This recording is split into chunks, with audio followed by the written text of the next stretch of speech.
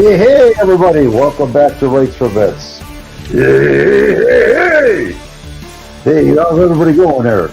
Who we have here so far? Oh, no, we got Troublemaker.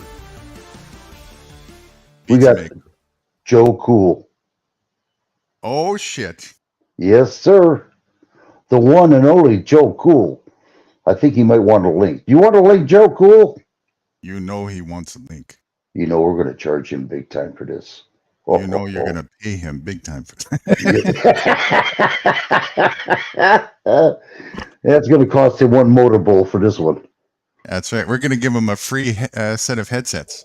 Oh, if I got some headsets for you, Joe, you're going to love them. So what's he saying? I'm bringing a friend today, too, he says. Ooh. Whoa, I'm going to have to get a link for this guy. Hold on here. Let me do this. You can talk a little bit there, New. I'll do this for a minute.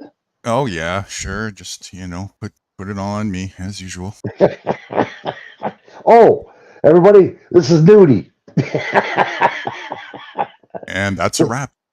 Thank you, everybody. What a great show. Yeah, we're done.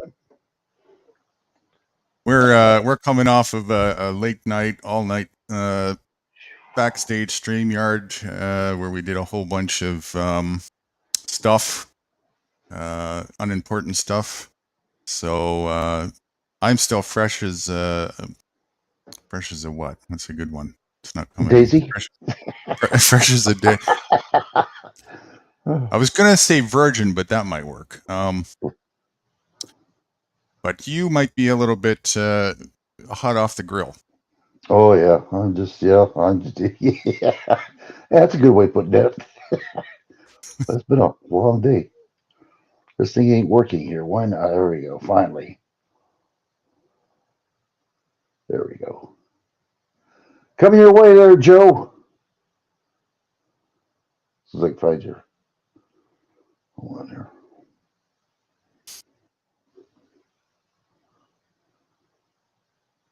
And did you find it? Yes, sir. I think that's the one. And we have another guest with us, the Missing Link Live. All right. What's going, everyone? What's happening? Welcome. Yep. We are live, and we're going to be kicking some booty until I fall asleep, as usual. We got somebody else to do. Right. Did you think you got the link in there? Because it's not in there yet. The link of what? The StreamYard link. Oh no, I sent it to him on. You sent it to his phone. Yeah. Mm-hmm. Yeah, I knew that. Right. Yeah. Well, I got to teach you everything in this computer, don't I? Yeah, you're the wizard master around here. We're all just following. That's right. Yeah. We'll wait for Joe Cool to come on up and. It's all good. Give me time to get another slice of pizza. Make sure I munch loud enough to live up to my trademark reputation. Oh my God! Here we go. And everybody, we got New Guru, and now we have Joe Cool. Hey, Joe. Hey, brother. There he is. I sent that link to Jesse, the missing link in chat. Oh, no way. I know you know. Yeah. There you go. There he is. Yeah. What's happening, Jesse? He's smiling. He's driving. Yeah, he does a lot of that. Well, he said, yeah, bring the pizza over here, will you, Jesse? I was just painting and I just finished. My buddy owns a whole bunch of properties, so we do.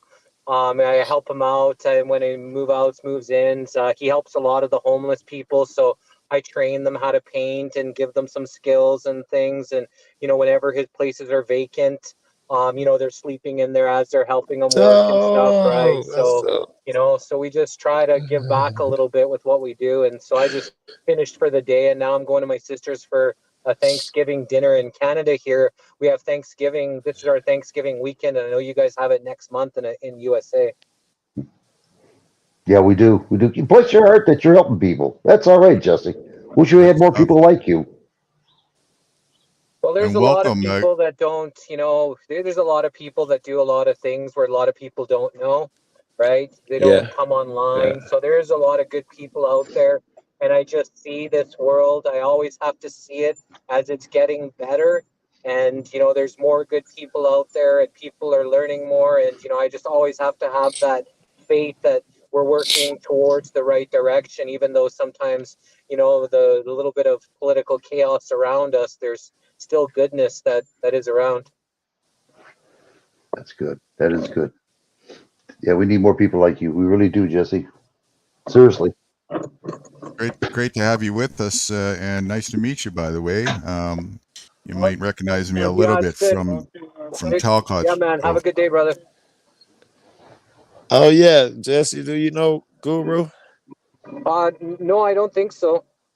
Good. Yeah, I probably know of you more than vice versa, because you would have Yes. only seen me in Talcott's chat. I've never been up on his panel, but I've seen you up on his panel quite a number of times. So nice to meet you, man. Nude Guru? Yes, sir. Nude Guru. Okay, yeah. Then I know. I heard the name, yeah. Good to meet You you, should man. have. You've probably seen him in chat. Jack highlights his shit sometime up there. If it's something wise or heavy, it's probably dudes. Right. I never probably- throw out things like that. You'll probably recognize him. He's nude. Yes, he's that guy. He's always porn bombing people. That's it. I'm just being a good patriot. So, do you guys have a topic that you wanted to discuss? Because I can go off on tangents and shit. I should probably give you time to get any business out the way. We Oh, definitely have a little bit of focus ideas for sure, and intertwined with a lot of our typical looseness, free reign, whatever happens. Give me a path. Give me a direction, bro. We were thinking to have a little mini Larkathon with a couple other videos from Larkin, short ones at the beginning. The first Who's one Larkin? really, Larkin Rose. He's the author of the Plantation video. Oh, okay. All right. Yeah, he was a Facebook friend of mine, and he was kind of going hard at some flat earthers, I believe it was. And whatchamacallit, I kind of like went off on him, and then he unfriended me. And then I requested his friend again, and I said, you want to be interviewed on my show?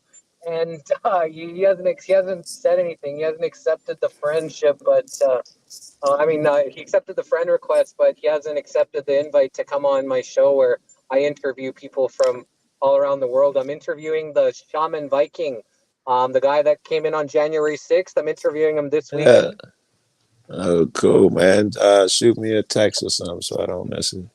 Interesting. How long ago was the invite to Larkin sent? How long has it been? I sent it to him maybe like 3 or 4 months ago. So he accepted my friend request back, but he hasn't really communicated once I invited him onto my show. But I haven't sent him another invite saying like I'd like to help promote his little plantation clip. I think that that might be able to get a way to get in.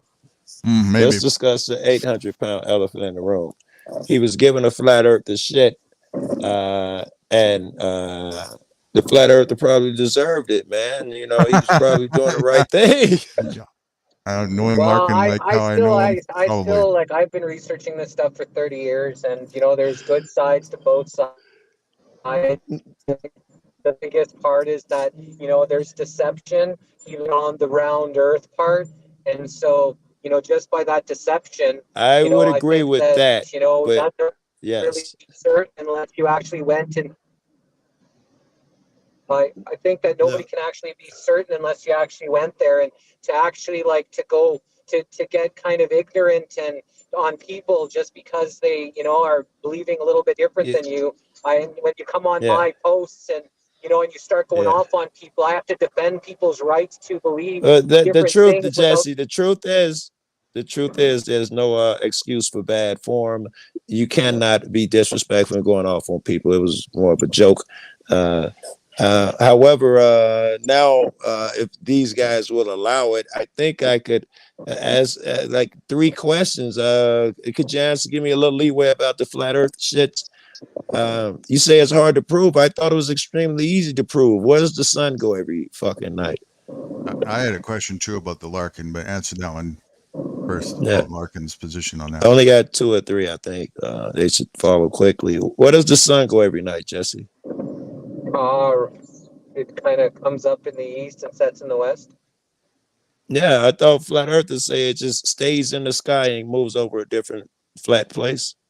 Well, that's the whole thing is that, like, I seen an old Buddhist map from the 1400s that shows land beyond what they're telling us. So like I said, I've seen a lot of things that doesn't make sense with our anomaly. And if, say, you're flying from South America to Africa, you don't No. go Let's not do that now. Let's not do that now. Now let's talk about where the sun goes.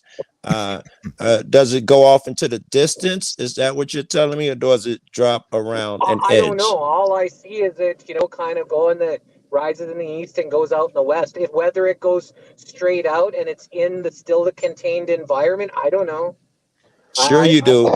Sure you do, because science tells you that those things get smaller and disappear at a pinpoint when they get so far away you can no longer see them. When a thing disappears behind a mountain bottom first, it's passing the curvature. I just wanted to. But you can also see when you're seeing a ship go out to sea and it looks like you can't see it anymore. You can get a high-powered telescope. It looks like it went over the flat Earth, the round Earth. But all of a sudden, you get a high-powered telescope and you can see it again, right? So once you see over in the distance in your eye, it doesn't mean that it's the Earth is round. That's proven. Jesse, that's I've not seen true. evidence proven against that. That's not true, Jesse. If you get a high-powered telescope that's high-powered enough, you will see the ship disappear from the bottom up, as it's supposed to do on a curvature. On a flat Earth map, it should get smaller and disappear. And they have video. In fact, the most famous flat earthers attended the showing of that video where they wanted to prove it like that. A really famous flat earther was there, and a bunch of them, and they watched with super powerful telescopes, and they watched the ship go down. They put big lines, paint on the mast to prove that it didn't go down, that it did not go down like this. And the flat earthers was proven wrong. They watched it go down. But all right, I diverted it long enough, Jesse. If you want to get the last word on the flat earther shit, I understand. And thank you guys for indulging me, because no one lets people talk about flat earth. I love talking about it. Lots of room on this panel, as always. Go nuts. No holds barred. We hold nothing back. You should know, Jesse, too. This won't be a whole bunch of people in here. Which personally I prefer. So I don't know. Maybe if you're considering an audience, it'll be us and 2 more motherfuckers we know very well. So you might as well let loose and say shit you feel. Yeah, it's seldom when it gets crowded on this one. Yeah. Oh, wait a minute. We got 6 more people coming up. Hold on. Uh-oh, that's a turn. Uh-oh. Yeah, crowded starts at what, 14, 17?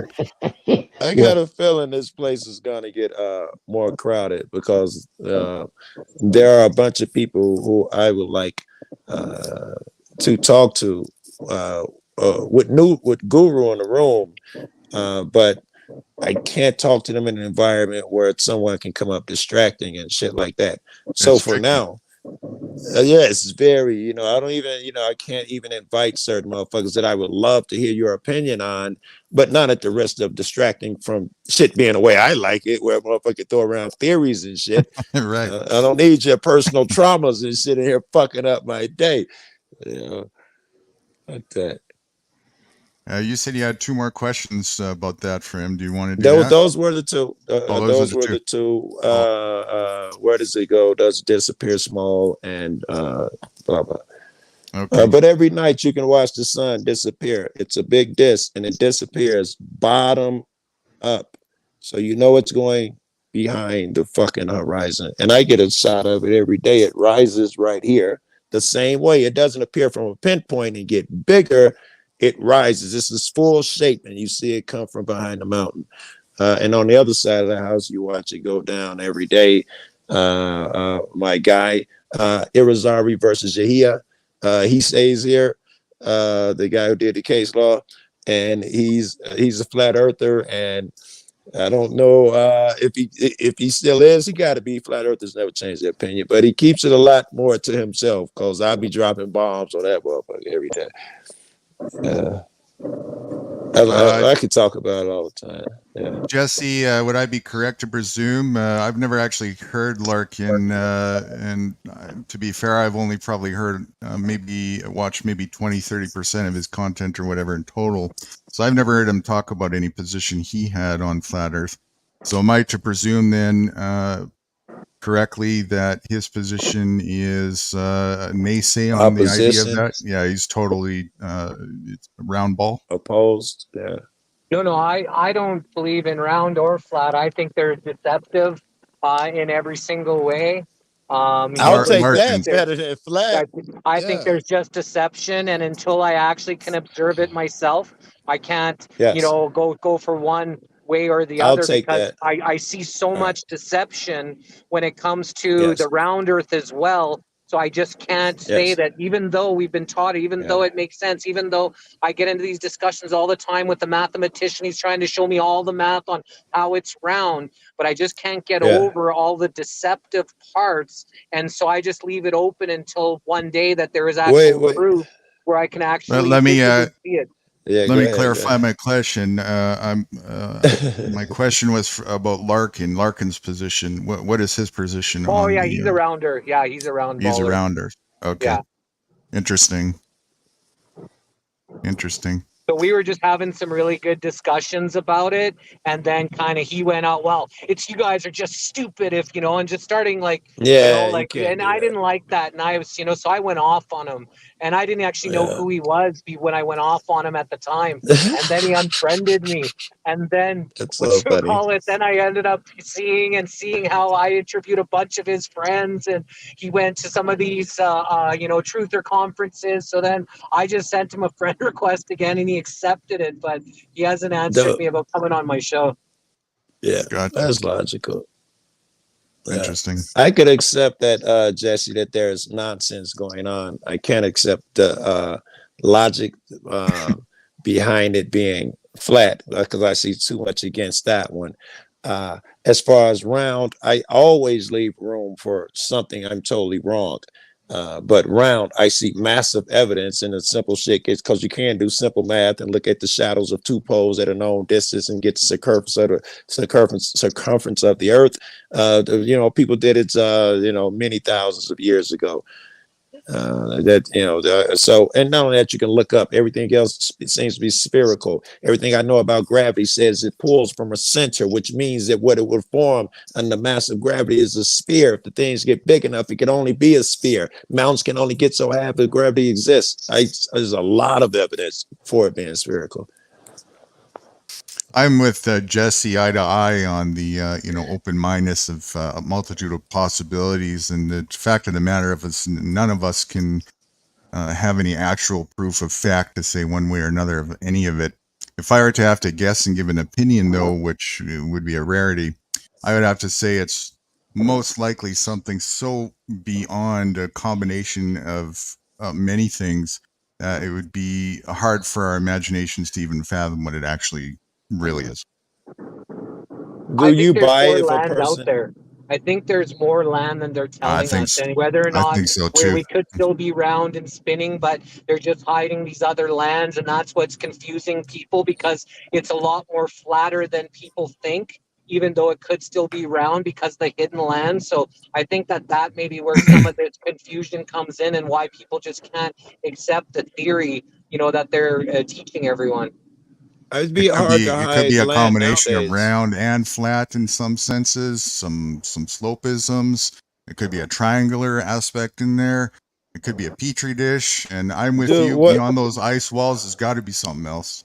What about you've seen people in their own backyards now because technology is so great. You get a balloon or a little rocket and you shoot it up into outer Mhm. space, and you watch a continuous thing of the rocket going up, and you can look down at the earth the whole time. Y'all haven't, and they got millions of them now. Y'all ain't checked out some of those fucking videos. But if it goes up just a little higher, it goes dunk and hits some kind of wall. Stops. Yeah. And it looks flat from everything that I've seen.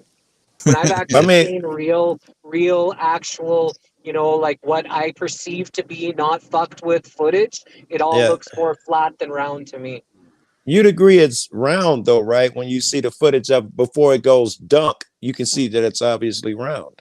No, Well, I don't. fisheye I see it lenses more. are pretty I clever. see it more. Yeah, I see it more flat from the real footage that I've seen. That's why You've I never can't take seen a. it flat. You've I've never seen seen it lots of flat. flat. I've seen lots of Yeah. things, but again, whether or not that's a deceptive footage making it look real, I don't Yeah. know. How do you No, know no, either I way? say you've never seen any. I say you've never seen a continuous shot where something's going up and the earth was not round. I say you've never seen that. If Well, you like I on some of said, those videos, if you hit pause at the right spot when it's not all shaky and stuff like that, you Yeah. can get a pretty interesting clear still shot, and it definitely looks a hell of a lot more flat for miles and miles and miles than any 100%. curvature. Everything that I've ever seen from up there without a fisheye lens makes the world look flat and not round. And so that's why for me, I just can't take a position whether it's this way or that Yeah. way because I Yeah. don't know what is actually deceptive and what is real with all I, this CGI and all the other shit that they got going on. we don't know, but I don't give up because motherfucker has CGI. I give up playing detective. That's not a thing. And you can, and because I want to know, I'm gonna investigate it. And I do watch the footage of the fisheye shit. It now they have motherfuckers who want to defeat the fisheye theory. They show you the camera on the earth to show you it's not a fisheye lens. Then they send it up. Or they'll or craft. They'll show you this is not a fisheye, and they'll send it up and show you that it's still spherical. If you look for this shit, if you really want to know the truth, a million of those fucking videos are out here. And the cool thing is, it's just by kids in their backyards. You can find the professionals doing it, but they have the professional money to trick you. But kids with their GoPros do this shit daily. How about we throw some questions into monkey wrench questions into the narratives that they give us, like the spinning Yeah. aspect. Yes, I don't know okay. about you guys, but their narrative is we don't feel the spinning aspect because it's gravity and it's so huge. But a yacht is Yeah. really huge, and I don't know about you, but if I was standing anywhere on a yacht and that thing started to spin, I sure as hell wouldn't feel it any less than spinning around That's in not one fair. spot. That's not a fair. That's not Why fair not? because yachts go up and down. So we'd I'm have just to be able talking to if it take that was, out. let's say it was on flat water and it was spinning in a circle. You don't think you would feel it just as well as standing in one spot? I don't Spinning? know. I've only been on a fucking rowboat a few times. I have no fucking idea what it would feel like. I'm being Well, honest with you. any vehicle that you've been on, regardless of size, have you felt any Even sort better. of turning or spinning less just because it was bigger? Because of the size. I don't know if it has anything to do with size, but every vehicle I've been in, once it reaches a speed, I don't feel it anymore. Well, maybe you don't feel the speed of it moving as much, but that's if it's going in a straight line. That they're saying the reason why we don't feel the spinning and don't realize we're spinning and don't get dizzy is because it's so big. Okay, the dizzy shit, that's a very good argument. You would not get dizzy if it's big. That's a good argument. But it's not a good argument for the spinning thing. Because it's big. That's not a good argument. I It's a don't good know. argument. If I was on a yacht that was spinning at how fast is the 2,800, spin? 28, 26, 27, something like that. 100 miles an hour. 100 miles an hour. If can you imagine if you were on a yacht that was really, really big that was spinning 2,800 miles an hour? You don't think you would feel that at all? I know I would not. Or I feel know I it would any not because feel the I've spinning been in any cars and I know that no matter what speed a car goes, once it gets up to that speed, you stop spinning, feeling Joe. Spinning, not moving forward, Yes. backwards, spinning. spinning on the Yes, spot but in now a circle. size come into play. You can't feel it. Whoever's saying the big thing, yes, comes into play.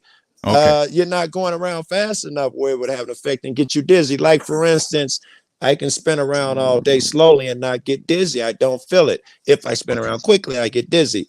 If I spin it around slowly, I don't feel these effects you're talking about. Let's put a bit of logic on this. Let's say, and this is an Oh, exaggerated wait. I might thing. have been wrong. Wait.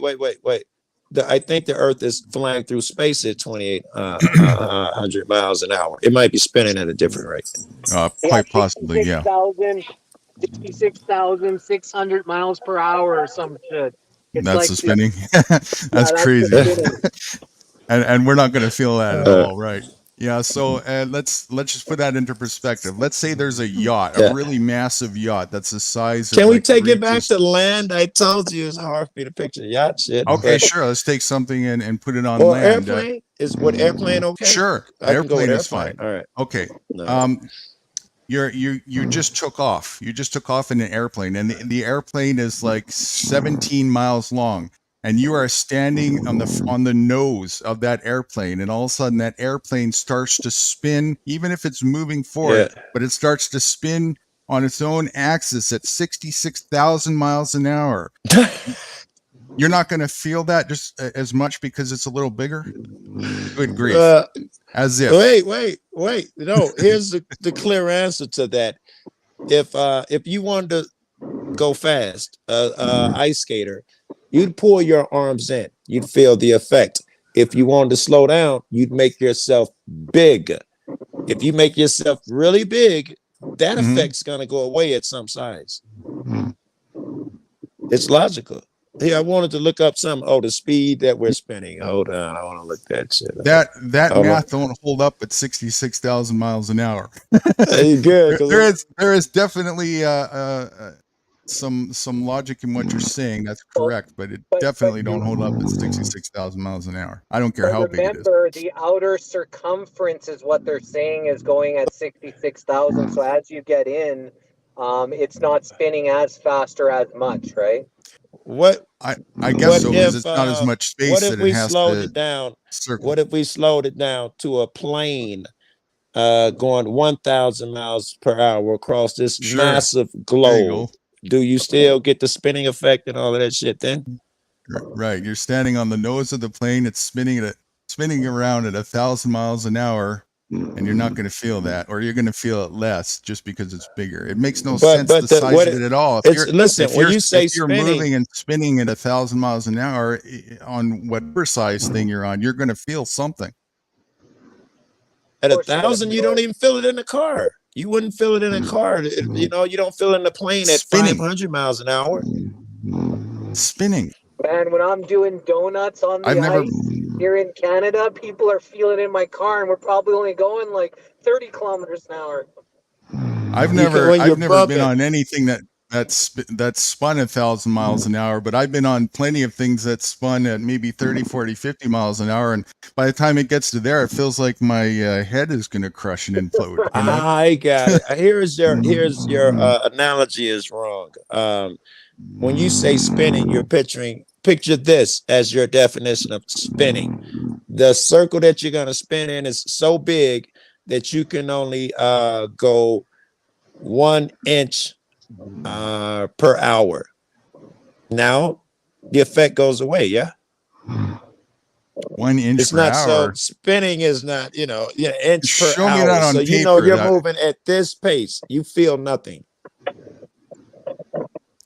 Well, then you wouldn't actually be moving 66,000 miles an hour in that spot. So if that's the case in Agreed. that spot, of course you wouldn't be feeling it at that spot. But that's not the way that Agreed. it's been portrayed to us on this globe.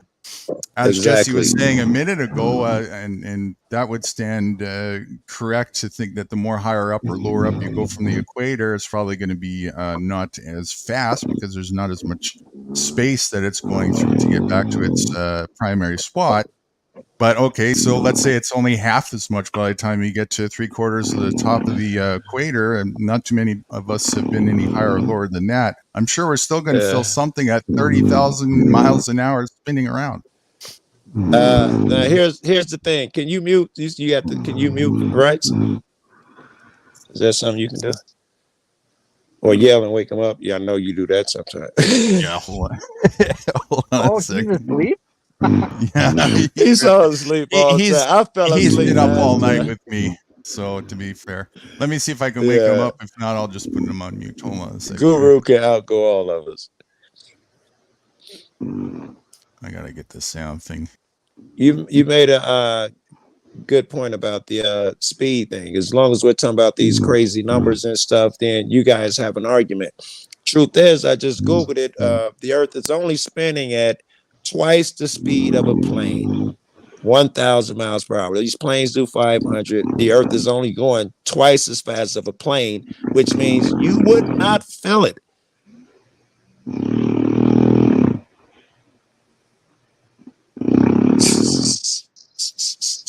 Right. I fell asleep the other night on it, Jess. I was beat, bro. I think I was on here. Oh, wait. Yeah. When you texted me, I think I fell asleep in here that night. And there we go. Right. So you with us? Yep. Okay. You up? Your story's quite loud. Maybe you should mute yourself when you're gonna pass out. Guru works me to the bone. I don't see how you keep up with Guru, right? I don't see how you keep up with this dude. Well, the bill does it for me. Hey, one night, Jesse, if you can hear me, Guru now went live. I was on there kicking it with him, and he wanted to show a movie. It was the one that Larkin flick. I fell asleep though. I got sleepy, fell asleep, and me and my girl talked about it. I so regretted that, and we talked about it that night or that morning.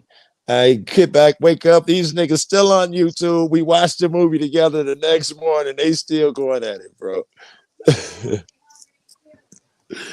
Oh, I don't see how Rights keep up with this dude. You got to stay awake, Rights, because you're in control of those videos when we're. Can I work for you, Jesse? Please?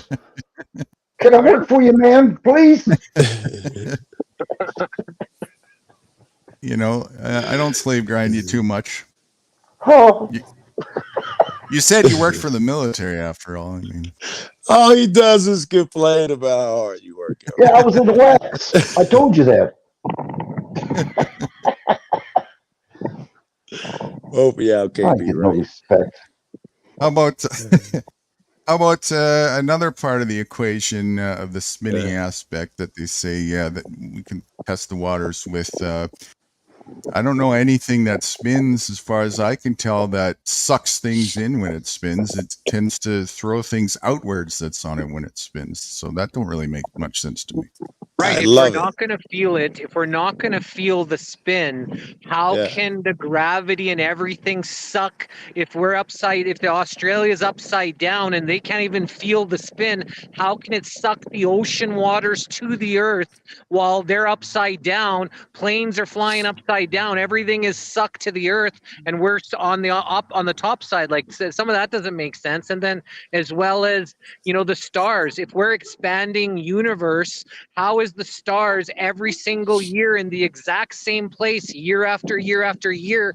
All right, slow down. Slow down. Those are two things, Jesse. Let's just do the second one first. The stars are not in the same place year after year after year. If you get an old enough map, they kept track of them. Then they were in slightly different position, which would go along with the theory that they're flying away. And the first part was about the spinning and upside down. Guru had posed a question first. God dog it. What was Guru? How'd you say? If you confuse me with the Australia shit a little bit, Jesse and upside down. So If things are spinning, it don't tend to. I've never witnessed anything pull in from gravity when it spins. that's what we It's was the talking- opposite. yes. It pushes All right. upwards. And I don't All right, answer very good. questions. Now let's say what we round earthers call gravity. We all know what it is. It's the thing that pulls you. So and you guys think you don't have gravity. So the thing spins and it throws you off. Which seems logical. So I come in with a magnet. I know magnets only work on metal objects, but this magnet works on everything. And it is this tiny, right? So what I do, so everything will experience the same amount of magnetism. I put it in the center of a basketball. Now all things are being pulled equally. Feel me? So it Mhm. doesn't matter where you are on that planet, upside down, right side up. You're always right side up because you're being pulled exactly as anyone else on that planet at that time, because this is in the center of your planet. The water being level, the reason it's round and doesn't go straight off, because gravity. It's always pulling toward this middle thing in the basketball. Again, I've never seen anything that's spinning create a pulling effect, only a pushing effect. And No, gravity and what is pulls. gravity? Very good. We don't know. I'll be honest through the gate with that. I'd love to dance and sing for a while. We haven't found a graviton, so no one really knows. And there's good evidence to what Guru was saying. I hate to convolute the conversation here, but there's good evidence now that gravity is not the Earth pulling; it is space pushing down on you. That is the It new. could be a pushing force. Yeah, it very much Yeah, is more that is more than likely more logically more a pushing force. right. There's So- And no one a has ton more found a evidence to particle. that. Yeah, And in well, the- all in the- those new guys believe that. Go ahead, Jesse. I was just going to say, in the fairs, they have a thing called the gravitron, and it spins round and around, and you get Yes. sucked to the wall. But that's Yes. being sucked on the outside. So if it was spinning like that, things would be, not sucked into the earth. It would be sucked on the outside. Like we'd be getting shot off, just like the gravitron does in that spinning motion. That's right. What would you do if you could harness that power that pins you to the wall? If I put it in this lighter and now I put it under your feet, what happens then? But that's magic. You walk though. on the ground. But it's You but it's walk on magic. the ground. But it's magic because that doesn't actually happen. It does. That's just having to think, of something that, there's actually no realistic, Answer for explanation on, right? Like you can guess about it, you can imagine it, but it's that's a not. theory. The very But that's- first words of that theory that came out of your mouth was "what if." So I'm going to answer to the "what if" is show me how that "what if" could be a reality. It's a theory. It's a theory. It's a theory. I can't even say they found a graviton particle. I understand it's Which a I've never theory. seen myself. For because sure, they it's never a found theory. a particle. Now, Yeah. give me something to support the theory that gives you the Okay. idea Okay. why All that right. could Here be we go. plausible. All right. Here we go. If you took a string and put tie a pencil or a rock or something to it and held it straight down, it would form a perfect line. If you built a massive object next to it, that string would pull toward that massive object. That is gravity expressed in a different way. That's magnetism, I think, not gravity. Magnetism, perhaps gravity is unnamed or named incorrectly, but I believe it's some type of electromagnetic pull. Why does there only have to be one force at work at one time going on? It's not logical. In fact, the best theories that try to unite conventional physics with quantum physics, the unified field theory shit, they say that the reason they say that gravity should be stronger, considering how big the Earth is. But the reason some of these guys propose that it's not is because it's shared between 9 and 10 dimensions. That's why it's weakened by 9 and 10 times, because gravity is no respecter of dimensions. That's crazy.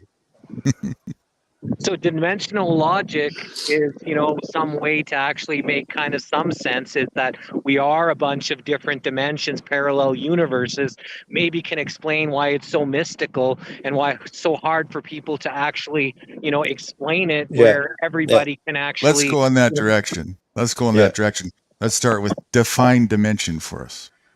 Okay, that would be tough. Because go ahead. What you saying, Jesse? Go ahead. I talk too much anyway. Oh no, I was just calling my dog. Oh, okay. With the dimensions things, we'd have to define it because there are these beliefs that there are infinite number of universes. I wouldn't want people to think that those are dimensions unless that's what we're going to define them as. There appears to be good proof that there are an infinite number of universes out here. Multiverse, parallel dimensions, damn, they call them dimensions too. So that's separate from another thing that dimension called when they say different planes. They call those dimensions sometimes as well. They're only supposed to be like 9 of those. So I don't know which dimension we're talking about. The word is used in both areas. I'll give you my take on it then. Fragmented measurement of frequency. That's what a dimension is.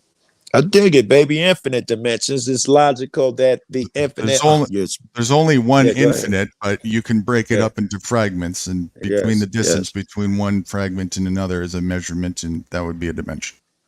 A teacher, oh my God, and I'm 56 years old. I'm just getting this. A teacher, when we were kids, put on a chalkboard, we were young kids. If you had an imaginary knife, they could always get it sharper. And you have an object, and your objective is to cut it in half. Remember, this knife always gets sharper. What would happen in the end? And I was saying that as long as the knife can get sharper, you could keep cutting it. That's exactly what you just said.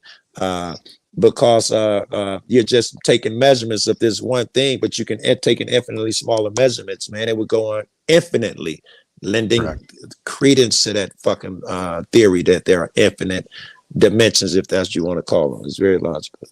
Correct. It's actually omnidirectional, but just for our limited brain capacities, you to understand, it's circular. It always loops back to its original point anywhere at whatever point that you started at.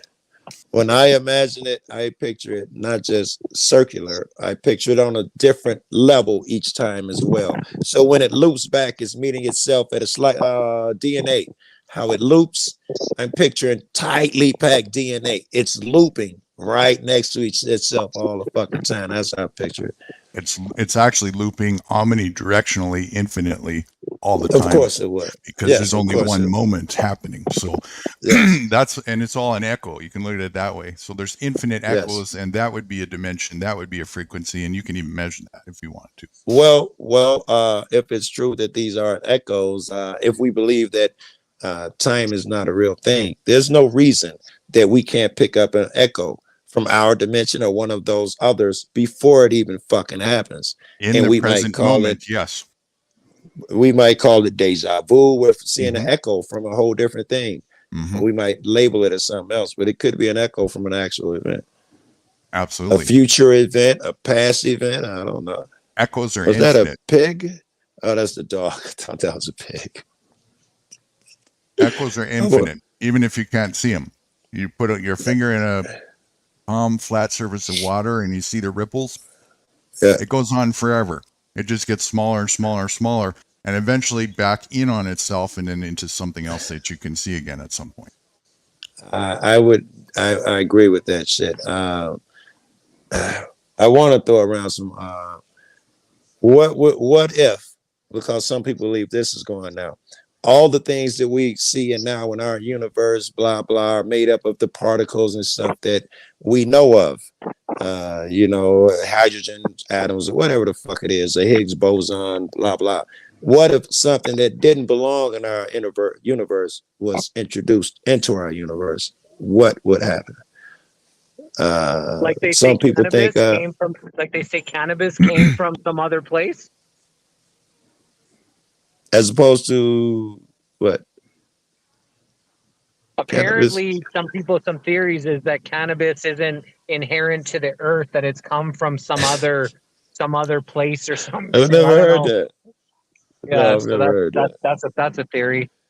But what I wanted to propose a question was, they say that we only see 10% or less of what's actually around us. So are we seeing much less? Are we not seeing these other dimensions? Are we not seeing, what is actually going on? And, what it is, could that explain some of these, parallel universe or different dimensions that we don't actually see? It's extremely logical. extremely logical. Things like our internet here works from waves that we do not see, but we know they exist. It is extremely logical that other things exist that we don't see and we don't know how they work. We didn't know what a gamma ray or a microwave, we didn't know they existed and they've been running around before us. So it's totally possible that any being who is elevated enough, that's where those 9 dimensions come in. Fourth dimension, third dimension, we live in a 3-dimensional world. They say people in other dimensionals can see us in that fashion or wherever. I'm about to lose it, my train of thought, but that's where the other dimensions, they see us like that. The interdimensional? Yes, that's right. They could come and they could not be seen if they wanted. They could be seen if they wanted because they know different rules and could move in between the dimensions. And there's all. Go ahead. There's also a theory that the people who do it best are the people. I think I told Jesse this. The people that move around those dimensions best are the ones who found love, unconditional love. Those were the most talented vibrational people. And on the other side of the spectrum, so now you see animals, you'll see a cat, you'll see them seeing things that we don't actually see, or people that have had severe trauma when they have to check out of their body in order to protect their body from what's physically happening to it. They go somewhere else to protect. And so the people that have had that, especially in childhood, now they're seeing a lot of different things like fairies and angels and things that maybe other people don't see because they had to do that, use that, get that skill just to protect themselves from what was happening to them. And I know the definition of real is weird, but those things could be just as real as the shit we call real. What is the definition of real? That's another one. That's a tough one, right? Guys, I'm here for my Thanksgiving dinner. It was a pleasure. Thanks for inviting me, and we'll chat more. This is a good conversation. I like this. Good to wrap with you. We'll see you again. Thanks for being with us, Jesse. All right. Yeah, Jesse. Be good. Give me a second. I gotta check a text. Someone says, rest in peace in a group chat to one of the guys. I gotta make sure he's not serious. I know they don't get along, but give me a second. I gotta make sure anyway. One of those tug of wars. Seen it all too often. That's it. That was interesting. Nice surprise. I don't know. That was above my pay grade. I don't know why I said that. Yeah, you got some catching up to do, right? Yeah, I guess so. I got some work to put in, right? Well, yeah, this is also out of the norm here. We're also catching Joe much earlier, way before he's already plastered beyond belief and spent. This is true. This is true too, right? Later, I'll be much worse, right? You're slipping on us. To me, this is early. Excuse me? You're slipping on us. I'm slipping. To me, this is like early. I just decided, I don't know, a few hours ago that I was going to do some work on a video. And I love getting high to do that. So, I waited till after I ate breakfast. So anyway, I only been getting high a couple hours. You've never seen me like that. The guru's right. Normally I've been on a marathon by the time y'all catch me. So it's kind of a little more level at this point because, I'm not fresh either. And very good, right? It works out. Yeah. Catch you after 2 days and catch me when I'm waking up. Right. Yes. Oh, fuck yes. But man, it's good practice, gonna to burn some shit later. It is. And since I believe in that theory, you know what I really liked to do, and this is abusive. I hope no one's in chat, and if you are, don't listen and don't do this. But what I would do is whenever I find myself, I've been up for a while, maybe usually 3 days or something, I'm really tired, and I don't do uppers, so it would be a real. In fact, I do downers. So I'd be at the point of, I used to do downers at the exhaustion, where you damn near hallucinating. That's when I wanted to get the highest, because then it seemed like you could fuck around in a realm. Yeah. And you don't even know if it's real or unreal. It's like that moment when you between sleep and wake and all of that. Yeah, you're in a space zone for sure. The only conundrum challenge with that is when you're that waxed, the memory challenges and losing train of thought and all that kind of stuff. But if you can hold it together, you can certainly get some pretty deep foresight and Yes. insight going. I mean, here's one experience that happened to my guys, and the backstory will be long, which I'm not interested in telling unless you wanted to hear that shit. I don't. I just want to talk about the one part where me and my guy, we were both getting high, doing hallucinogenic shit. And I was talking to him. We're doing some mental shit where I thought he could hear me mentally. I said he could, but I don't want to derail. So it appeared that he could hear my thoughts. So I didn't open my mouth, and I would tell him a thing, you know. And because I'm the guy, I would like proof that you can hear me. And I was telling him to do these things and blah blah. He was doing them, but as proof, the next day he was trying to get me to eat. It was candy corns. It was around Halloween, them triangular corn things. And the next day, they all around my apartment because I would fake them out. I would take it and fake like I put it in my mouth and fake like I'm chewing, and it would make him calm down. He'd be like, "Yeah, see, it's gonna be okay." He was really desperate to get me to eat, and the candy corn was on all the shelves and shit. I had faked them out so many fucking times. The next day, I offered all of that as proof of maybe this shit is real. For sure. The shit that you see in these altered states, in some way, they are real, just as real as what we think this is. Well, at the very least, you're experiencing that, and that's a reality, you know? I think that's what it comes to. I think that's what reality, if you ask what's the definition of reality, I think that's where we were going to head. It's whatever you're What actually happened? Experiencing. For you. Oh, they saying this channel shut down. Holy fuck, that's what they mean. Oh my God. Is this that's what they said, right? Rest in peace. I'm sorry. okay? I'll tell you who it is. All right, it's Tyrant Slayer Studios. Haven't watched. You much probably of haven't him. heard of him. He's an I've auditor heard. out of, he's okay. His last post was a month ago with 900 views. He might just be trolling. Maybe his channel not down. I don't know. They don't like each other. Maybe he's just okay. Maybe he's working at something. I don't know why they're giving him shit out the blue. All right. I'm sorry. I'll try to stop reading them. I'm pretty sure I'm subbed, but I haven't watched too much of. Yeah, he hasn't posted a whole lot either. How What's did you? Yeah. Go ahead. I was gonna say everybody's laughing. This is a group chat, so this thing could, you know. I'm gonna try to stop reading because I'm like squirrel. Tyrant Slayer. He's from the group. This particular chat is a group of auditors. Rights Crispy, Rogue, Big Nick. I bet you both know all these niggas. All right, so it's a group that we all, and in the origin of it, that guy Tyrant Slayer Studio was in it because he's from Florida and he had a big vid. But quickly everybody learned. Well, I think everybody learned that he was like my ex Swedish Sugar. I hope y'all know her. It would help. But he's one of those vindictive, crazy fucks. So when shit was nice, he was like, "Hey, I'm gonna make an intro for everybody, blah blah blah," and he did a really cold intro with niggas' names and close up. It looked slick, and everybody used it. I didn't use it for personal reasons. I was mad at him, or whatever. But then later on, when people found out what he was and started questioning him and shit, out the blue, he did something to make that his shit and struck everybody who had his shit on their shit, which you gave to everybody to use as an intro. I thought, how shitty are you? You just struck 20 niggas channels or something. Why? Yeah. You gave it to him. Just because you changed the way you think about him now, I'm not sure you could do that shit. Mm-hmm. But that's that guy. So of course they all hate him. I get it.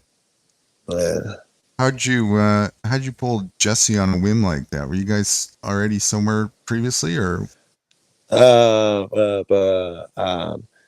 was, where was I? In Trinidad, by New Mexico yesterday.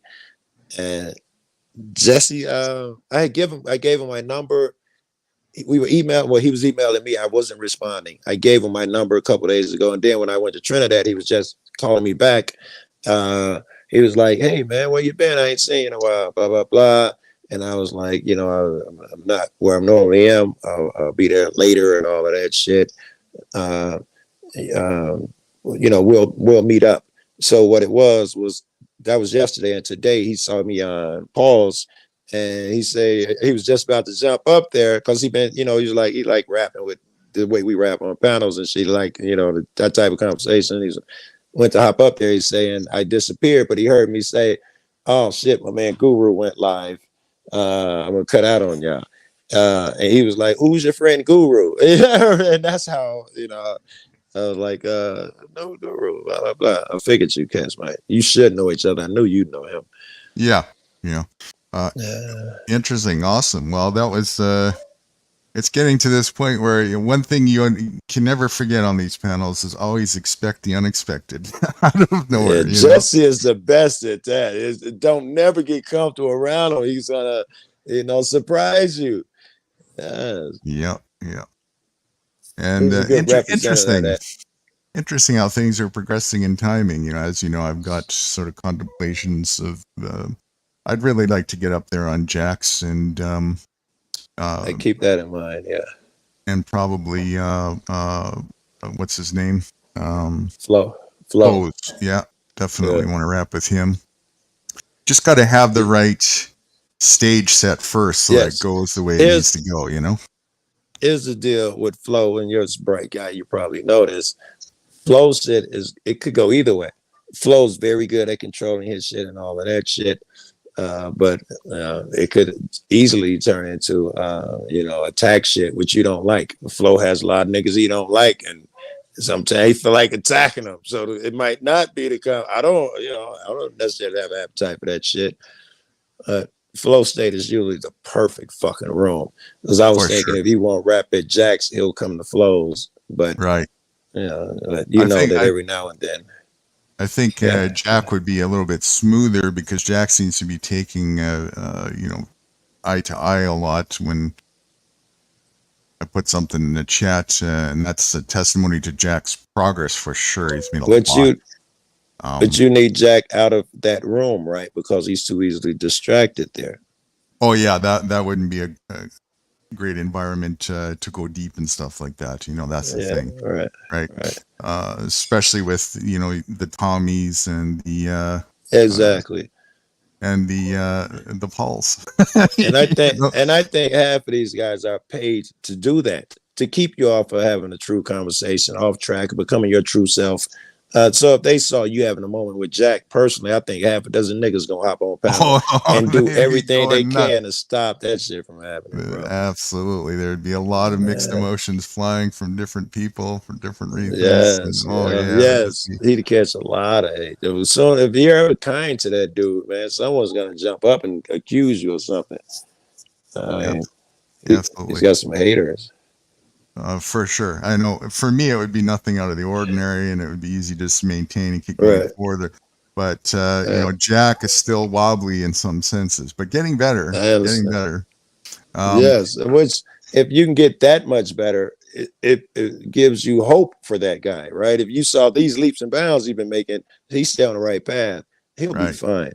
Right. Flo, on the other hand, is, you know, he's definitely got panel regulation down a little bit further ahead in maintaining that. The only thing with him would be to make sure that he realizes that I ain't got an ounce of trollism in my body. I'm coming up for just a sensible conversation, not interested in pissing Mitch. Throw the egos aside and let's just talk about fucking truth and nothing but, you know? I threw that into my calculations when I talked about earlier. I don't see that's avoidable because he will be the guy who brings it up. Someone will walk in the chat. If there's a disruption, there's this room. It's probably him. He controls the panel well and all of that. But he sees somebody out there. He getting his feels, and the guy who's going to disrupt the panel in that instance will probably be the host. And he's going to go in on somebody, and he's going to want to talk about that for a while. So he might be something, accepted or not. Yeah. Sure. Well, I think that's there's going to be an amount of that no matter where I go. You know, very good. That's how I would assume. Look at cats. Obviously, that comes up time and time again. So I just chill out, Yeah, and it's good. let it pass it by, and get back to the sensible if that happens. You know, no big deal. You know, I forgot the good old days when Cat and Dennison used to go at it. Oh I thought man, it was I and thought it was witchy. healthy. I ain't gonna bullshit you. I don't remember Nikki because they broke up when I was probably in Chicago or somewhere where I couldn't panel a lot. Yeah, it was a heavy Uh, divorce. That still Yeah, stands I today. miss it. Yes, I noticed that. The Dennison shit still stands too. I think that's Mhm. odd. Hmm. I missed that one too. Yeah, it's too bad Uh, because I mean, they're all just stubbornly sensitive, but they're all very intelligent. If they could just say "fuck that" and just put it aside and carry forth with sensibility, they're all missing out, and they're letting their egos get in front of Yeah. that. You know. Yes, you could run if you can get that ego out the way. You could run, get at these conversations quicker and blah blah. But you don't have to take time to belittle that person, let them know how dumb they are, how bright you are, or something. You could actually run with the conversation. Because the world is tough, I thought Dennison was the balance the guru. I thought he needed Dennison. She needed Dennison as much as she needed you. That was the way I saw it. I'm Dennison sure. gave her tough love at times, but he always gave her love. Other people attacked. Dennison gave her tough love at times, but it was always love, and it was always along the line of truth or what he saw as truth. He was never just out to harm, hurt, and attack her. And Oh you know no, how she is. there was Go ahead.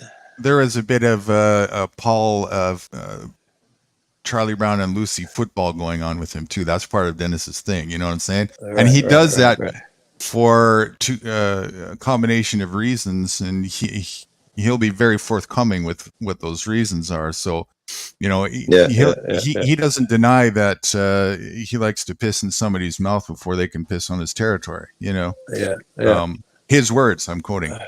No, I believe it. I believe 1,000%. And that's how I see him. That he could will also be trigger healthy people for on somebody purpose. sometimes. So, you know, if somebody's, I thought it would have been healthy for Cat. Yeah. Yeah, there's definitely an amount of slapping to grow thick skin that ended up being beneficial. But I think mostly, I don't know, you can look at the other side of the coin. Would she have developed that if everybody was just like as soft as I was? And okay, let's coach her along and get there at some point. I don't know. Right. I think maybe a little bit pushing wasn't such a bad thing.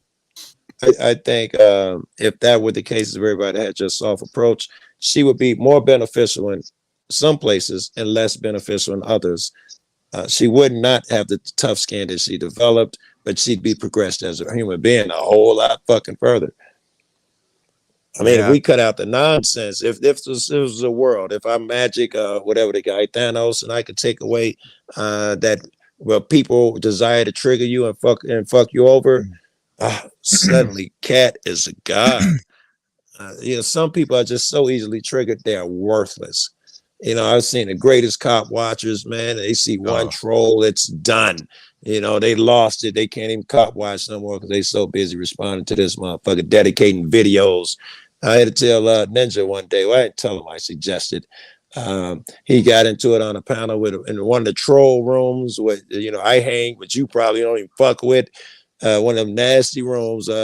He get into it with somebody, and he put up a video on his Cop Watch channel, and he's hot at this moment, you know, about his response to them and shit like that. And I text him like, dude, I left him a comment on his vid too, and I text him like, nigga, you out your fucking man, you're a cop watcher, man. You want this shit to be on your channel, blah blah blah. He took it down. His credit. That's how Wolvie died, right? Wolvie's a great cop watch. He had a great personality, had a good thing going with that. He could talk to people, and that irrational, crazy shit he does, it resonates with some people. But then he couldn't stop talking about PDF in his streams and shit, and his crowd just left him.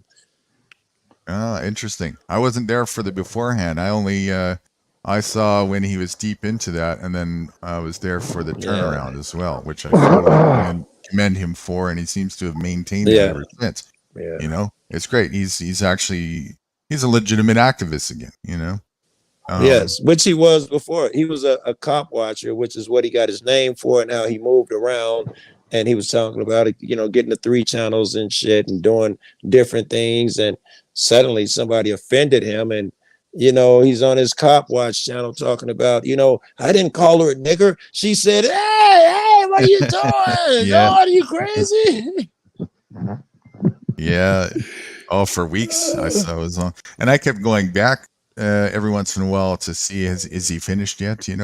Is there something productive going on? Yes, I don't know yes. why. I normally don't do that with people. It's like when they're in that drama fuckery category, they're usually there to stay, and there's nothing I really more for me to have interest in. But there was something I there. I saw something in him. I don't talk on the phone. In fact, you probably get one call with me, and the next time I'm really rude. I'm not even the same guy. But with Wolverine, apparently I saw something because I would accept his phone calls. And, it's probably 3 people who not going to get chewed out. If you don't call me regularly or you have business, no problem. But don't call me just to talk and all that. I act weird. And but dude would call me with dumb shit that I would never tolerate from people, bro. And I always took his phone call. Even when he'd call me, you racist piece of shit, Joe Cool, he could call me the next day or the same day. I'd pick up the phone and be even killed. And I just stayed, and every time, even while he worked through that shit and was doing horrible shit, I stayed with that motherfucker and helped him up out of it. I think helped him. I got a dog, right? You can hear him barking. It's a hound dog. A little bit, yeah. One of my friends is over here. The dog is either blind or deaf. He's deaf. He's half blind. Oh, And he's deaf. So because he can't really see, when his guy, owner, friend, whatever you want to call it, gets out of his sight, he barks in order to tell him where he is and shit. So fuck! It's good to It's see you weird. pumped with energy like this. You say you do downers. At the moment, I wouldn't know, man. You're flying. I mean, that's what I did was heroin, downers. You got people who do uppers or downers. I was a downer guy. Like most niggas who do smack. I was not worried about falling into crack or nothing.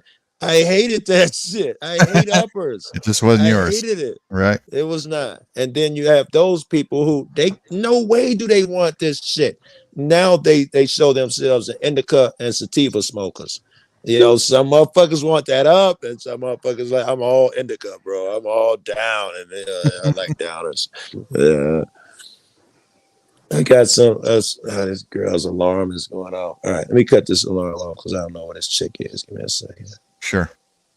And maybe when he gets back, let's go into that first video, right? I really Okay. want to. It's a bitch smack video, and I think the stage is set for that. This one is a doozy. It's ready to just. Oh, Eddie Eddie's here too. Hey, Eddie. What's Let up, me get a- Eddie? Let me get a link for him. Hold on there. Oh, we got Fitness in the house again. What's Yeah, up? I If you're thought- still there. I asked if he wanted to come on up, and he said no. He couldn't handle the the comments. Oh, Yeah. He said, I'll let go of this one. All right, I'll start the video. the what would some people call that? No, don't start yet. Oh, Wait till he. until he maybe- comes back. I'm sorry. Okay. Yeah. Maybe just have it prepared. What would we call that? Tinfoil hat conversations. That's what we're into, right? Well, Those you are guys are above tinfoil my hat pay grade. discussions. Seriously, you guys are above my pay grade. Well, you don't get paid much, so. Boy, ain't that the truth? I think I got to pay out. Oh well, Yes. that's a good grade if you're going to make good on the paying. So Oh yeah. He goes back. There should be some good videos here. Yeah. Talk this some first good one shit. especially is going to be, when I watched it, it was like what a doozy. It's kind of the last one that we watched, right, where he did the the fuck the troops thing, fuck the patriotism thing. Mm-hmm. That okay, so that was like a level 2 or 3 on 10. This is an 8. Wow, really? Yeah, he's just really putting it home on this one, and that's what he does really well. That's what I really like about him. He's just got that without any sense of being belligerent, just straight cut to the chase, raw truth about it, that hits home, and that's what it's all about, you know. So that's why I have a big respect for him. Interesting to hear Jesse say his position on that, and so that's the, you know, I have to watch more of Larkin and, you know, see where some of his shortcomings are as far as being closed-minded goes. That would be one of them, if that's true what Jesse was saying, for sure. You know, until there's any factual proof on something in any sense, if you're not standing on a position of open-mindedness, you can only be standing in a position of potential lie and bullshit, because there's a very good possibility that it's not true, you know. So it doesn't matter what the subject is, if it's not a factual case, you can't take a factual position on either side of the fence and not be in a dishonest position. So that wouldn't be unhealthy. And if that's the case, you know, it would be interesting, because I haven't seen that from him yet.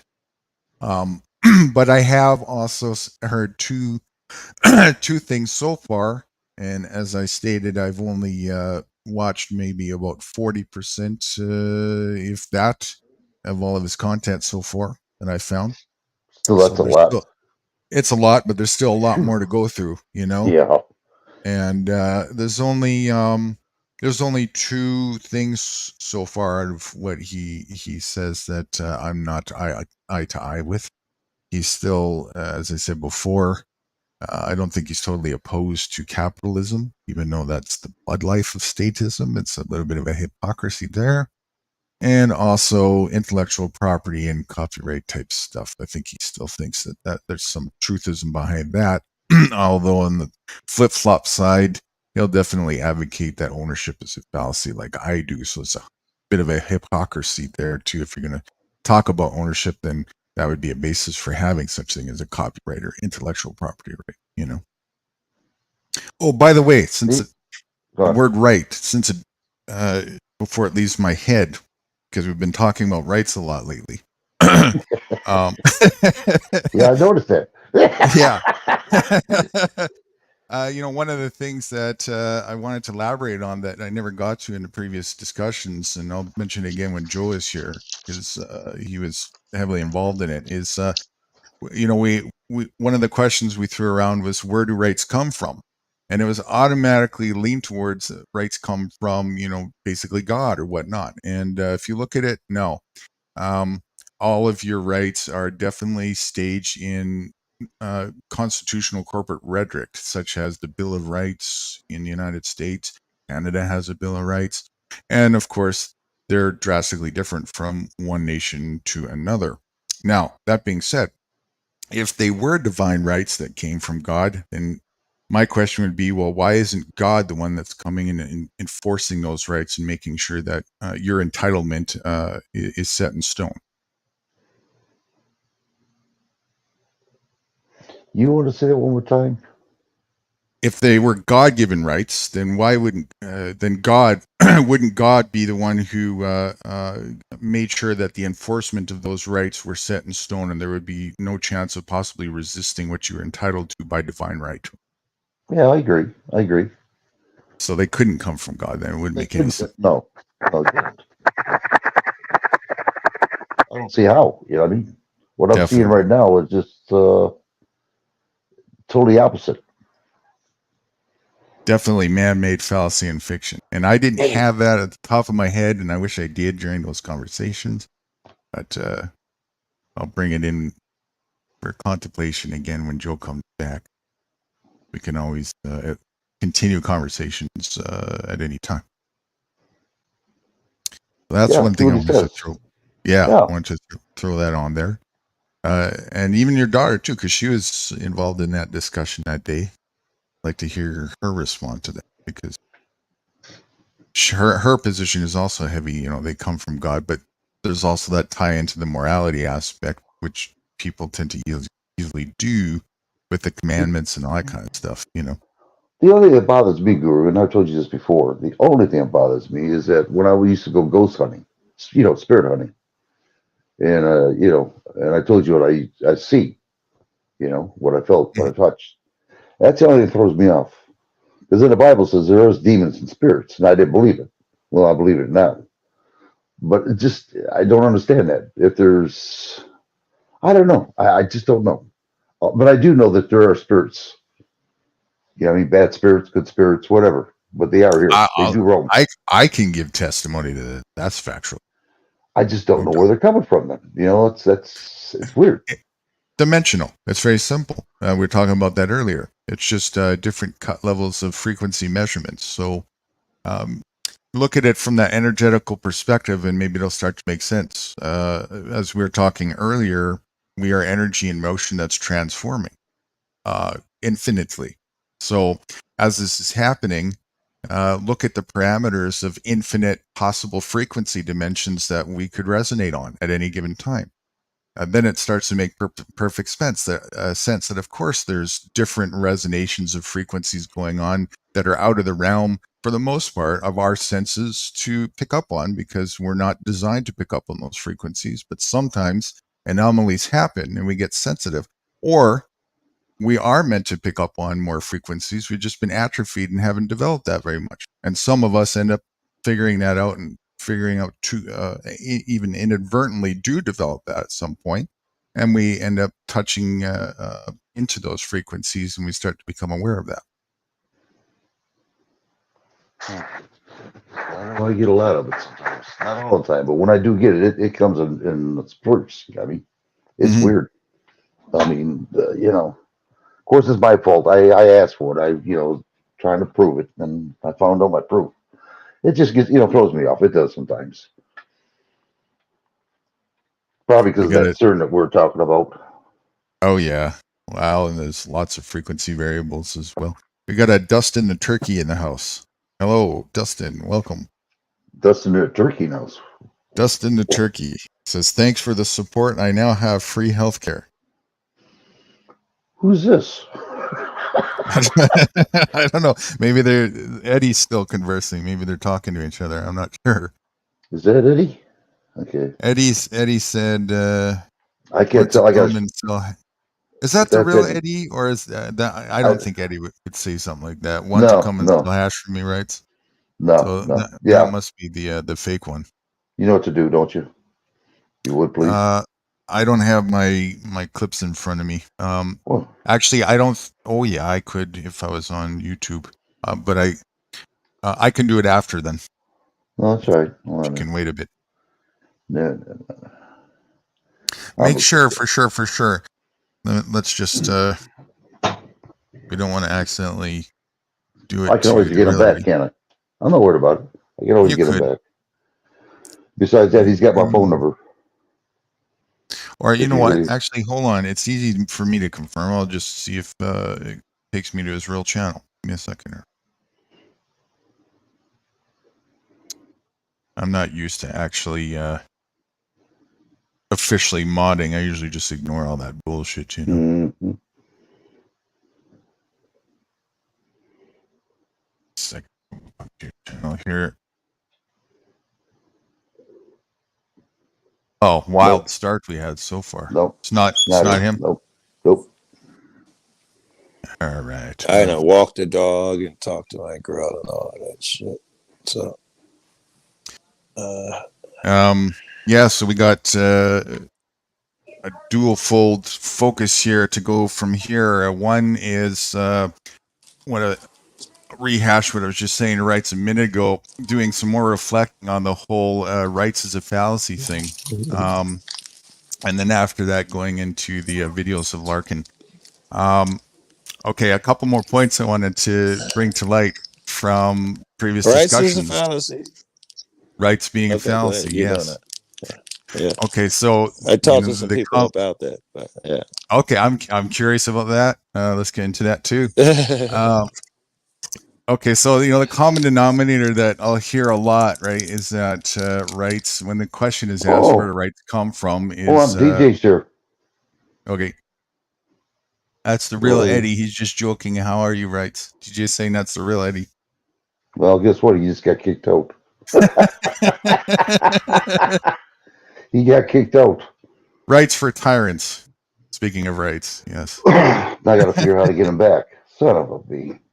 It didn't look like it because he had no subscribers. Well, it could, maybe he's got a sock Well, account. DJ, you better come up here and help me out here then. What's I'll give happening, you the DJ? link. You know DJ, right, Joe Cool? Yes, he does. He's talking to his wife. Oh, Yes, he does. Very well. oh, digital Denison's here. I'll just wait till I get his attention back. Okay, I'll get the link on here. Wait a minute, I'm on the wrong one here. Digital Denison. Is that the actual Denison or we're getting don't all know. kinds of Yeah, I don't know what's going on here all of a sudden. what the fuck is going on in here? Yeah, we're wondering that too. We don't know. Everything's going on, which is great. It's just blasphemy all over the place today. Here you go, DJ. It's a beautiful art of crazy blasphemy. I'll do it this way. I'll just block Okay. everybody. I'll black screen them. Joe, you back with us now? I'm back with your wife. You got a big ass bag of candy, right? Greatest in the world, right? Can't pass that up for sure. Especially for a What a conversation dog. like this. All right, so the common thing that I get when we ask the question, the common return when I ask the question, where do rights come from? 9 times out of 10, they come from God, right?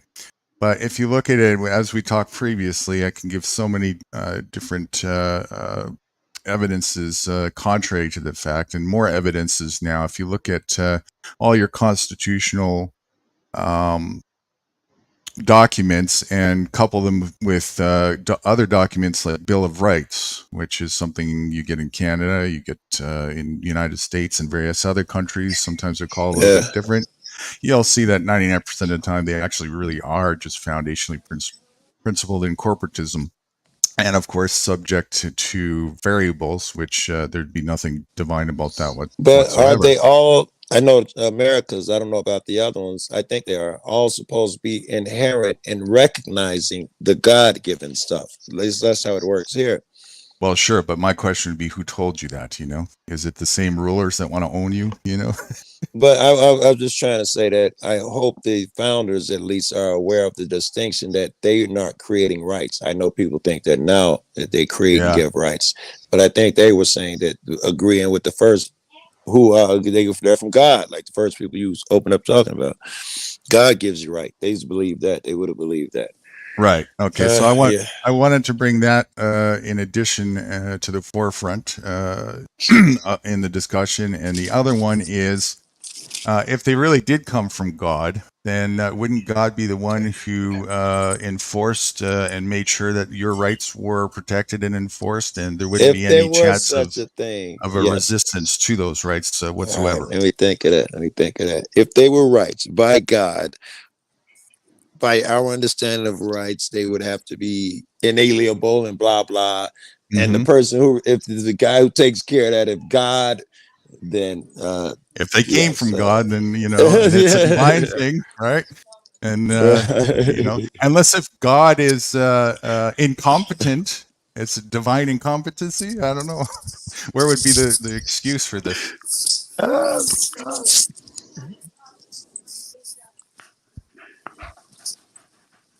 All right.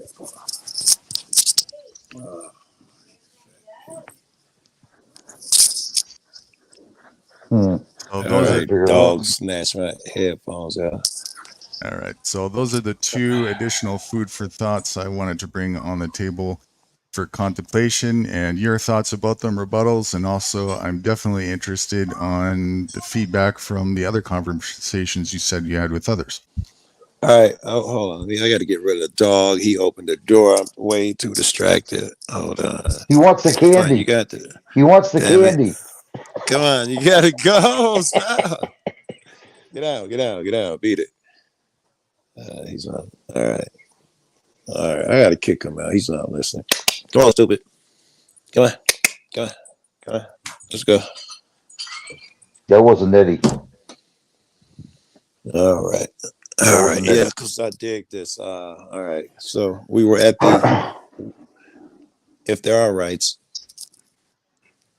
And rights by this first definition which is about to quickly collapse, they'd have to be protected or be protectable and all of that. All right. Is there such a thing if they were divine, even would there even be like any possibility of a resistance to a right? It wouldn't not just be a law of nature and set in stone. No, I'm going to argue that this is going to be a tough argument, right? Mm-hmm. Trying to open the door again. He said, "Yeah, well." All right. My pay grade, Joe Cool. Stop being so cheap, right? Right.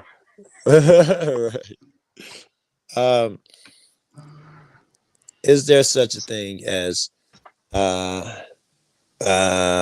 we go. I'm going to change it a little bit. Land. I am telling you, and I don't want to get too with land is not blah blah blah. But let's say for the sake of argument, land, it's your land.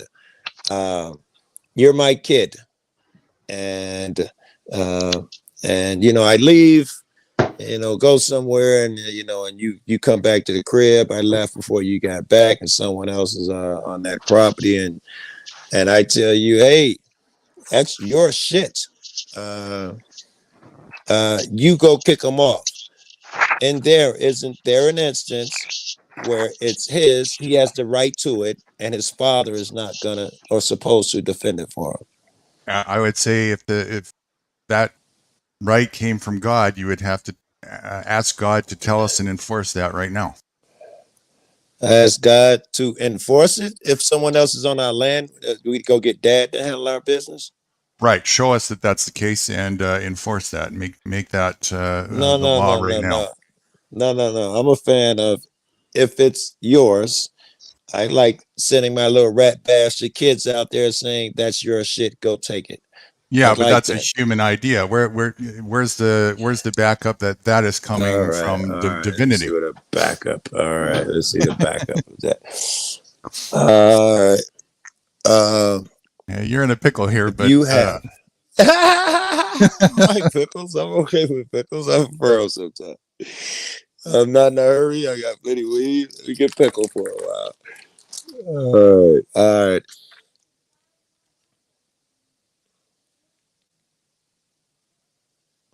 I'm sorry.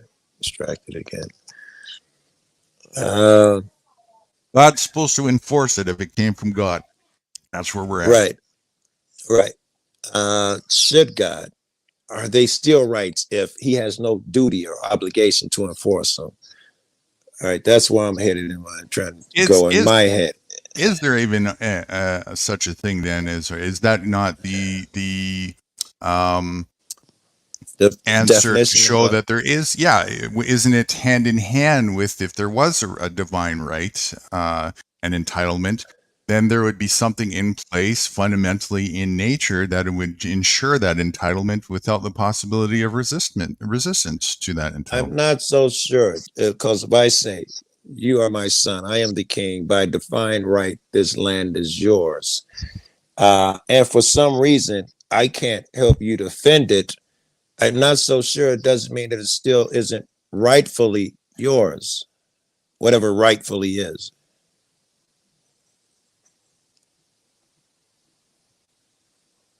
Again, so I'm just letting Wrights do his thing here. Wrights, you're on mute. Yeah, I know it. I'm just waiting to see who this person is. I can't see. It's Denizen. Was that Denizen? Okay. No way I'm that lucky. What's happening, Big D? Welcome. Good to have you. What up? All right. Some people say cucumbers taste better pickles.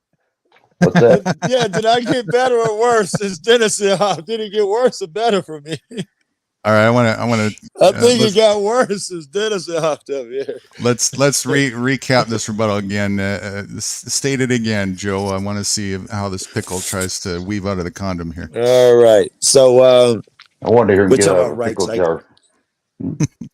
I guess we're trying to, in some ways, defend what rights even are. And can we have divine rights from God? And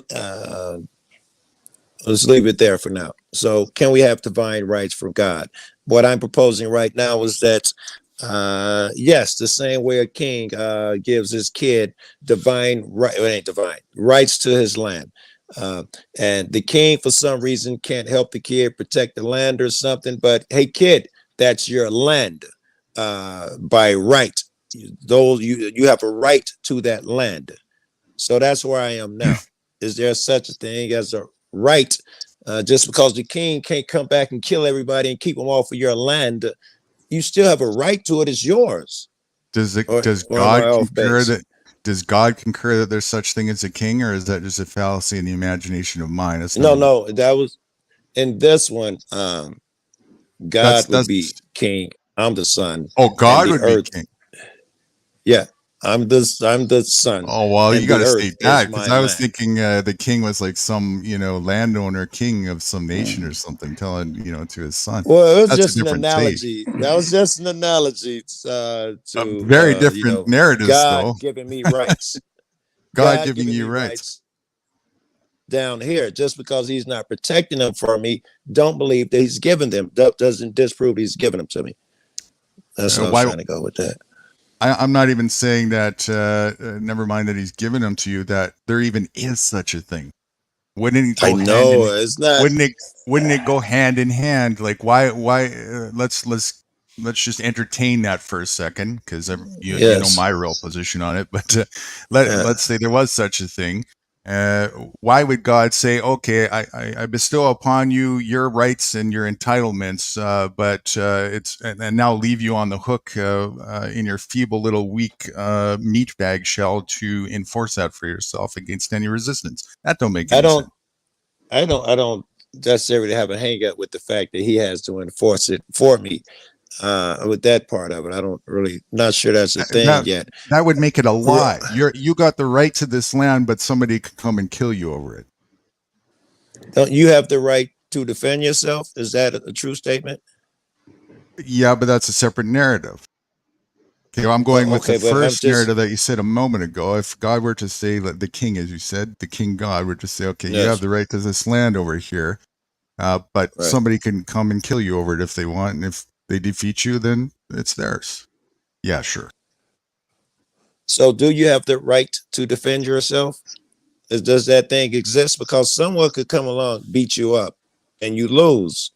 So is there such a thing as I have the right to defend myself? Well, separate narrative, but if we're going to go in that direction, you have a... I must go over there, right? Give me some leeway. You have an obligation to defend yourself if you want to avoid yourself from being getting your ass kicked too bad, maybe even killed, You just took the conversation over to the other thing. I was trying to remember the words. I was telling them that a man says replace rights with obligation was the only one that I could come up with. You had said like 3 or 4. Obligation, duty, ability, responsibility. Responsibility, duty, or responsibility. All right, so we come back. You have a duty. So is rights excluded? Is it duty? Was right the wrong word when I say I have the right to defend myself? Am I phrasing it wrongly? Yeah, because if you were to tell me something about rights, I would say I don't give a flying fuck what you think your rights are. If I can show you what my abilities are in true fact. My abilities are what they are. I can show you that as a matter of fact. All right, I got a better argument for rights then. Think of rights in terms of right and wrong. I inherently have the now we're going to the morality duty again. It's still going to go to duty. It's still going back to duty. It's not going to work either. That's because the only thing in reality is the actual physical actions you can do, which is in sync with whatever ability you have, and that's reality. Right, Dennison. You hear Dennison? Mm-hmm. Is rights a thing? I sure am. That's a pretty vague question. You know, I'm an atheist, right? Or I wouldn't have said that because I might have got it correct and it said you're something else, but doesn't believe in God. You could have been that or something, yeah. Okay, right. so I think God is a thing. You think God is a thing? Oh yeah, God's very real. Okay, so that helps me. Where else is a right a thing? That might distract me. Because you need God for a right. It would help me. It's definitely a thing. There's just, it's man-made, as is God. All right, that's what we're talking about. All right.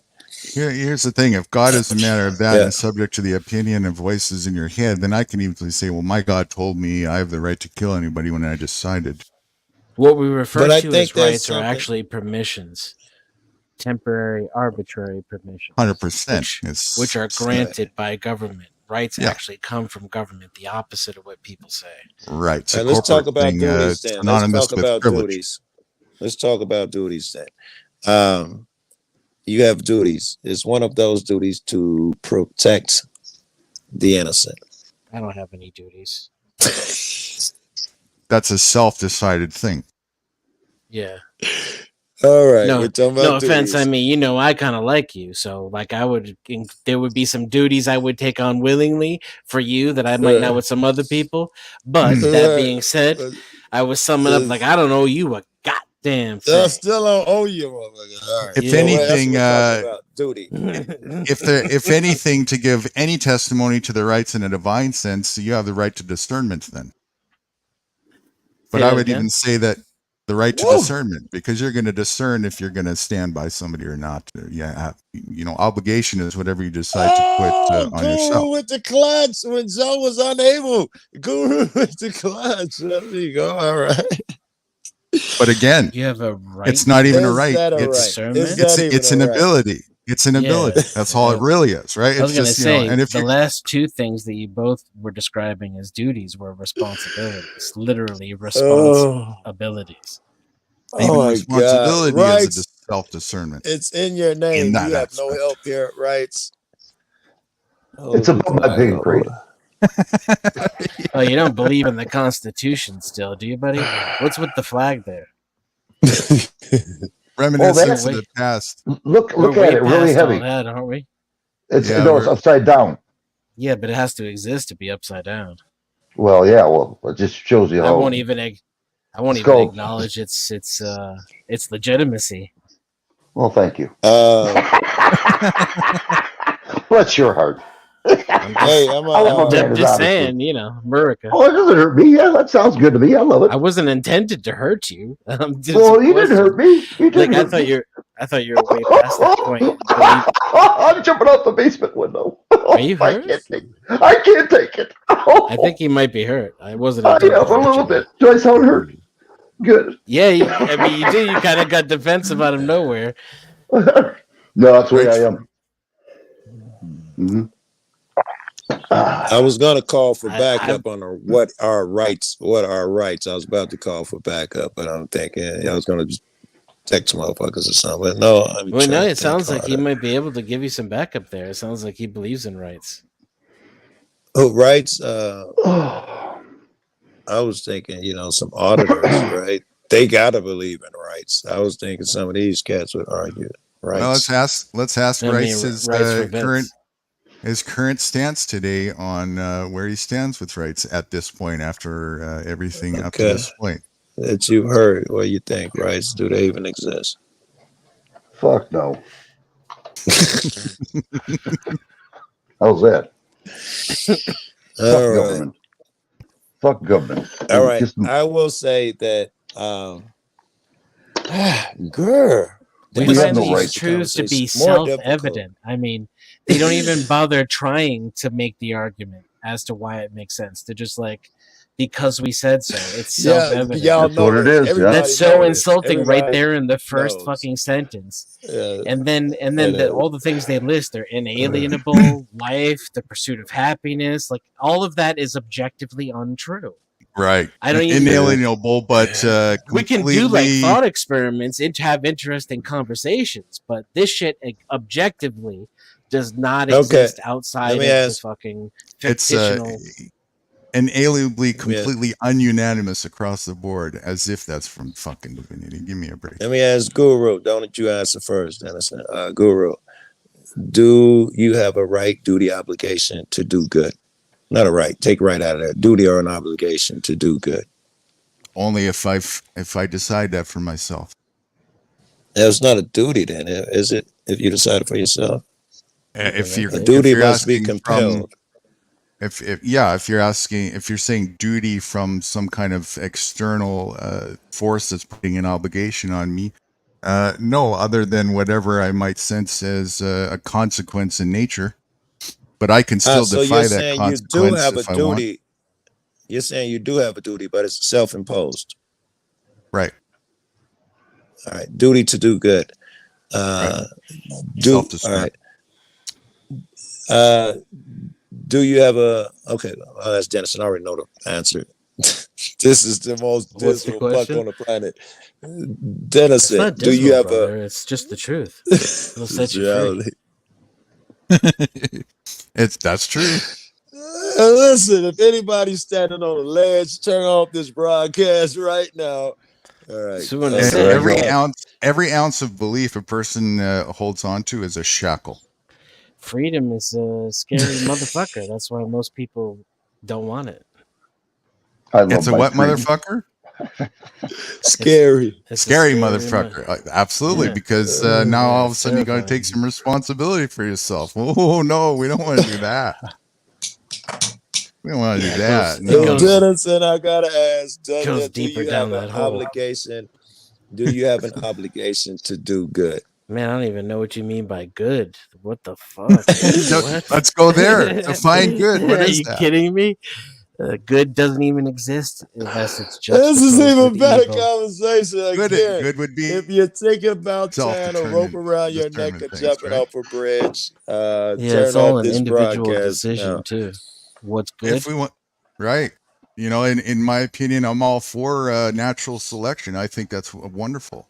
Listen, I understand that some people are still under the illusion that these things exist objectively outside themselves, and it's like these nice Yeah. little safe guardrails so that they're not hurtling through space, responsible for their own horrifying death, which will inevitably occur. And there's no fucking party at the end either. Well, actually, no, the party keeps going. You're just no longer invited, as Hitchin used to say. Fuck government. And I get those people. I understand them a little tiny bit. I was born different than they are, but I spent a lifetime trying to understand it.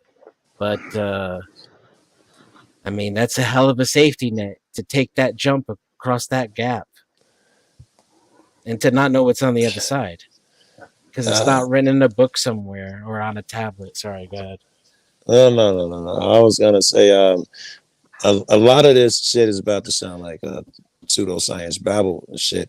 A lot of this shit, I assume that there is a gauge until I get in the room with you two niggas, that there's a gauge inside of me, something inside of me that's pushing me. I feel like I must help. I must do good. Something other than me is telling me this. No, it's not other than you. It's not other than the me. reason it's other than you is because the you that you create is an illusion. You're constantly trying to fill that gap in too, between distinction and intention and action. Yeah, as we all are. Yeah, that's what we pack all of our mythology into that gap, right? Agree, we do. Yeah, that's my lighter. Myself included. Just because, of course, its name is not Yahweh doesn't mean I don't have essentially a religion. I love government. I'd love to get it. I like to get it. Just give me a condom. Go ahead, government. Give it to me. Govern me harder. Yeah, that's right. Yeah, give it me hard. Yes, please. I'll be your slave. I'll work hard for you. I'll give you my tax money. It's a fantastic LARP. You have to admire it. Yeah. So sick of government. As is the religion. government. Wait. Guru, I don't want to say atheist and put a name on it. Do you believe in a creator, higher intelligence or whatever? I don't do beliefs. Very good. So do you know if there is one or not? Depends on your definition of that. Give me yours. everything is of one energy. It's all divinity. Okay, I go for that. Are we all part of the same energy? Life is energy in motion, transforming infinitely. About the best way I could sum it up. I'm curious. This will help cut to the core. That energy, does it have a creator or an architect behind it, or did No. it evolve spontaneously? There's no beginning or end in energy. It's a constant, infinite transformation. Okay, I can go for the no beginning and energy. There's a fluctuating variable though, and that's this thing called consciousness. That's very variable. There's no guarantees with that. At the moment we're conscious of ourselves. We have an awareness, but that fluctuates at this given moment, and that could be gone forever at some point. Who knows? Yeah. You believe in an afterlife? Again, you don't do beliefs. So maybe I should ask you directly. Where do you go from here? I see this currently as energy is constantly transforming, just another level of transformation, kind of like being in a cocoon state, another aspect of a cocoon state. And at the moment of what looks like this thing called death, our energy is just departing from what it's attached to at this point. And what actually happens though, there's a million different outcomes of potential, and probable factor is that it's going to be very different from individual to individual. You use the word cocoon state. If this is cocoon state, it implies that our next state will be another cocoon it makes state. implications to the next. Yeah, it makes certain implications to the next state. I forgot where I was going with that. I was held on to it for too long. That was good. The next state seems to be the first one, though. You kind of return to dust. Oh, that's why I wanted to ask Dennison, what is the next state? And so I guess he's answering it for me. That's why I wanted to go with that. What is Dennison's view of the next state? What'd you say, Dan? You return to dust. That's probably in my top. It's probably in my top favorite, lines from the Bible. That's yeah. So in that dust, is there a consciousness? Will your consciousness exist beyond this? Consciousness is an emergent property of these wet works, whether digital or organic. And it has a short ephemeral lifespan, and it emerges and disappears. I mean, dissipates at the very least.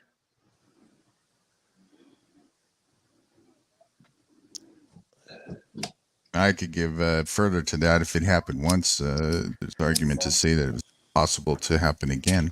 That being said, I think the core energy is surrounded by the thing that when the parting happens, that goes back to dust. The temple, if you want to call it that, our meat bag, that goes back to dust. That recycles in on itself here as it's meant to do.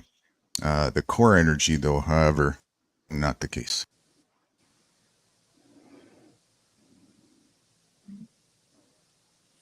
Variable, though, whether or not the consciousness continues, though, with that parting after that fact, is nothing set in stone from individual to individual.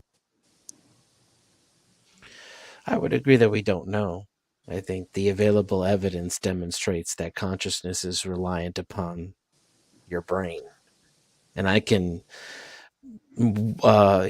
change your undying, never indestructible energy by hitting you over the head hard enough. That's my physical you'd be hitting. I mean, yeah, you might be more sure if you looked into it. You would be turn you into a serial killer just by you falling off your bike the wrong way when you're young enough. Sure, you would be altering again the consciousness aspect when you did that. Well, I'm saying the two are dependent on one another. Right now, yes, it's part and parcel of what we're experiencing. But then the core energy, what we're made of, is its own thing. Maybe doesn't. That's what I'm I don't saying. see Is I don't see any evidence for that, and the available evidence seems to be to the contrary. But oh, I see you. Yeah, that's a whole conversation in itself. But nonetheless, one thing that is not opinion based is the consciousness part fluctuates, and there's no guarantee that that's going to stay. Yes, certainly that applies here, and even in that afterlife that I assume, or before life, because I would assume we were here before, and this occurs, and we'll go on after in some different form, and all that shit. But I don't think it's guaranteed that your consciousness is guaranteed anywhere. It probably fluctuates and changes in all of those different places.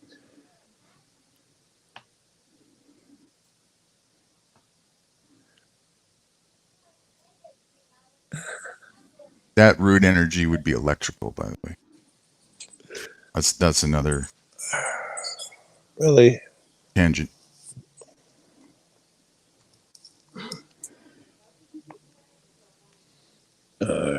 Dog keeps busting the door open. Beat it. Eat it. Come on. Get up. Yeah, jerk. Come on. Rights are a fallacy. Rights are a man-made Beat it. fiction. Beat it. They're bullshit, and the only semblance of realness, as Dennison said, is made up privilege or permission by fake owners and fake rulers that people believe that are actually legitimate. It's only the belief in the legitimate that makes it legitimate for the believers, nothing else. Let's try which makes this. it very real, though. For them, it sure does. Yeah. No chance of it not being real for them, even beyond belief. You for did. them. It makes it real for all of us too, because we're objectively impacted by it. The impact is real, absolutely, but it doesn't change that it's still just Is love real? People pretending. That's what's really real. Is love define real? Love? We're gonna have to go there eventually, I'm sure. You know what? I'll rephrase. I mean, the shit, question. define real. Because Yeah, I just got done telling you God was real, right? we tried that earlier. Do you love your parent? Let's assume that they're still here. One of them's here. Do you love your parent? Do you love your kids? Do you love your kid? Oh, sure. What people think is love, for sure. It's an intense emotional attachment due to millennia of familial relationships and genetic inheritancy, as well as like the cold hard truth. Like we are socially dependent on one another. Like, I'm sorry to all the libertarians out there. Nothing you did on this planet you succeeded did you do by yourself. You're still too apologetic after all this time. Come on, man. Fuck the libertarians. You hit the nail on the head with that. That's exactly what it is. Oh, with the love shit? Thank you, DJ. Appreciate it.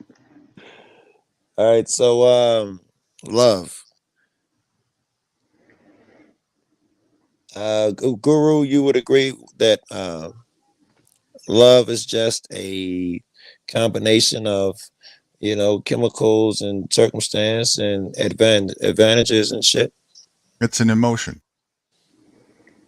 It's just an emotion caused by certain shit, like how much you had to drink, how much time you spent around that person, or whatever.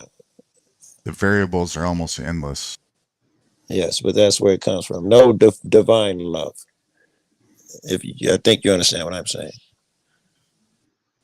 In the sense that you're trying to say it, yeah. Like I would say everything's of divinity, so from that perspective different, but from where you're coming from and what most people would say, no, that's a fallacy.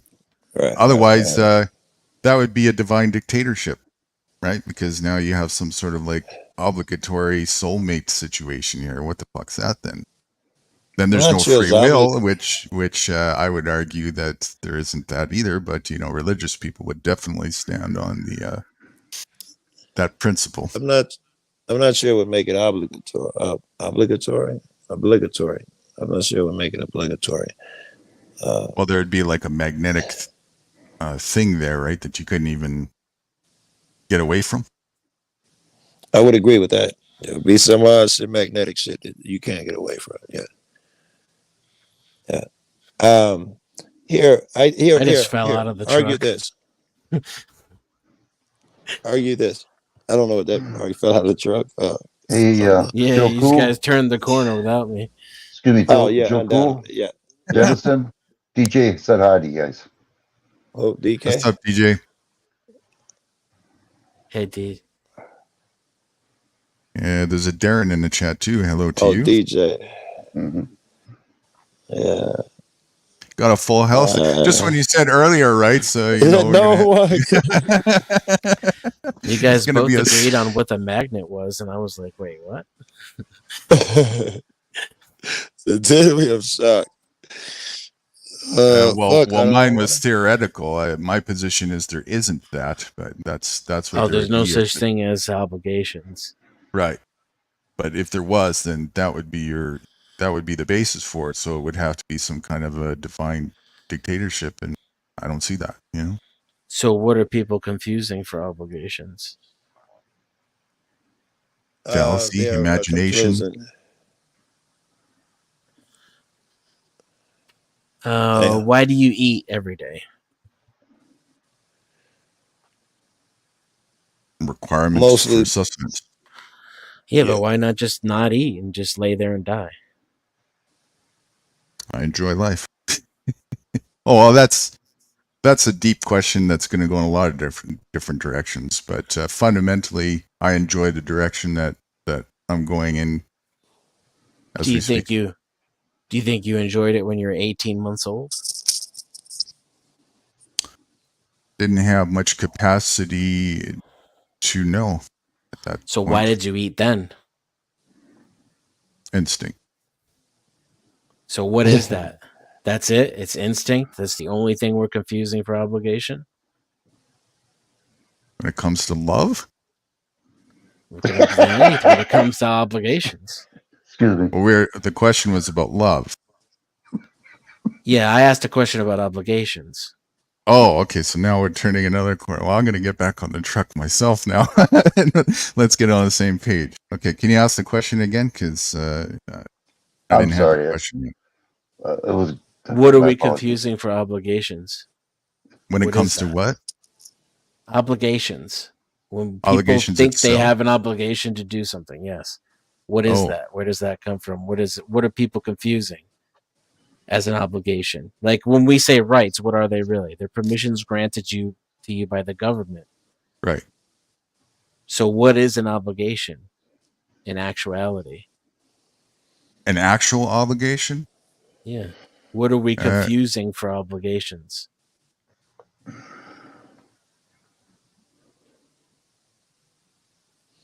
Well, go ahead. I'm telling you. Go ahead. Anybody at this point, because it doesn't seem. I think like I have an knows. obligation. I think I have an obligation to do good things. I think I have an obligation. He's saying, what are we confusing it for? I'm trying to contemplate. No, what are we? No, the other way. What are we confusing for obligations? Right. All right. Duties, I think. And so that's things close that enough, you're compelled to do by the system. Yeah. Yeah. I think I don't know if it's by this, whatever the system is, but whatever that external force is. Oh, so that in other system, yeah. Man-made commands. Right. That we're internalizing. Right. That people, yeah, exactly. See where you're going. Absolutely. Yes. They actually truly 100% believe that there actually is some kind of true obligation to some authority is what the word I was just gonna say they think there's some kind of authority, and it makes me laugh. The fucking thing that I had the quote about, that it's the LARP of LARPs. Authority. Right.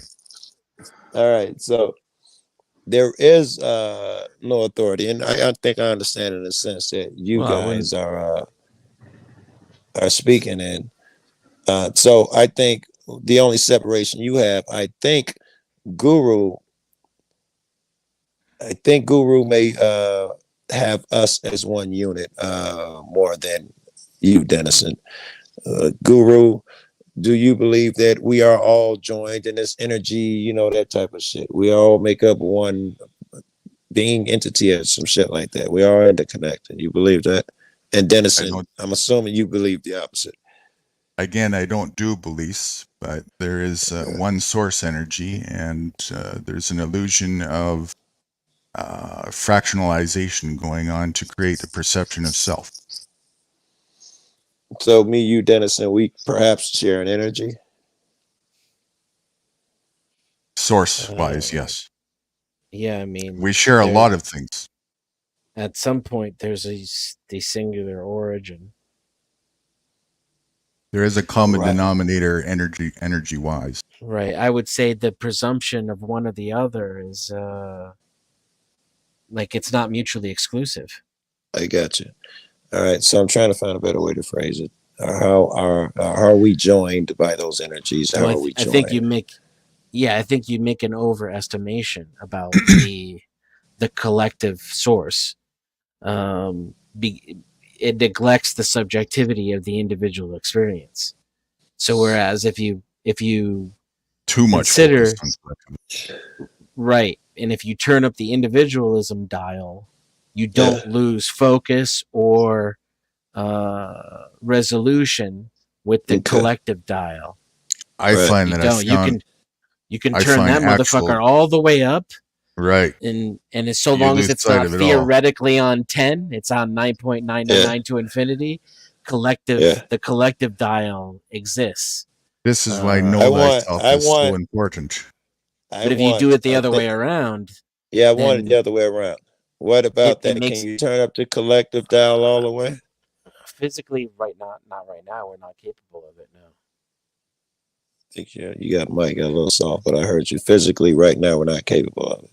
Right. We might invent the technology to do so, and then find out and then find out that we are already an example of it. Right. Like if we figure out how to digitize ourselves and upload ourselves to the same place so that our code can intermingle, we may find out that we're already running on a simulation.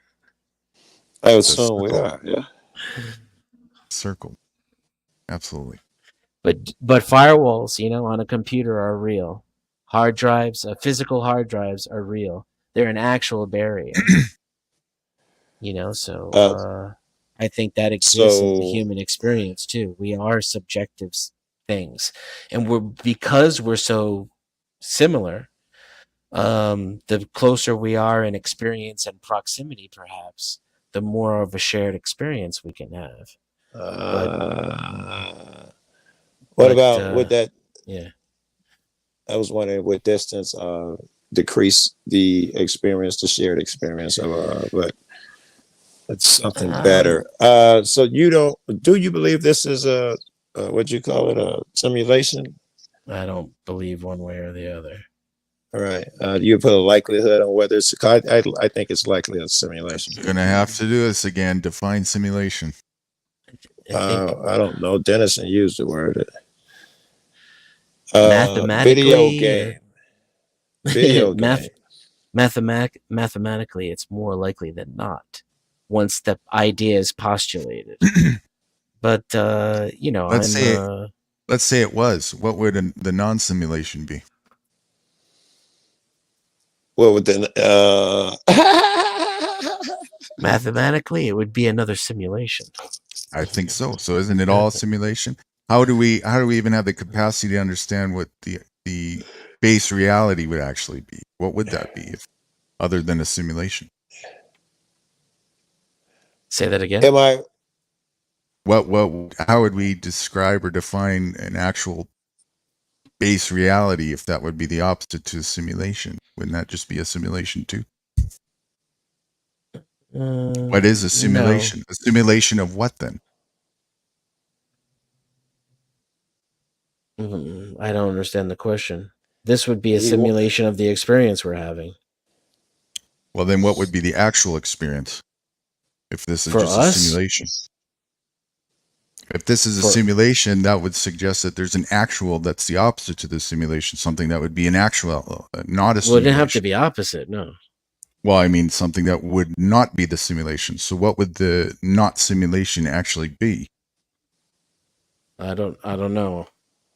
I don't either. God. That's why I said the word. The fucking non-simulation will be God. By calling this a simulation, inherent there's a creator, there is a God. Yeah, but then God is just a scientist.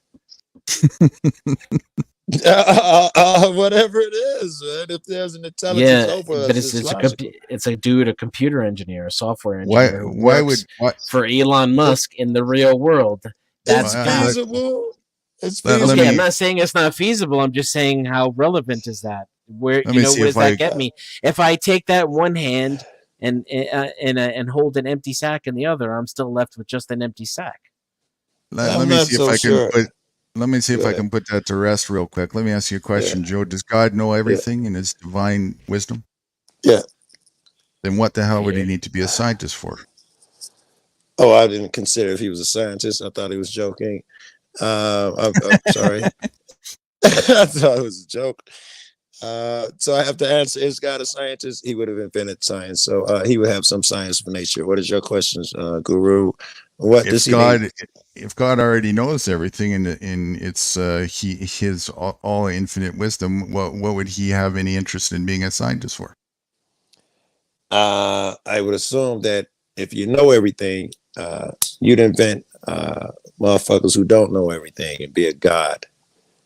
But you would already know all the possible outcomes of that ahead of schedule. You know Yes. the whys. What would be the point? What would be the incentive? What would be the logic and reason? It'd be out of these things of that I believe are in me that want to do for other people, want to do for others, that type of shit, unselfish type shit. I think his incentive would be to So he's a let sci- others the, experience. Yeah.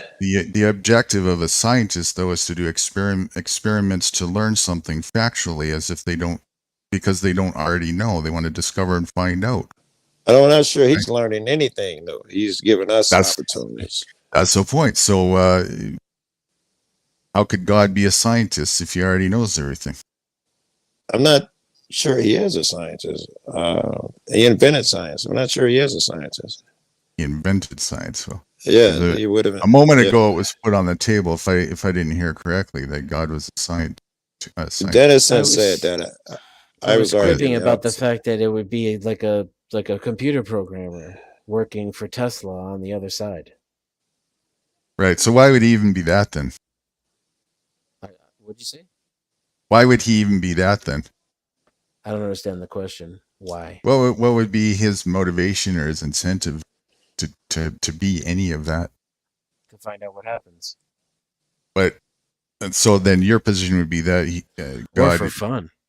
for fun. Okay, there we go. So your first position though was to find out what happens. That would have to give support that God didn't have all-knowing infinite wisdom. Oh yeah, no, he's not omnipotent. Okay, so he's an incompetent divine. No, he's not divine at all.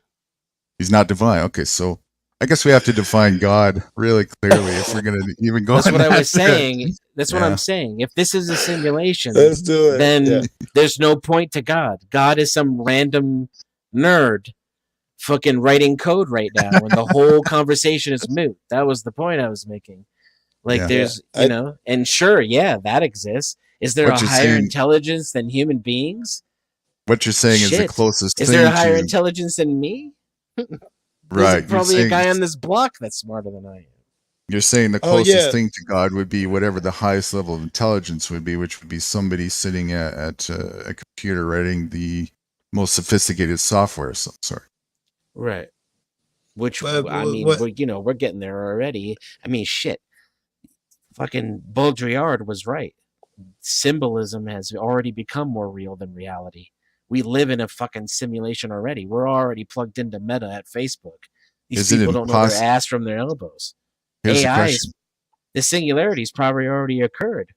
The Is it AI is probably already herding us into cities and Yeah. making us castrate ourselves and telling us how dangerous it is to have children, poisoning all our food and water, and getting us to abort all our babies and sell all the land to Bill Gates. Is it Poison possible ourselves with to various different fucking gene therapies too? You know. is it possible to not be living in a simulation? And if the answer is yes, what would that even look like? I don't know. It could look exactly like this. They could be simulating exactly what their lives are to predict their own future.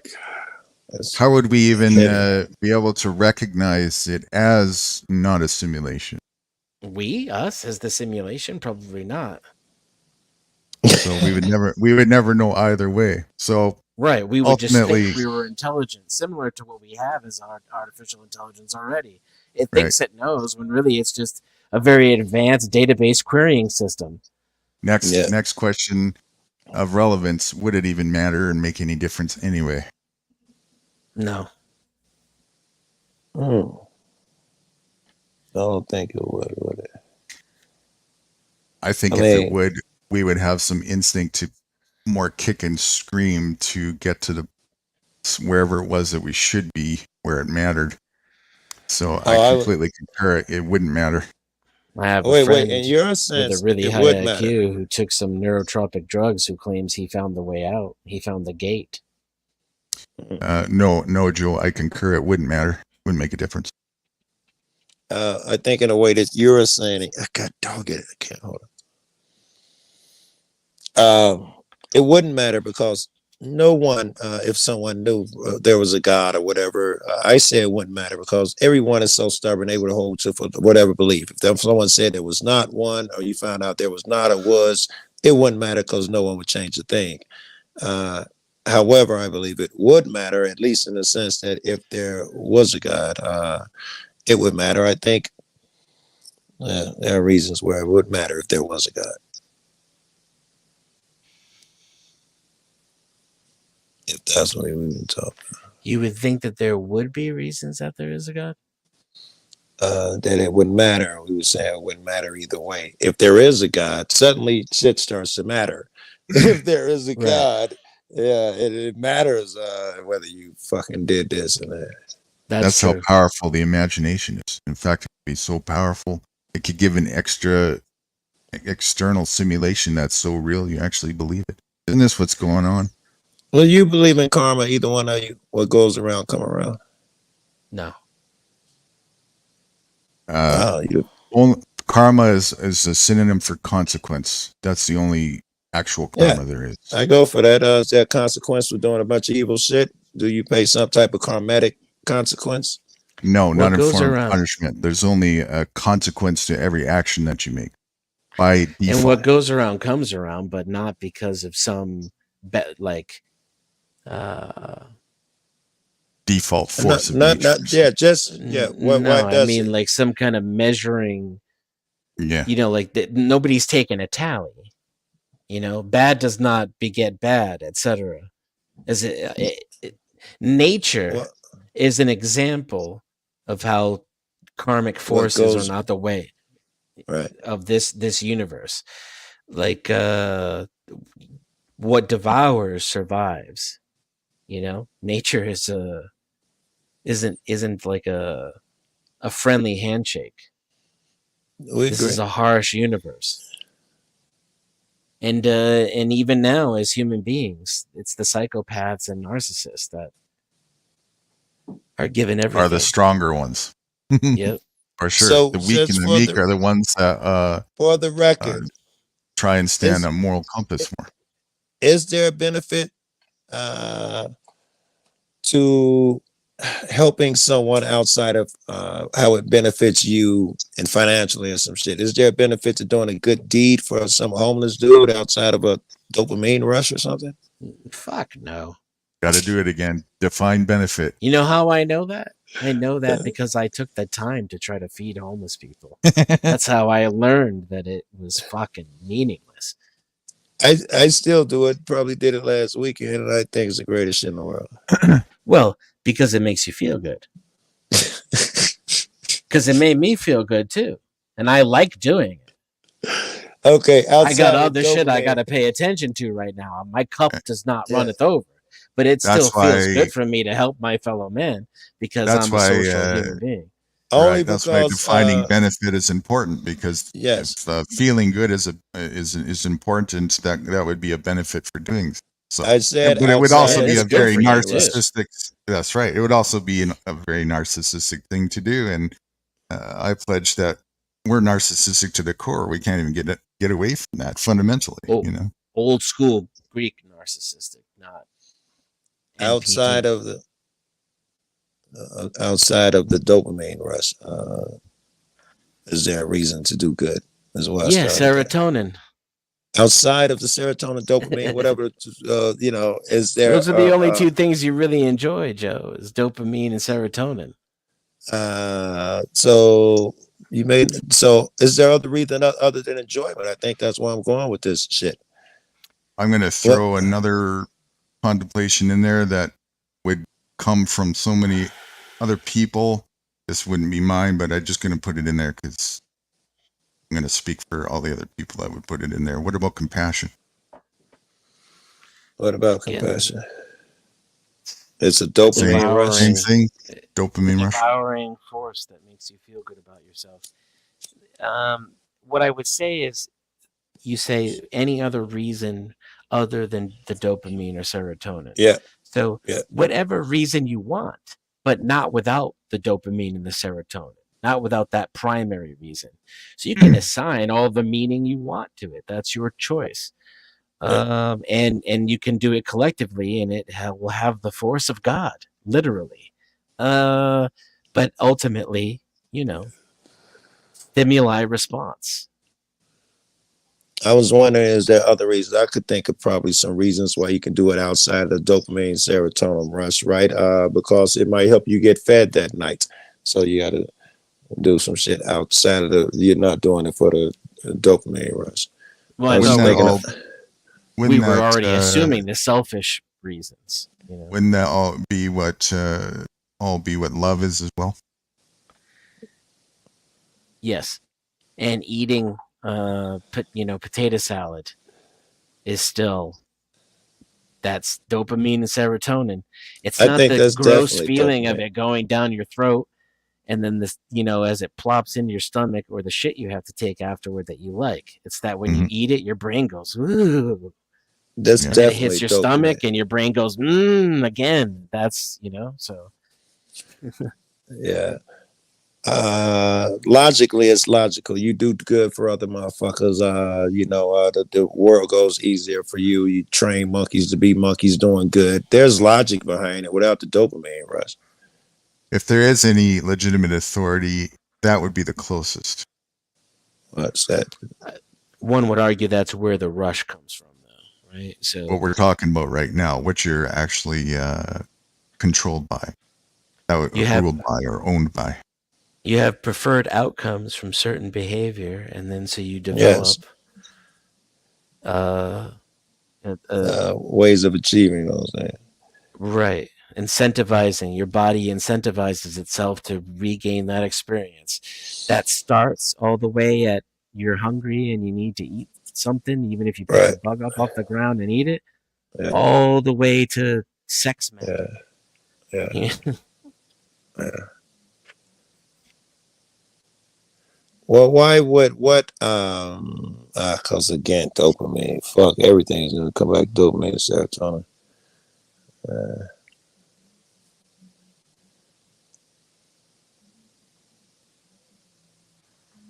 Even women.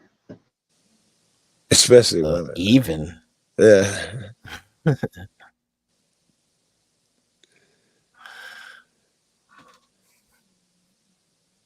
Oh my god!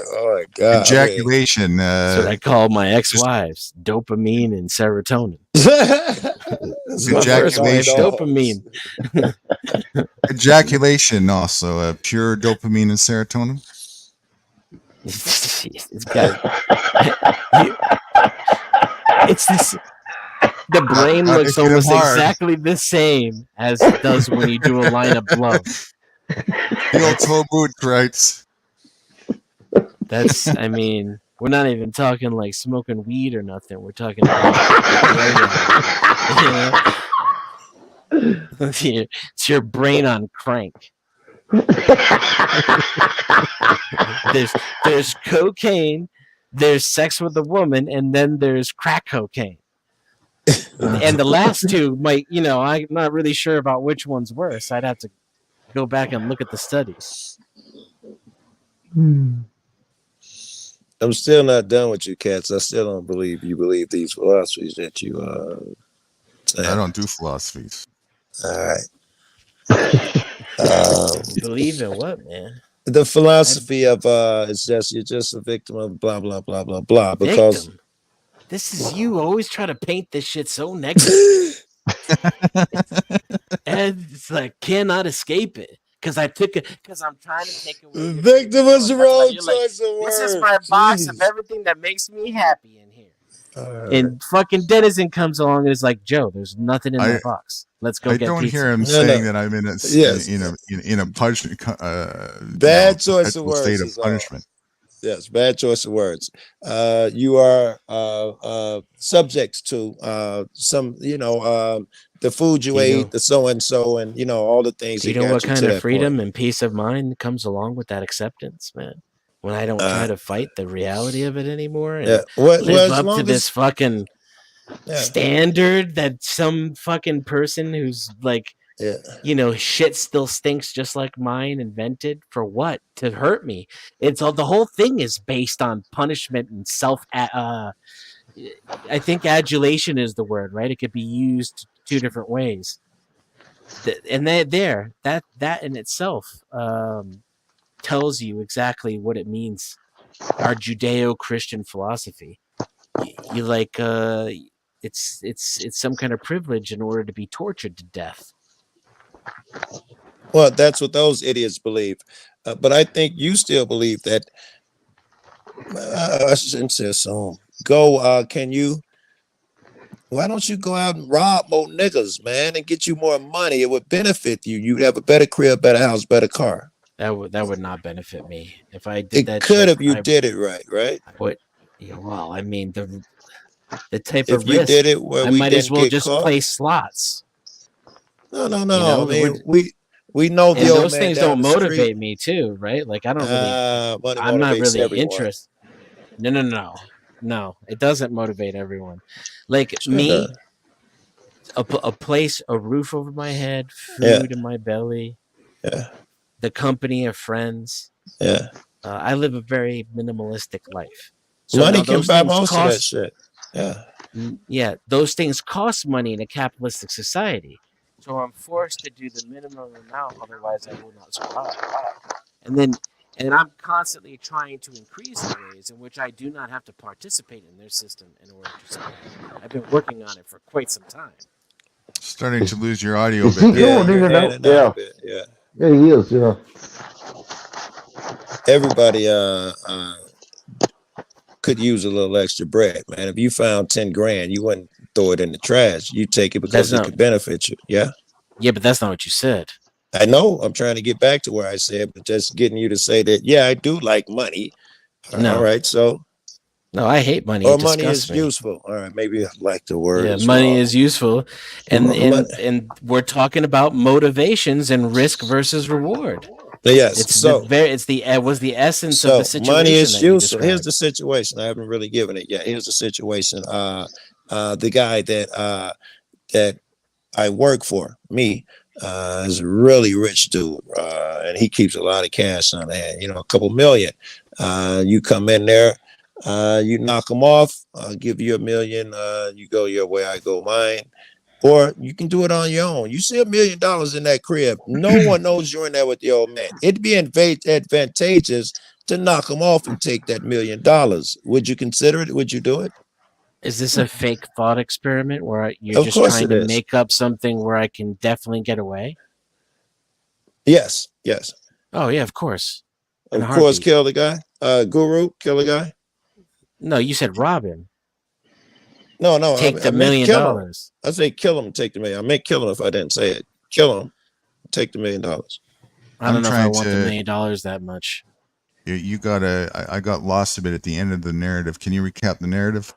Yeah, we're at the end of it. If there would be no consequences, would you kill somebody for a bunch of Thank money? you.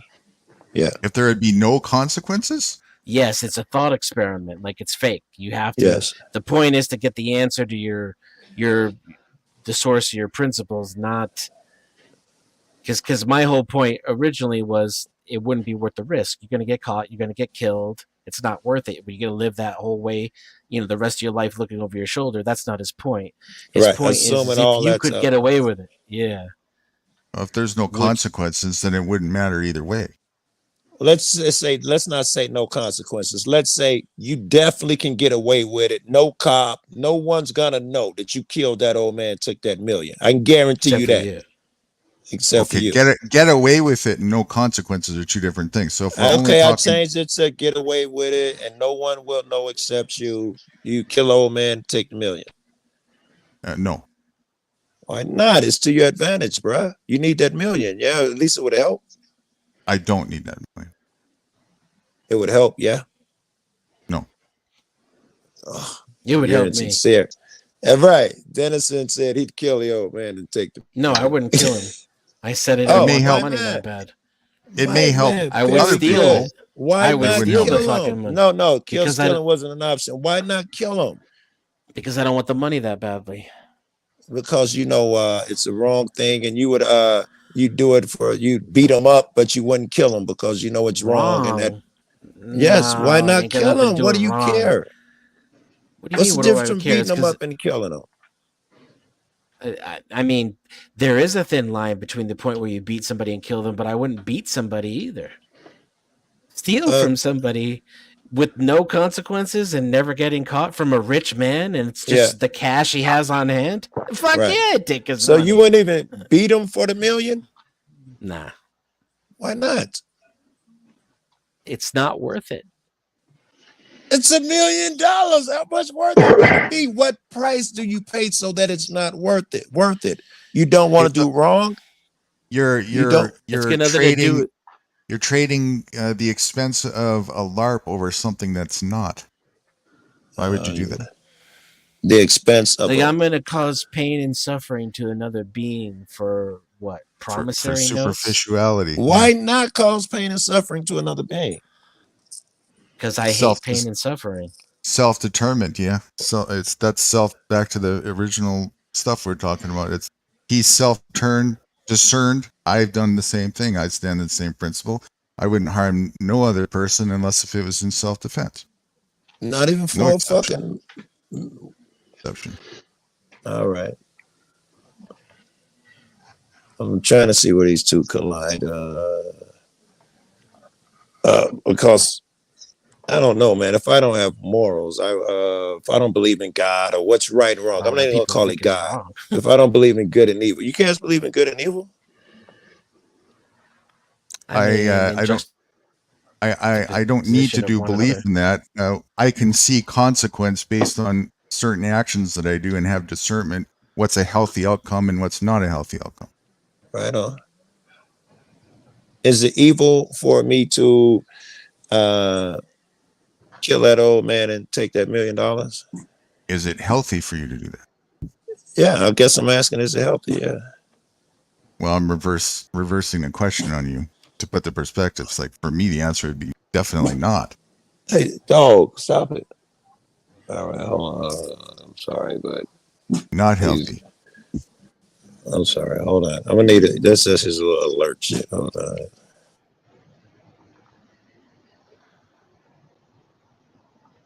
I'm also not a violent person, so I mean, I And that's can the- be, but not by nature. So I mean, if I were, then it would be much less of a sacrifice for me to beat the shit out of somebody, you know? And the healthy part is even aside from the self-discerned moralistic thing. So that just like accents it, you know, it enhances All it. right, stop that. Further. Stop it. I don't see why he's barking at. Good and evil. You are what you Subject- do, too. You know? So Subjective opinion, good and evil. every every step you take toward a certain path commits you to that path. I And agree. there's sacrifice. Every path you take comes with sacrifices. So if I were a more violent person, perhaps it would be less of a sacrifice for me to beat the shit out of someone. Let me put a plot twist on this. Your view on natural selection: healthy, good, evil, bad. It's a bit of all of those things. Yeah. At some one point in time or another. Right? It's healthy at times. It's probably negative at times. That's the proper word. I remember when I was in the last throes of denial regarding my own free will. And it was similar to an experience I'm having now with the notion that what we refer to as evil and everything that any one of us could come up with as an example, no matter how horrible, has to exist. Otherwise, there won't be anything. It's a consequence of our existence. Yeah, I'm wondering if we haven't mischaracterized evil. I wonder is evil not necessarily good or bad? It's maybe a tool. Evil, just as well as good, as all things, subjective in the eye of the beholder. Ask 10 different people, you're going to get very different That's true responses too. on that. Yeah, that's true too. There are some things that we all agree on, though, except for maybe 0.1% of the population. Maybe 4 post-COVID, 30 years from now. Yeah, you can't get 10 motherfuckers in a room and ask them a yes or no question and get people to agree. You can about certain things. Just think about it for a little while, so I don't have to say it out loud. Okay. There's some things that you could ask 100 people, and they would all say that it's evil.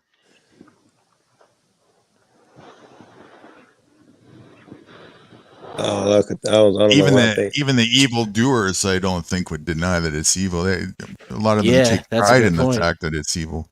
That's a good point. Even some of them. I was saying aside from them, but even a lot of them, the majority of psychopaths. We're losing you again, Dennison. What I did is evil as fuck. Would say that they're evil. What they do is bad. They would, you know what I mean? They just they like it. They relish in it. Yeah. Sadistic fucks.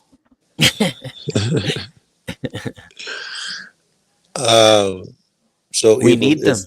That's what I've been coming in my head. It's, that's the reality I've been faced with recently.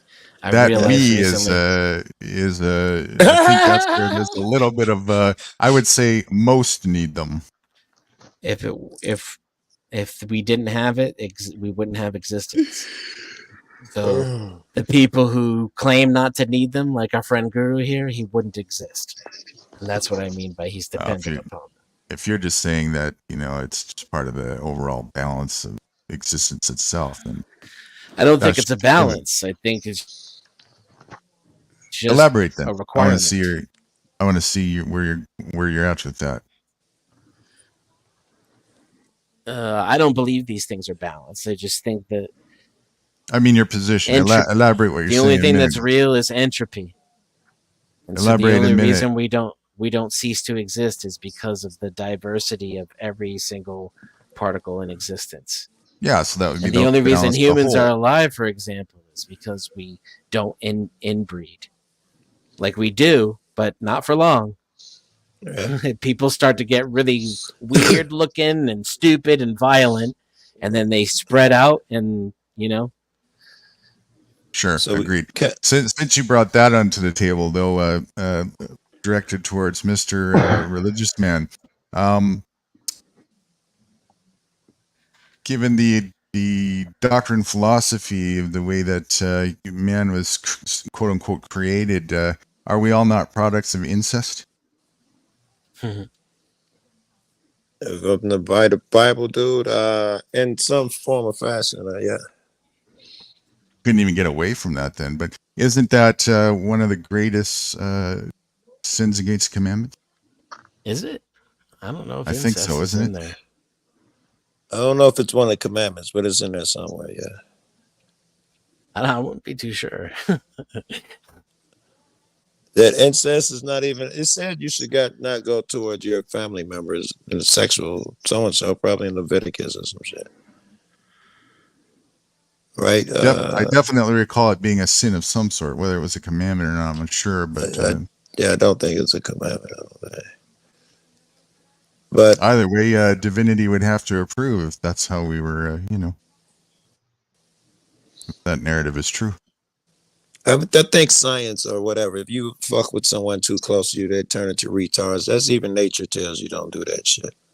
But they started with only two, who procreated as a family together to continue procreation as a family together.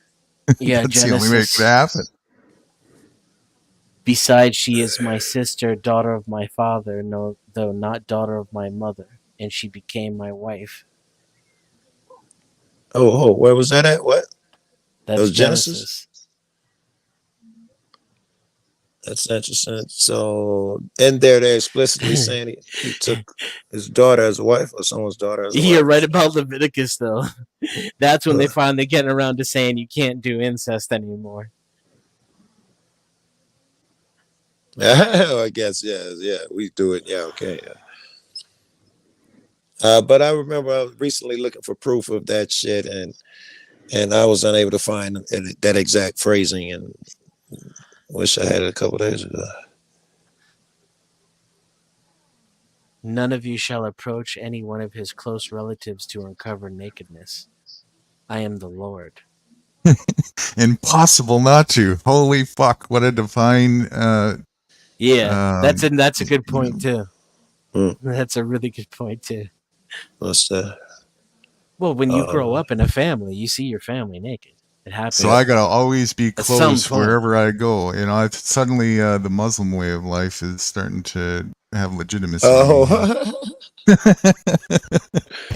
Think that's Cover up, maybe, babies.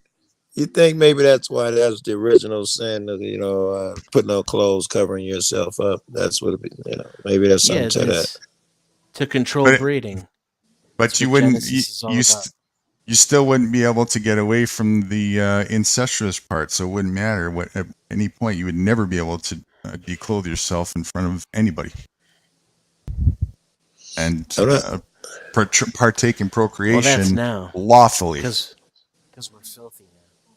See, that's what happens when you're born sick and then commanded to be well. Yeah, I was thinking that I'm sure motherfuckers are born naked or topless and all that shit in different cultures, man, and they have no more desire to fuck their brother or sister than someone. And just think about the first thing you saw when you came into this world. That's right. There's another hypocrisy. Hallelujah. So you can't be declothed in front of your family, but you're born naked from your parents. Like holy fuck. And then you come out right of away. The holies divine right sin there. Immediately.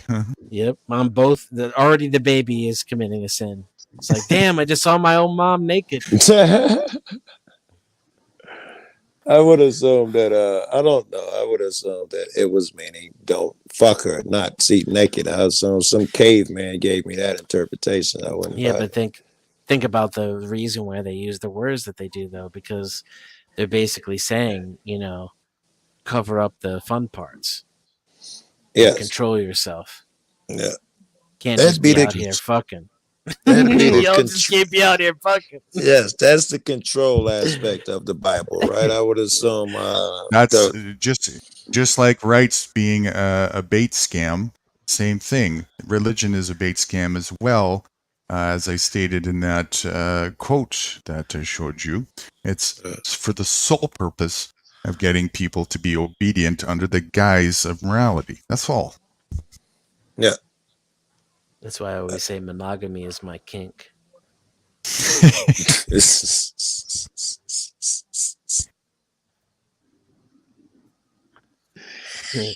Orgy for everybody. Let's get home. That's funny. Can't be out here doing it like them niggas pagans, believe man. this shit though, naked man. under the moonlight and shit, just fucking and having babies and procreating like a motherfucker. Put some clothes on. Get in the house, bitch. Isn't that what the rest of nature does, Oh shit! kind of The have my church, man. example Look. in front of me everywhere else. Just think about all the fucking death and just suffering and literal torture. Like they used to spin people's intestines out onto a fucking barbed coil. Yeah. In the name of this fucking bullshit. Like, Look at all the whatever you people who want. get thrown in a fucking cage and get tortured to this day, the millions all for growing and smoking a fucking plant. Same The shit. fucking Hamas and Israel right now are killing each other over some stupid fucking shit. Idiots. The ego knows no bound. There's no higher slavery than slavery today. The celestial North Korea. I'd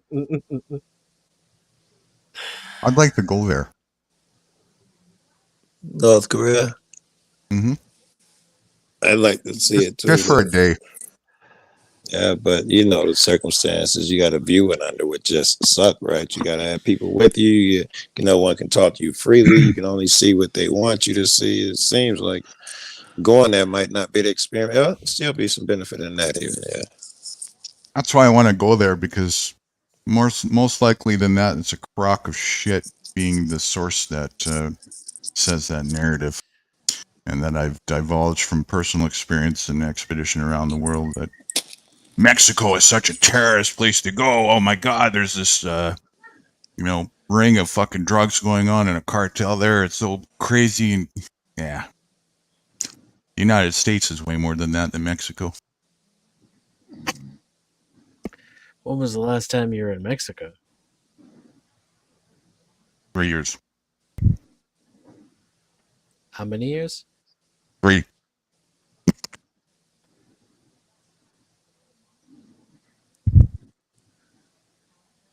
Where'd you go? You said, "Oh, hi now." It was part of an expedition that I was on worldwide. Multitude of places. Mostly in the south. I've been to Tijuana twice. That's kind of crazy. That's kind of a little cartelish, if you want. I'm about to say, you're not saying all like cartel shit. It's a myth. I know. No, I'm not saying it doesn't exist. Are fucking, I'm not saying it doesn't exist. I'm just saying that it's, the propaganda it's mostly propaganda, a narrative compared to what it really is. Probably like to Chicago. To fear people. It's also, if anything, a projection.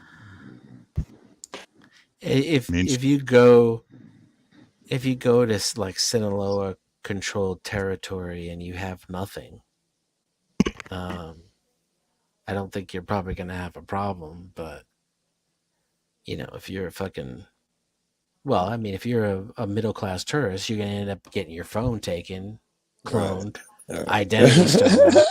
If you're like a wealthy businessman, you might get put in the back of a truck and taken for a vacation, taken to one of their 4-star cartel hotels in a fucking shack somewhere out in the middle of the jungle. You wouldn't be rightfully saying that as a stereotype for Mexico across the board. That's segregated in small places and the same as anywhere else I go. United States, cultural. Canada. No, it's not the same. They randomly get kidnapped as a rich person in the middle of the street is not the same. Mexico is the first place I think of with that shit, bro. And depending on your money, your income bracket. Yeah, if you got a high income bracket, your chances go sky high. Through Mexico, you're fine. What are they? Right, you're probably gonna be okay. Right? You're gonna be just fine. You can end up on the weed. And if you're in Mexico City, and they'll be like, "Get out of here, man! Get out." Mexico City is safer than LA. But the federales control Mexico City. Again, depends on where you are, specifically. And that's everywhere in the world. Yeah, except like Central America and South America are far more dangerous than the United States, which is far more dangerous than Canada. Of course I have. Of course. I ain't never been there. I don't go farther past the border towns. I'm not looking for trouble. Where have you been in Central America? No, I've been to Mexico. Oh, Mexico. That's part of North America. I believe I said Mexico and Central America. Yeah, that's what I was asking. Where have you been in Central America? I haven't. I've been in Mexico. Oh. Well, I guess I misheard you. It sounded like you said I've been to Central. No. I think you assumed that because I mentioned Mexico and Central America, and then you said, "Have you been there?" No, it sounded like you said I've been there. That's why I responded the way I did. I asked you where Oh, were it you? might be my connection then. I haven't been any farther than the border towns. Gotcha. In the border town, while I was in there, the federales came up and shut down the restaurant we were eating at because they didn't have Cool. the proper permit. Yeah, That doesn't happen in Connecticut. Sounds like And that's in- America to me. That's in the border town. Really? Federal soldiers come in and with guns shut down taco stands in the United States? I don't know about the feds. You've seen that before? I don't know about the feds, but the police. You mean shut when the down. health inspector comes in and puts this fucking locks your door? That's what you're comparing it? Okay. Yeah, that's All right. exactly. Well then, what I'm yeah, then saying. it's the same. All right, that's the same exact thing then. Let's say that all the border towns are like that. That's still only a very narrow strip of, Mexico. No, the compared to border rest. towns are the safe, uneventful places. The farther south you go, the more likely you are to be kidnapped or killed. Oh, that's not my experience. Well, again, like I said, if you're backpacking with nothing to steal, you're probably. I never did that. Oh, so you walked around with money and jewels and you were just fine. No, I never did that either. Okay. No, I was just walking around as an average Joe, like anywhere else, tourist. Yeah, he was saying if you got high end shit, you're a target. Right. That's probably going to be anywhere to some degree. I mean, I don't know what to some degree means. Has a rich person ever been kidnapped in the United States? Yes. Is it the same as it is when you get into Sinaloa-controlled cartel areas in Mexico and Central America? No.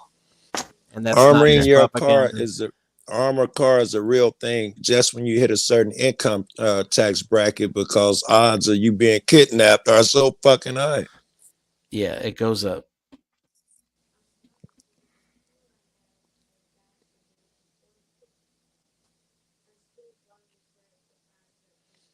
Now I need wifey to put a pizza in the oven. Now the munchies kicking in from all that weed.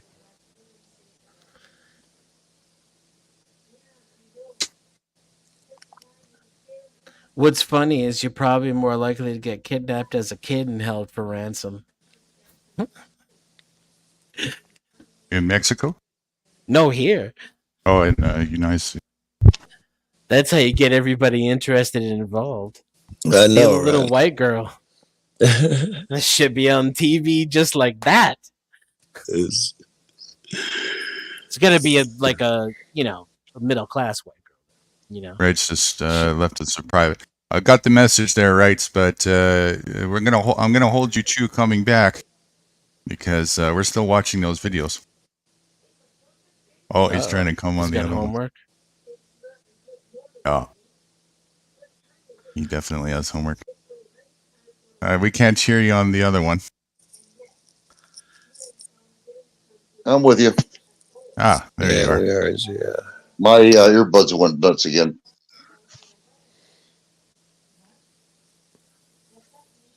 Okay. You're good now. Yeah, I'm on the phone right now, so. Okay. Let's do that video. Okay. Mr. Larkin Rose putting it to the troops. Let's watch that one. Larkin Rose, which one was it? Hold on, bear with me a minute. That's the first one. It was. I got it. Yep, I got it. There you go. Had troops in the title.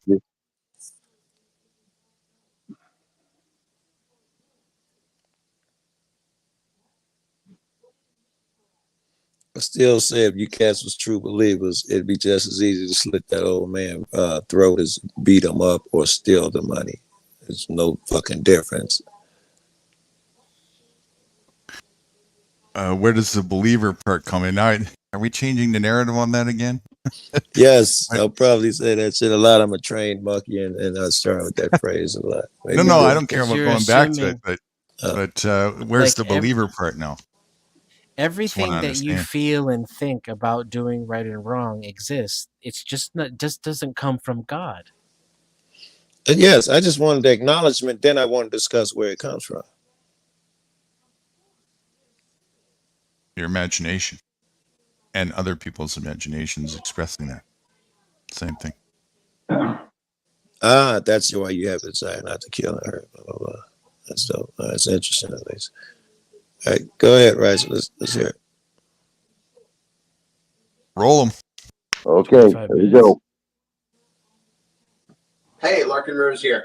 So the most recent Josie the Outlaw video about supporting the troops is out and offending lots of people, as expected, but also lots of other people are saying, yeah, right on, including a bunch of veterans, which is pretty cool. Thought I'd add a few thoughts of my own. Oh, first of all, here's the link to watch the video if you want to. It's only 2.5 minutes long, short and to the point. And, I thought I'd throw in a couple thoughts of my own.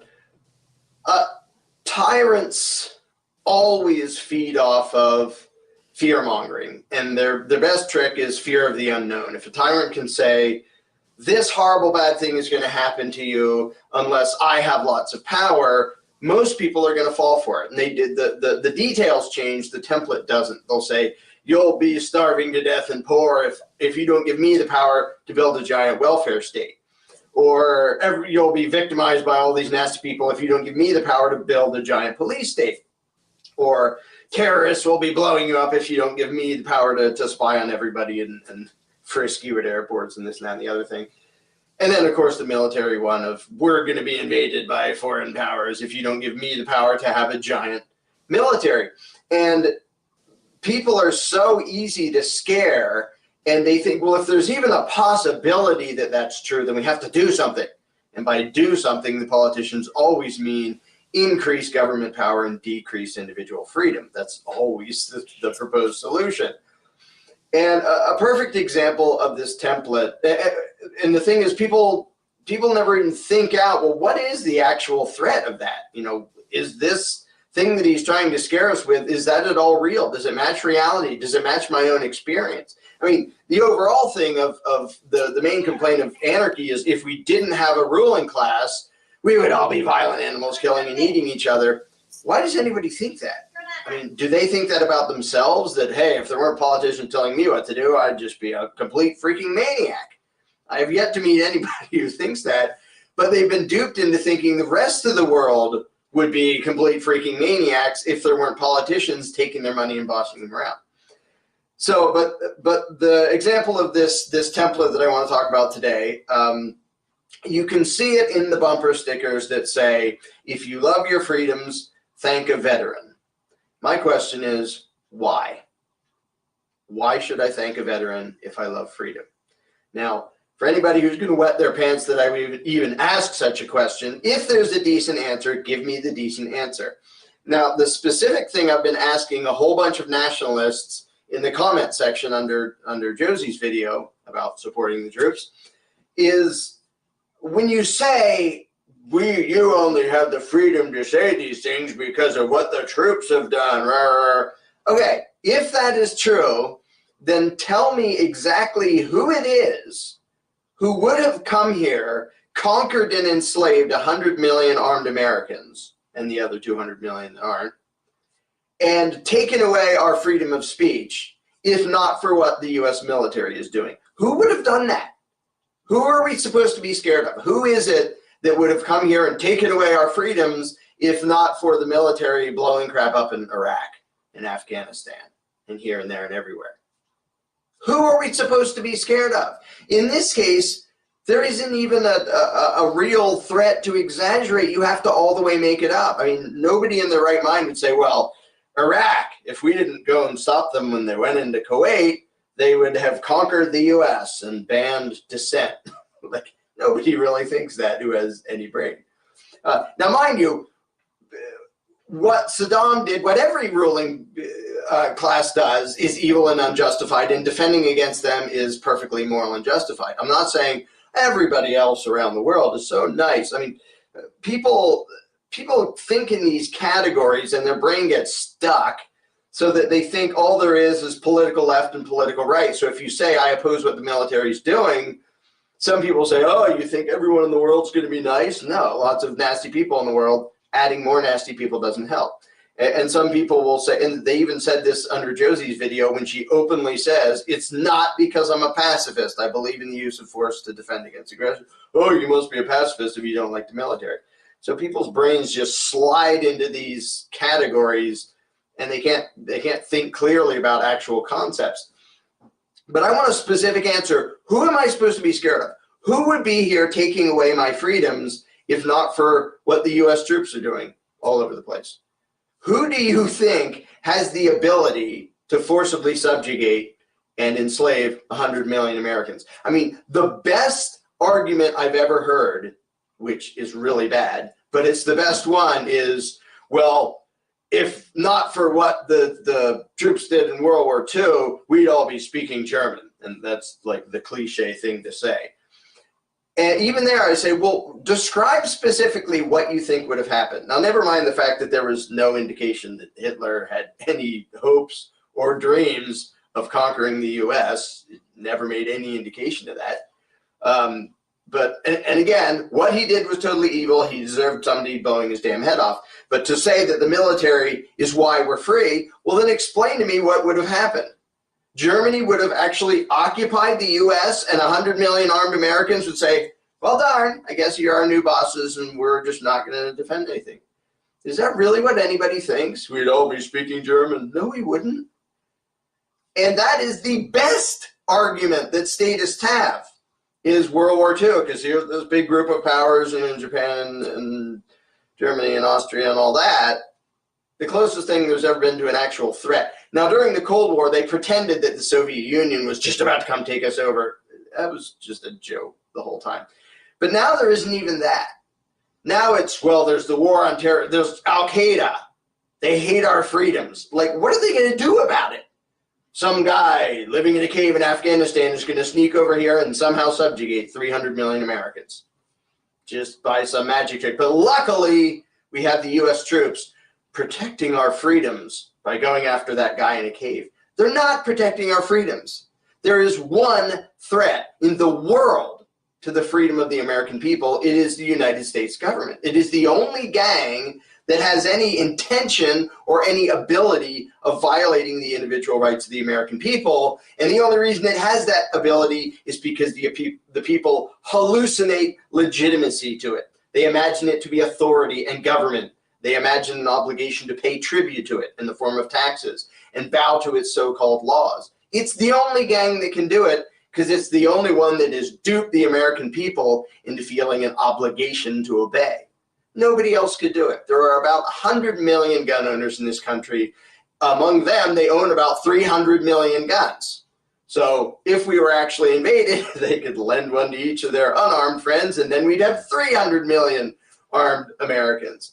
There is no force on earth that could do anything to subjugate us except the gang that is able to dupe most of the American people into feeling an obligation to obey it and pay tribute to it, which is the U.S. government. And that is the gang that the U.S. military works for. It is the gang they serve. So no, I don't thank a veteran if I like my freedoms because they haven't done anything to preserve my freedoms. Now, you can say they fought against bad people, and that is totally true. And again, defensive force, whether you have a uniform or not, is perfectly justified. If somebody is attacking somebody innocent, I'm glad if somebody stops the aggressor. Trouble is, government militaries never limit themselves to being purely defensive. They are always an aggressor. And I'll get to why that is in a second. But yeah, so statists never like to answer the question, well, who exactly would be here taking away my freedom if not for what the U.S. military is doing? And they can't even say. I can't even keep track of how many times I asked that in the comment section under Josie's videos. Nobody will really say, well, there's just sort of some vague threat out there. Terrorism or something would have somehow taken away our freedoms by magic, if not for the U.S. military going around blowing crap up all over the place constantly. Now, Americans like to think that they're progressive and care about freedom and care about the whole world and yada, yada, yada. But there's still some major pack mentality going on, some major nationalistic bias. And a bunch of people brought this up in the comment section. Well, what if the same thing happened to us that is happening to the people of Iraq or Afghanistan, or, you know, pick your favorite country where U.S. troops are driving around in tanks? China declares, we think the U.S. government is oppressing its people, which, by the way, would be true. So China sends over its military, and never mind that this is logistically impossible. It's a rhetorical question. Imagine it happened. And they're driving tanks up and down your neighborhood saying, we are protecting you from your government. And by the way, in order to protect you from your government, we may have to like go to door, kicking down doors and pointing guns at everybody and questioning people just in case there's any bad people. Oh, and by the way, we're going to take your guns away, of course, for your own good, for your safety. How would you respond? Would you go, oh, good, our saviors are here? Or would you say, there's a foreign invading army in our town threatening us, violating our individual rights, let's defend ourselves? That's what I would do. And it's what a lot of people in Iraq would do, and a lot of people in Afghanistan would do, and a lot of people around the world would do when the exact same thing is done by U.S. troops. And seriously, unless you would really say, oh, thank you, Chinese army, for taking away my guns and searching me at random and stopping me on the road and making curfews, telling me I'm not allowed to be outside in my own neighborhood at night. Unless you would actually say, thanks for doing that and saving us, Mr. Chinese army, then why on earth would you support the troops doing the exact same thing to somebody else? And why would you be upset and outraged that there are insurgents who fight back? If somebody did that to me, I would fight back.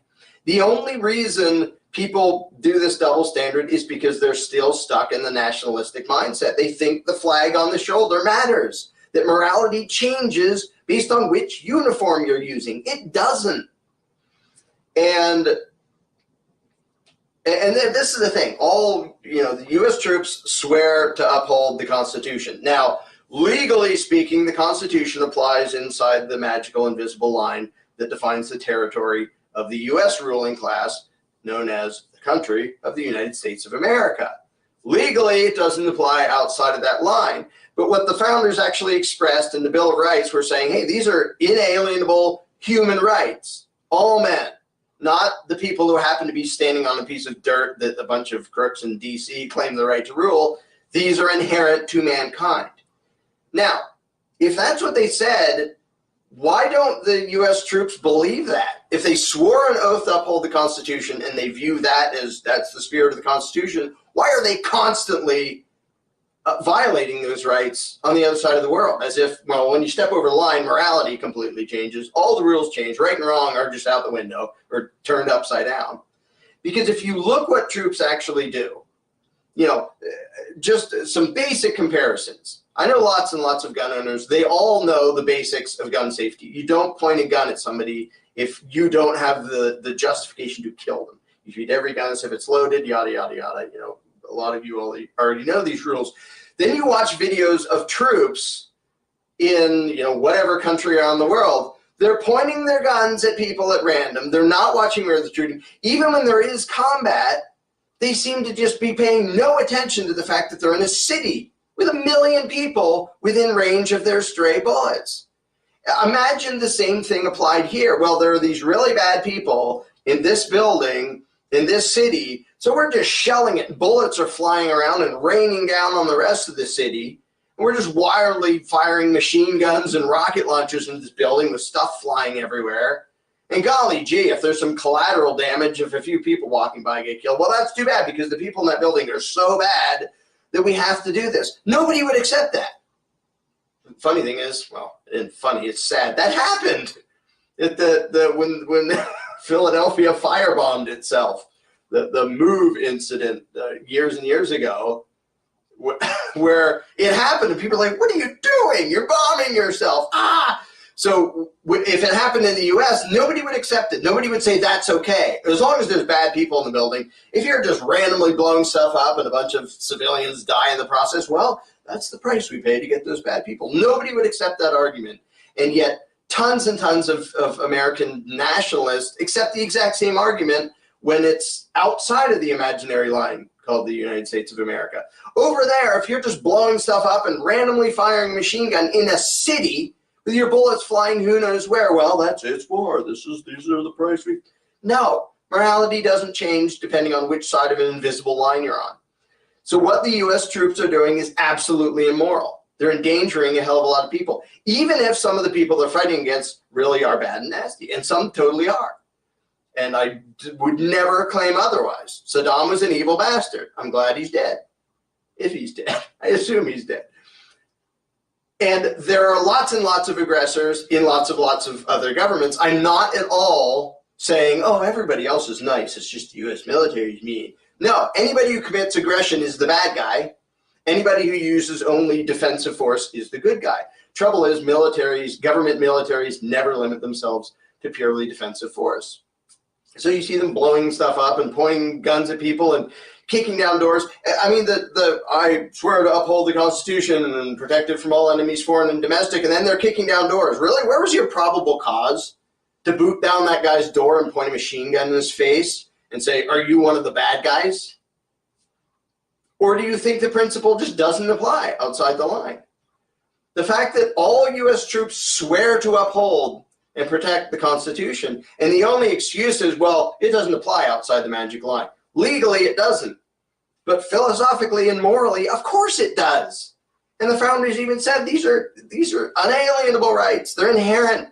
They're not the result of legislation, which means they apply outside the line just as much as inside. So troops swear loyalty to this set of ideas and then constantly violate it on the other side of the world. Randomly stop people. Really? What was your probable cause to stop every car coming down the road there? And now they're starting to do that in this country too. Yeehaw. Because people are getting used to it and they're thinking, well, if this is what it takes for security.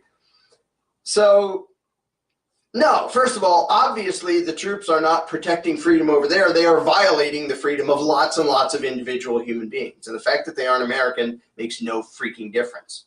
If you randomly stop people and detain people and declare a curfew, point guns at people, kick people's doors down, no probable cause, just kind of, there might be bad guys around here. You are absolutely the enemy of freedom.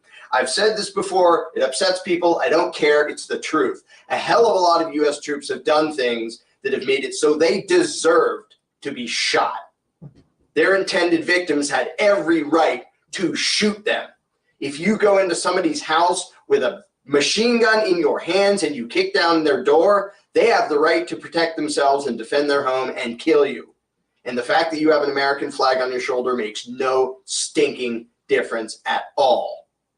So no, the U.S. military does not make us safer. It does not make us more free. In fact, the whole terrorism thing, contrary to the comic book version of what's going on, the only reason anybody has for actually being a terrorist against the U.S. is in protest of what the U.S. government is doing in our name. So anybody who hates America, first of all, that's mushy-headed pack mentality on their part. But the only reason they do that is because of what the U.S. military is doing. And they think Americans are doing that. And I think, no, stupid mercenaries are doing that. I didn't do that. Please don't blow me up. I don't like it when they do that. But people on both sides think in the pack mentality mode. But obviously, the troops they're not protecting the freedom of the people they're randomly detaining and harassing and torturing and shooting. They're also not protecting our freedoms because the people they're fighting against were never a threat to our freedoms.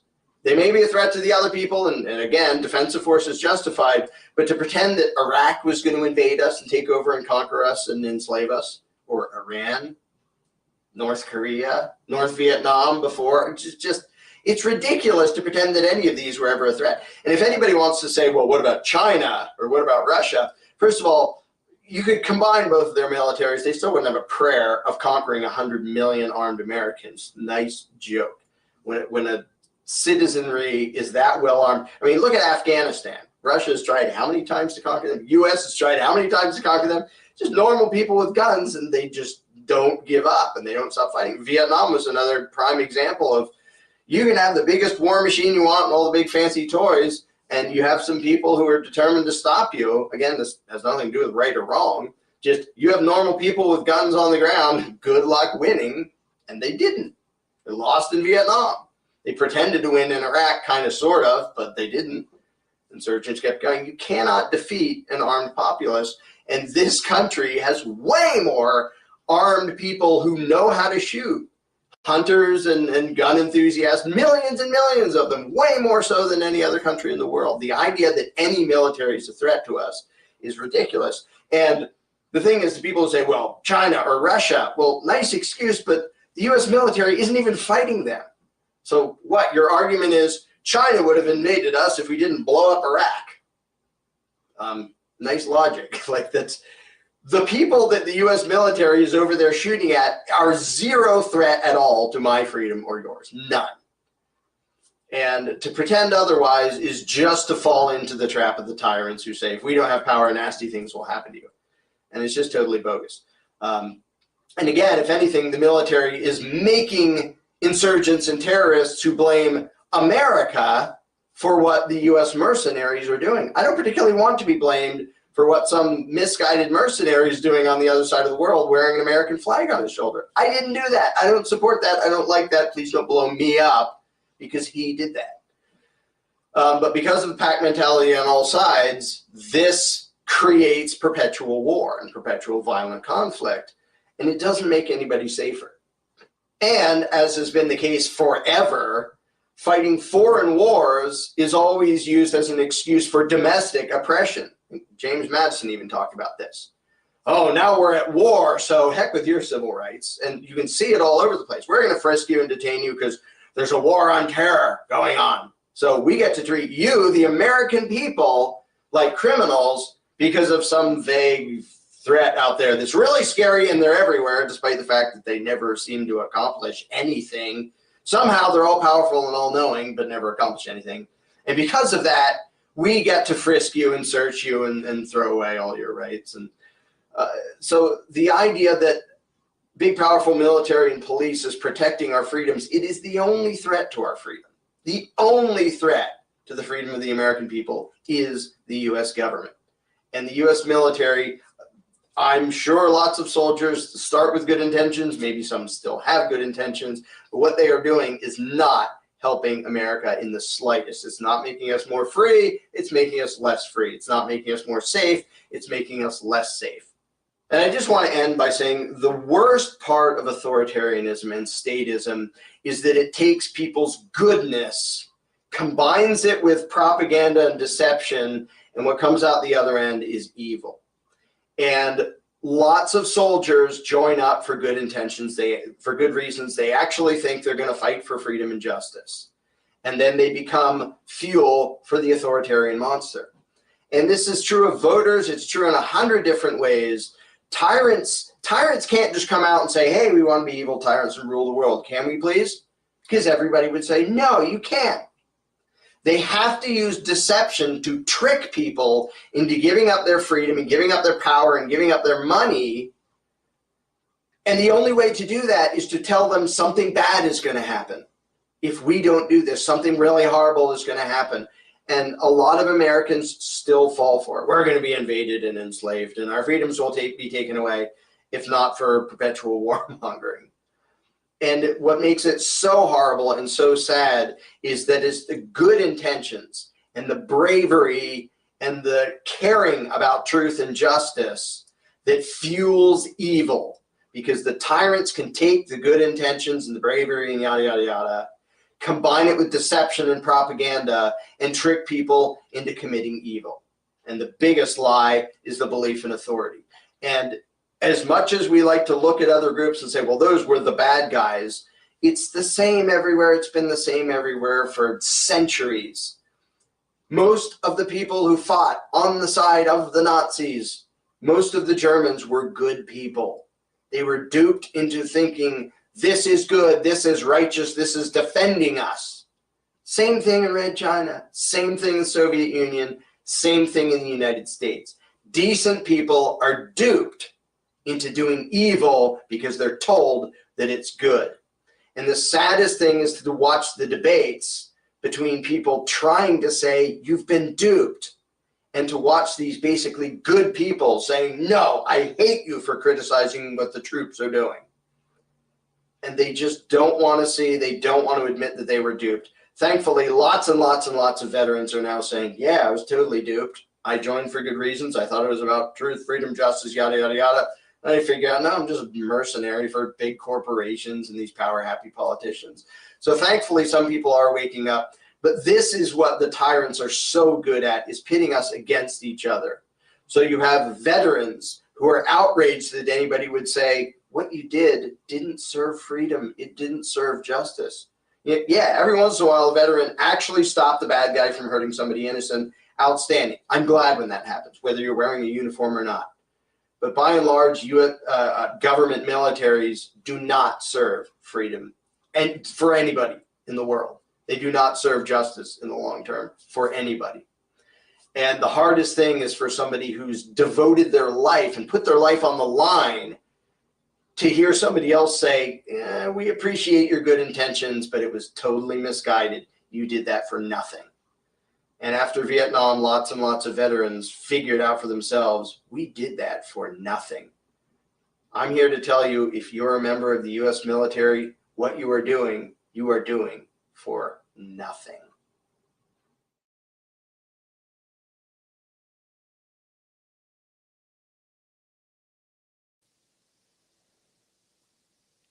I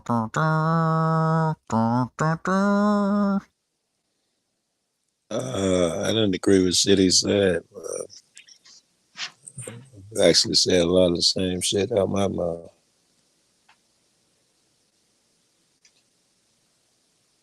Say a lot of. I caught the first part. I've a lot of stuff he said. I've said out of my mouth as well. Mm-hmm. All the arguments, overseas, we're creating a terrorist. I saw myself saying a bunch of the shit he said. PSYOP after PSYOP after PSYOP. You create the fear. I was through the whole time he was talking, I was applying it to the police, right? He was talking about military, but the same thing applies on all the levels. The police try to trick you into believing that they're there for your safety, and there's a group of people over here. We take away your rights for the safety of so and so. Rights are a PSYOP. Nationalism is a PSYOP. Patriotism is a PSYOP. Culturism is a PSYOP. Capitalism is a PSYOP. Communism is a PSYOP. I think the best way you can tell is if you can't withdraw from it, because you might not even know it. You're making you do a thing. Try and withdraw, then you'll be like, oh, hey, I have what strings on me. If it's a real thing, you should be able to walk away from it. If you try to walk away from it, the only thing real about it is that it's a LARP. All of it, top to bottom. LARPaholics.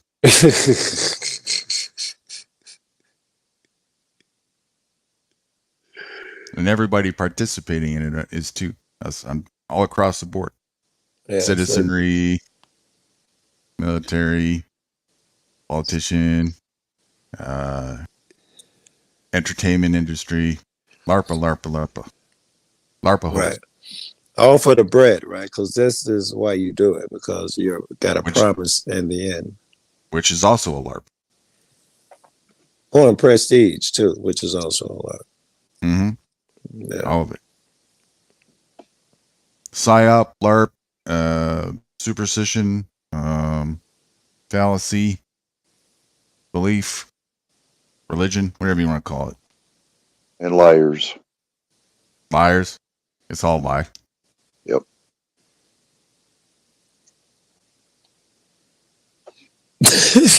You are the most dismal fucks in the world. I just tell the truth. That's all I do. Oh my God.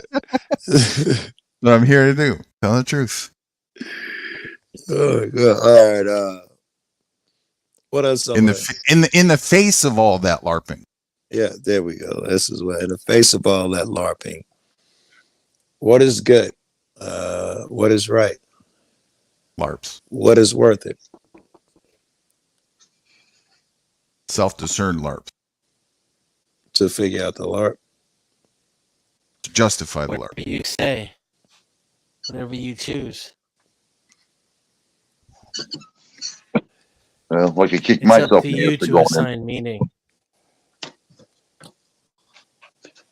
Well, I could kick myself in going in the service. I'll tell you that, what I learned. Your feedback of seeing that there, Mr. Big Thumbs? Well, you're innocent for one thing. You think you're doing right for the freedom and democracy, the free range instead of free for freedom. Anyway, you go in there and you get yourself checked out. You go on the bus. You're scared to death, wondering what the hell's going to go on. You don't know. 3 o'clock in the morning, you get out of the bus. You're half asleep. Got to throw all your contraband in a box as you walk in this little room. If you don't, you get an Article 15 and put in jail. Then they tell you your mama isn't here anymore. I'm your mama. And then the shit hits the fan. Don't step on the grass, because if you do that, you're going to do push-ups. You're hurting our grass. If you don't listen to them, they'll put you around the barracks and beat the shit out of you. This is the Vietnam era. Okay. People would actually hurt themselves, shoot their fingers off, break their legs purposely, turn gay, just pretend to turn gay. Yeah. People riding on tricycles. One guy riding on a tricycle in formation. Oh, I left my ass off. He got his ass kicked for that. But then they teach you how to kill for freedom, democracy. Every single day, kill. You have to go through gas chambers, for tear gas, irritation gas, shoot your weapons, do push-ups. You will listen to me. Or if you drop your weapon on the ground, you got to run around in circles with the rifle in your air. It's just constantly beating you to death. Kill. And that's all it is. And if you disobey them, they'll either take your money, strip you of your rank, or put you in jail. And you don't know why you're doing it. When you go to war, they just tell you, you go there and you do something. They don't tell you why. There's the enemy. Kill them. And that's it. No questions. You can't answer anything. If you disobey, right in jail. It's a constant thing. And for what? For these corporations to get richer? For making military equipment? Yeah. It's a high price. Yeah, and they're thinning out the herd, the population purposely. Why these fat cats in Washington sit on their ass and wouldn't even help us at all. Look at January, the insurrection in January. They hid like babies in Congress, scared to death. But yet they want us to do their dirty job. Screw them. Seriously, really. Yeah. I mean, if there's a nuke, do you know where they're going to be? If there's a nuke in this place, they're going to be hiding in Cheyenne Mountain. Don't forget, though, military troops sign up for it. Yeah, I know. And that's what I said. I could kick myself in the ass for it. But I'll tell you, I learned by it. I learned how demented they are, how crazy they are, and they don't give a shit about life. Nobody's life. I've heard many of people, my friends, come back and say they got shot by friendly fire. Their own people shot them. Not just the enemy, but the military, us. We're shooting each other. Yeah. That's a lot of shit. That's because that is the enemy. Yeah. I mean, and when I got out, they wanted me to re-up again. I told them, no, I don't want nothing to do with it. And I knew something was wrong. And I says, fuck them. So I left. And I'll be damned if it didn't happen in the United States 10 years later. And I couldn't figure it out. Why in the hell is this going on? Guru's the one that shed the light on me. And it all came together to me. The flag that I have on there's the emblem. That's the most heinous thing you can do to a flag right there, other than stepping on it, is put it upside down. That means distress. And that's the worst thing I hate to see in anybody, putting that flag upside down. Minus burning it. Right, minus burning or stepping on it. Yeah, that's right. If I could burn the flag, I'd do it purposely on YouTube. I just might.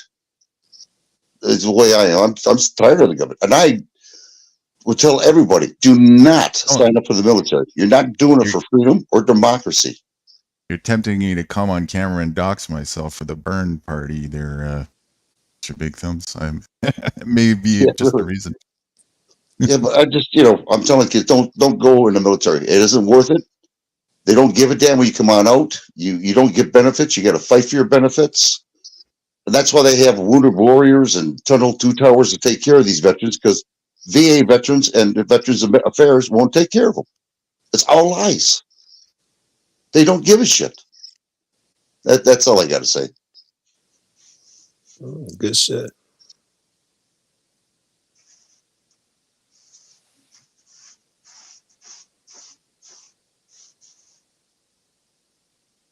Where people go sideways is even the idea that somebody would have some kind of obligation to give a shit.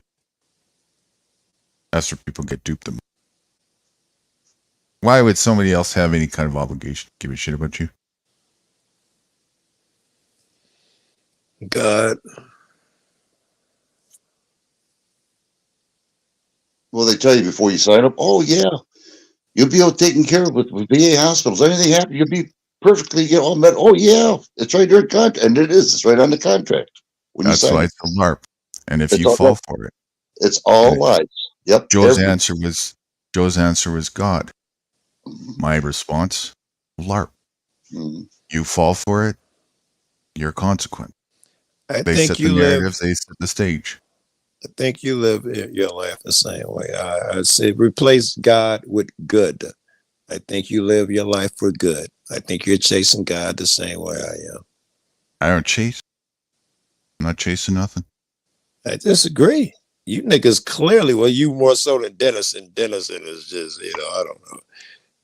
You're clearly fucking chasing. You feel obligated to help motherfuckers. You feel obligated to be the best, softest, whatever. You feel obligated to blah, blah, blah. You feel obligated to mankind and all that shit. It's clear. Well, no matter what comes out your mouth. I don't feel obligated.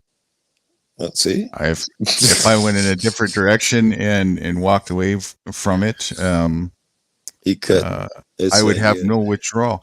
It took me years to even make a decision to do that because I struggled so much with most of you fuckers don't deserve it. You really don't. You really don't, because you're getting what you ask for and what you choose and what you want. Yeah, I agree with you, but it's in you now. And once it's in there, ain't no going back, at least as far as I thought. Ain't no going back once you've been seeing that shit. You could never be fucking cruel for cruel's sake or whatever. You go, the next chick is going to get the considerations you give Cat. It's just what's going to happen from now on. That's not the same as having a sense of obligation towards what pursuing. I think it's obligated to be good and be nice and all of that shit. I think that's part of your obligation. Be kind. I think those things are God. Those things are just life, It's an option in life, and it's a healthy option in life. Agree. Why is killing motherfuckers an unhealthy option? I'm not so sure. If we're just going from a naturalistic, I don't know what point of view. Why not kill more people? Why is that negative or bad? Hey, I'm front in line with my hands straight up, yelling up and down in favor of natural selection. Yeah, I got you, but you ain't in favor of killing motherfuckers because you're a good guy. Only in self-defense. Right. I mean, if it benefits, if you gotta, like the way you guys say, I get a dopamine rush, and I think we all do from doing good things. Well, if you're a logical cat, you should be okay with getting a dopamine rush from doing a bad shit. And if you get paid for it in the process, get money out of it, it should be just as much an option for you to do evil shit as good shit. If I'm to believe that you believe what you believe. That's the thing, is I don't do any beliefs, and I didn't need any religions to have self-discernment Yeah, I don't or do self-government, religion either. you know, Yeah. when it comes to that. You know, I'm not trying to be obedient either, especially to some divine entity. Good. I am just saying, I think God has been defined. I think good. If I say you chase mercy, because it's my belief that Jesus, when people say Jesus, they're talking about love, honesty, mercy, all the positive aspects of what we call positive. That would be the holy, blah, blah, blah, blah, blah. And we all chase those things, including you. And I know you're a good guy because there are some people who chase the other thing, or at least some people who are indifferent and chase the other thing because just that's as much an option as the good. But some I people think are chase is the oriented. wrong word. Just choose, then. That's what you mean, right? Just choose that path. That's what you mean by that? That's the case. I'm Yeah, not then sure. I God think is you just your perfected own it, so you're individual chasing it. choice. You're chasing it because you're perfecting it. I think you chase good and all that shit. Yeah, what's that? Yeah, God is an individual choice. Then God is just your own individual choice then. And what you consider good is whatever is socially acceptable. And you're the one making that choice and deciding what's good and what isn't good. There's no divine source to it that existed before the universe and knows what you're thinking and can answer your prayers. Oh, that was You're essentially making my argument, right? Like they're you're just calling it God.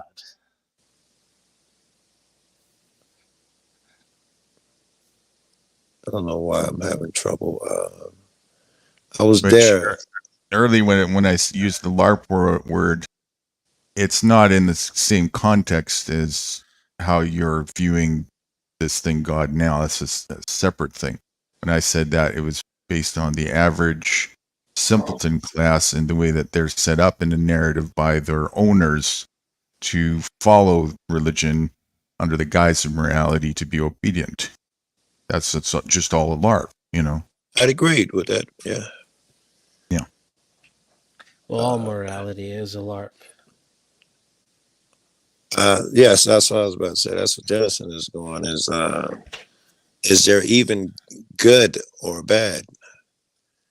Only in context to one another. Right. Self-discerned Light- subjective opinion.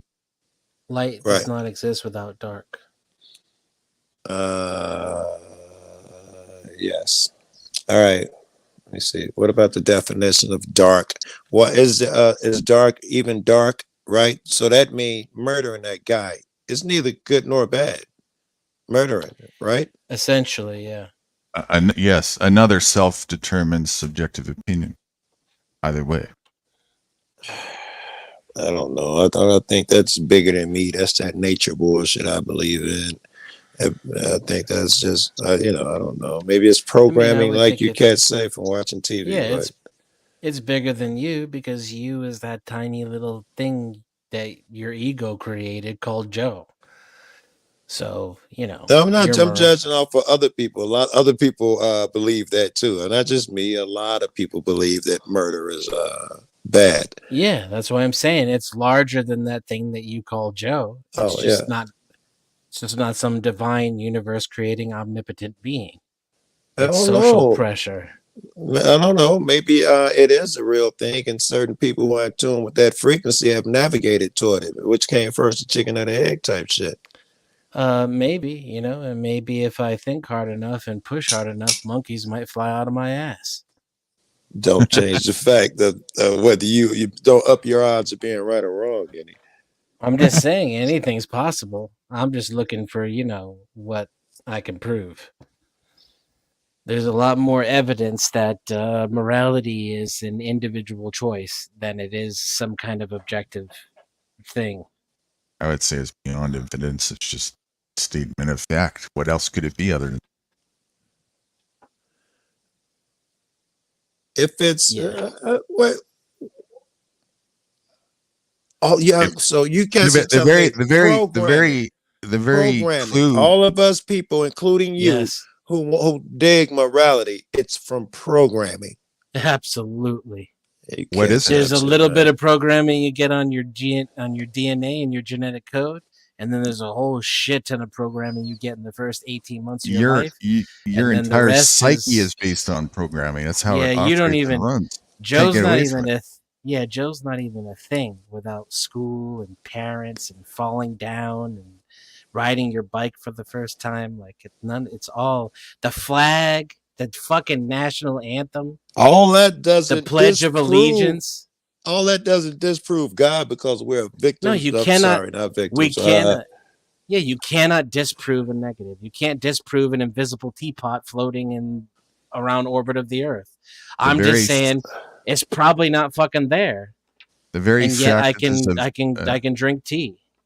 the very fact that there's a variance in view in this discussion is your first clue that it's all based on subjective, self-discerned opinion, subject to the eye of the beholder. Otherwise, there would be no reason for a discussion in the matter. We would just all have a straight God is level the most, understanding. Listen, just God because is the the most truth can powerful, be most there, powerful being. the I mean, truth for can reals. be there. The truth is there. Your opinion of it is subjective. Doesn't mean the true thing isn't there. Correct? The truth is you get to decide and discern your own morality. No, you interpret your own morality. I guess in some forms you decide it, but everybody's going to have their own interpretation. Yeah. But it's just an interpretation of a truth that is real. Morality is really a thing. All your wounded trauma and so make you interpret it one way doesn't mean it's not there. In fact, it's more logical that it is there because everybody's fucking for a million It's a reasons. real thing that we made up. It could be that, yeah. And get to discern ourselves to how we place it and what we want to do with it. And if you were born 150 years ago, you would have an entirely different set of moralities. Absolutely. If you were born 50 years ago, you might think that, privilege was a little bit more identifiable in that day. Sure, we can postulate some ultimate rigid, like golden truth that exists on a tablet somewhere in space, and we're just, after 4 billion years, barely getting around to realizing slavery is bad. I tend to think that we're just a bunch of fucking monkeys trying to figure out the best way to do shit. And I don't think and any the of evidence us, evidence would kind of lean towards the monkey theory. I think you would have to agree. I agree. All evidence in the world is that we do the monkey shit. But I still think that I think you're giving a discredit to monkeys with that statement. yes. Yeah, that you Yes. would. You would. Unfortunately, the reality of monkeys is not what Guru would tell you in his, his recollection of the harmony in nature.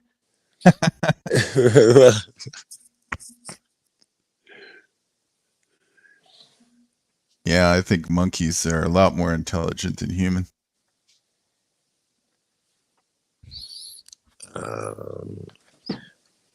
I still hold to my. It's clear though that the entire time we've been discussing and debating the thing. The fact that we're debating it should show that it exists. We've been debating this shit, like you say, since the beginning of so and so. We may talk about it's like this, it's like that, but we know it exists because all of us is fucking debating it. Spider-Man exists. We ain't been debating Spider-Man since, but we have been debating morality and trying to define it Santa since Claus exists. inception. We ain't been debating Santa Claus that long, but we have been debating The morality. tooth fairy exists. Yeah, you cats are talking about ephemeral things. I'm talking about something that appears to exist for real, right? Morality seems to be a thing. Show you? They wouldn't talk about. Show me the difference in front of me. That it's Oh, where does yeah. it? Okay, let's put it this way. Where is that literally, in the physical sense, all centered? Where is it centered in a physical sense? Back in the day, they weren't talking about Oh no, Santa I'm not Claus Yeah, that's not what you're talking about. I'm talking where does it, where can even this conversation and all of that, where in the anatomy, where is it actually based? Oh, the conversation of morality, where is it based? I know not. It's organized in my head somewhere, but it's probably organized in other places as well. I don't know where it's based. Well, you had it right in your head. I'm guessing other parts play a role as well. Show me. Your heart, for instance, you take this guy's heart, you put it in that guy's body, and certain weird shit is exchanged. That or that shit about you taking bugs, you take them through a maze, and once they find their way how to go through the maze to get the food, you grind them up and feed them to the other worms, and then the worms who ate them immediately know how to go and get the food. It's like shit is transferred in other ways, Justin, in the brain. Looks like the heart plays a role when you change the heart transplant victim. That's morality, though. No, I wasn't. No, I wasn't saying I was morality. Whatever. I'm just trying to define some shit. I don't know what morality and the heart transplant patient guy got to do with each other. We should title this Pickles. Morality, I was saying, is lasts forever. They've been talked about forever. Yeah. I don't know. I've only been around here, but we can guesstimate some accuracy that it's been talked about probably for quite some time. Yeah. Probably long before I've been around. Yes, which give existence that it is a real thing. You haven't talked about Santa Claus at an NFL or so and so. Just because people are talking about something for a long time, that's what brings it into the realm of actuality. No, but it brings it to the realm of pay attention. It might be an actuality. Well, I pay attention regardless, but it would take maybe more evidence, more proof, but that would be proof of a thing. If it's coming out of everybody's mouth, it's probably something there. Just smoke this fire type shit. Morality is based on subjective opinion. That's not a subjective opinion. That's a statement of fact. I'm not sure. I think morality is that elephant. If it wasn't, then I wouldn't be able to put my version of justification on my action and have a court of appearance that would vary from one man to another. It would just be a unanimous agreement of morality right across the board. We would all just understand. No, we would not if we were all wounded trauma victims and we can't interpret it precisely, and we prefer to argue over its definition. Even in the face of that logic, I still see constant lunacy against that argument, Joe, all the time. People and their delusions and lunacy constantly, because they're hanging on to falsities as their basis of function, as they were programmed and trained to do.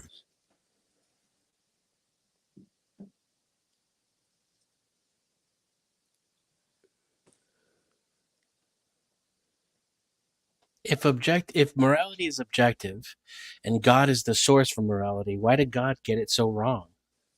What did he get wrong? I mean, the commandments are shit. You have. Let me ask you. That's a great question. Do you have any complaints? About God doing something wrong? No, about this realm and this life, the state, about how this is run and how this is all working. It's all just great, perfect. No complaints whatsoever. I don't know. I'd probably change a couple things.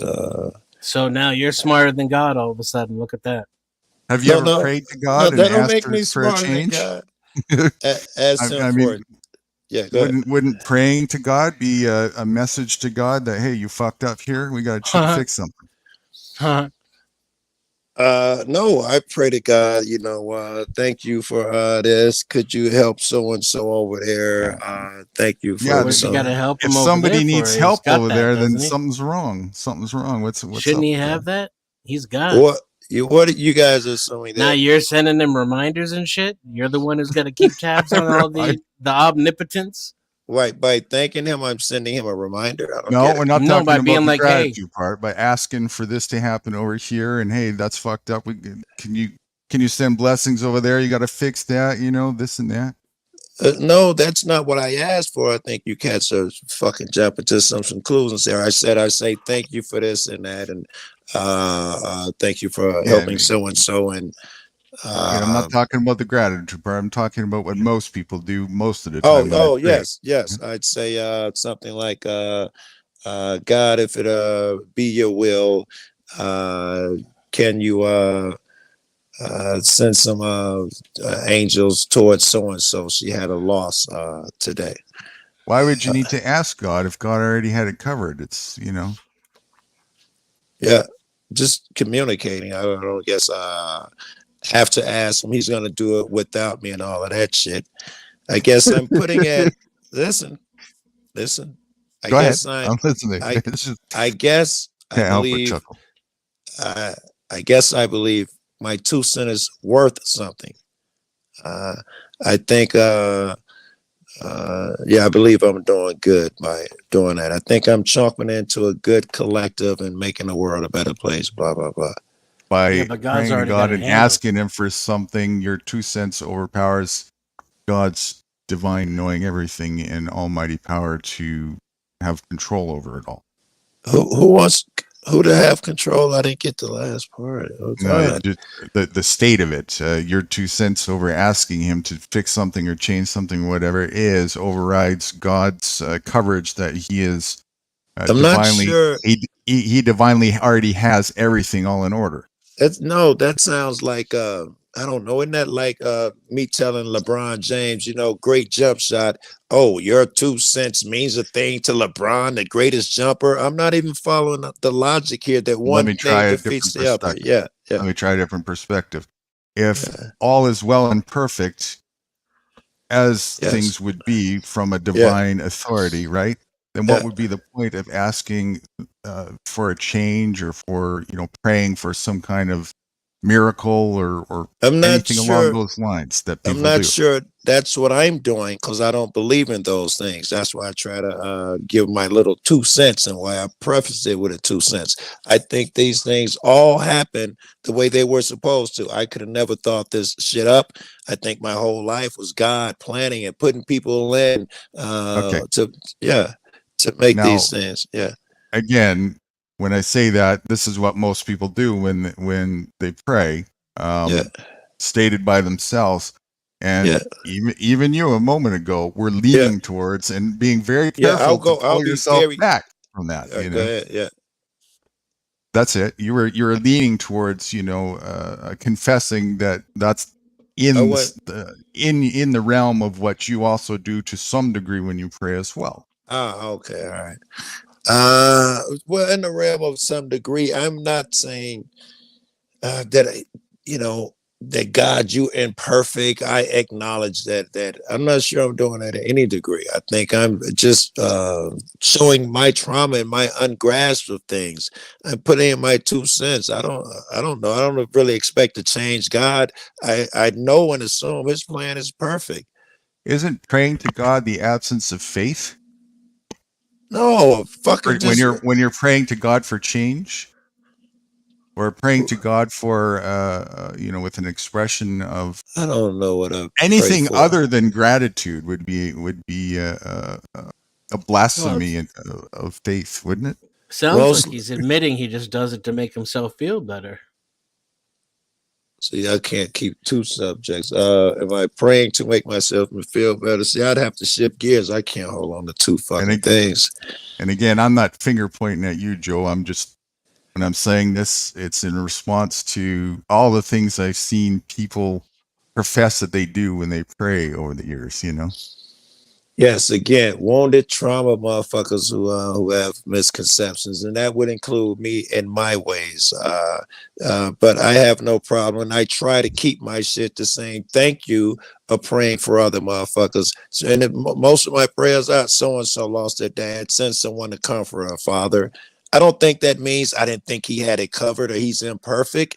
It just means I love that person, God. I'm just speaking up on that.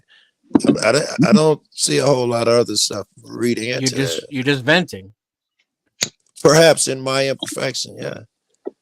So again, that would be a blasphemy to your faith then. It would be Because a if you had, blasphemy. yeah, because if you had absolute faith in it, all is well. You'd have nothing to vent about. Everything's perfect. You're supposed to just completely trust in that. Are you not? Yes, if I wasn't a victim of all these other people telling me things in the news and all of that bullshit, perhaps I'd be perfect and I'd pick up on the signals the way they were meant. But I'm out here in a world that's infected with chemicals and blah, blah, blah, trying to pick up That's on right. that signal the best I That's the can. world. That's the world just as God made it, though. Right. Yes, And, I'm okay with it. I love it, even the ups and downs, right? I wouldn't change nothing. I love this. I think I created this fucking masochistic piece Wouldn't of change bullshit nothing. world. really? I Well, do. that's I interesting. down to the sounds. That's my masochistic.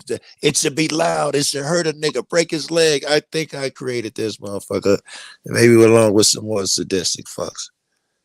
Wow. So how did you? I mean, that's what- kind of true. I would agree. I want to hear more about this. So what brings you to say that? Elaborate. Well, most things. It's so in tune, and I know it could be the other way that I'm a victim of it. But it's so in tune with me as an artist and the shit I want to create. And if when I'm let free, right, and my inner thoughts, like I dream of fucked up shit, killing motherfuckers and fucked up shit. I think that energy comes in here and comes out here in the form of this shit. And I'm very precise, right, with what I would want to see in the. I'm high. I'm not expressing myself. It's all right. No, man. Just express it as it is. It's all good. That's what this is for, right?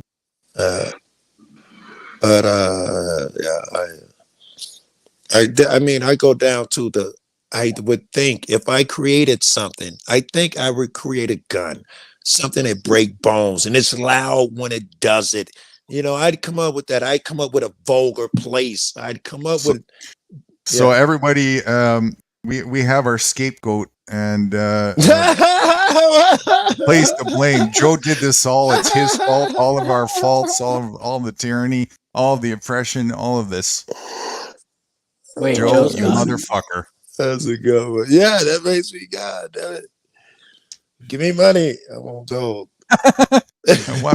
Why do we need to give you money when you created it all? Oh, hold on. I didn't know why he was in here. Hold on. Shit.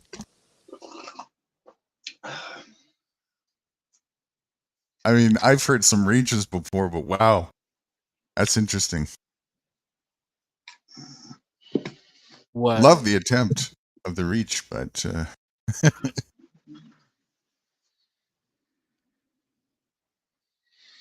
it never ceases to amaze me how far people will travel in profession of their imagination. It is interesting how far religions can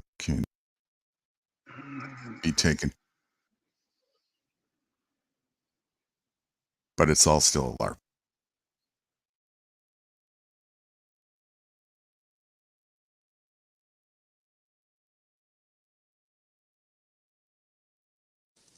All right, okay. But it's your fault. I was traumatized by Santa Claus there, Joe, because you created that shit for me. Gay people are trans. That's right, yeah. Why is it a fundamental part of human nature to lie to one another? Why is it fun? I don't know. Fear. It would be some fear-based nonsense, right? Like covering up with the clothes bullshit. Control. If the clothes were control, lies would be control. Definitely fear, but what's the root of fear? 7.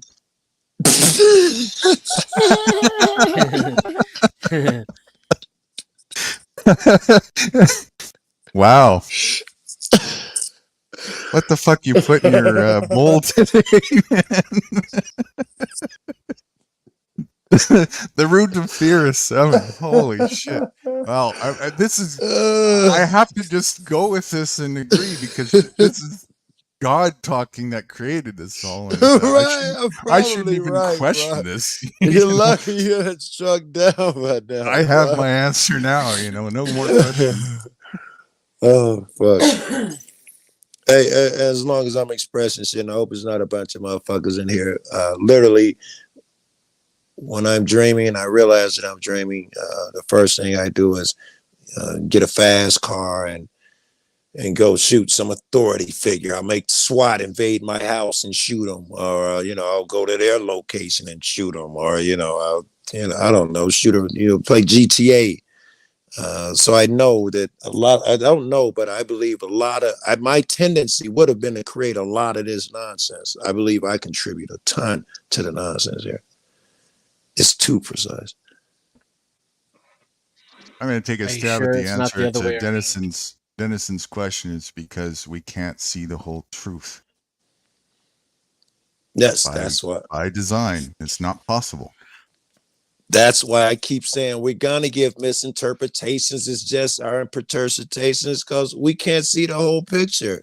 But the reason why people go any further than press it is because you had the fear part right, but the root of it is they're insecure about it. They're not. They don't want to just accept that there's nothing you can do about that while you're here at this moment, other than end it. And even that, you're taking a giant leap of faith when you do that. You still don't know. It might be even worse after that. It You could might be, know even right? less. Could be worse. Suicide is the only philosophical question. Did y'all hear somewhere that most of I think I heard everybody who attempted suicide on the way down who survived, it might have just been the people who jumped off the bridge, the San Francisco bridge. They all said, no, it was more suicide people. They all regretted it on the way down. Y'all ever heard that?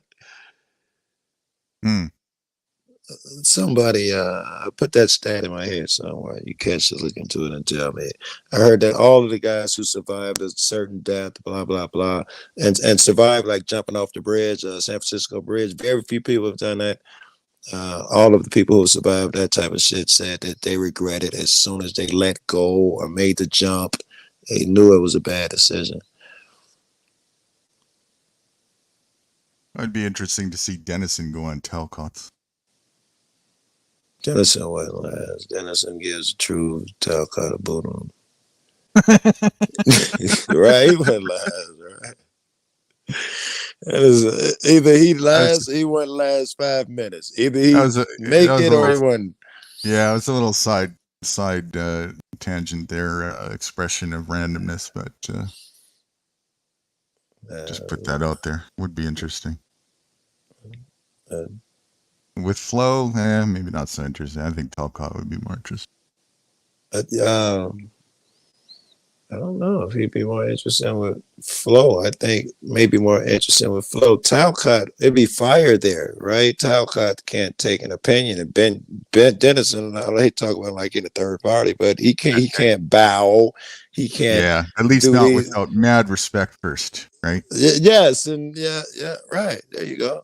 I don't see it, but with Flo, if they might meet on a certain ground. Yeah, Flo don't need to be coddled and shit the way Jack does.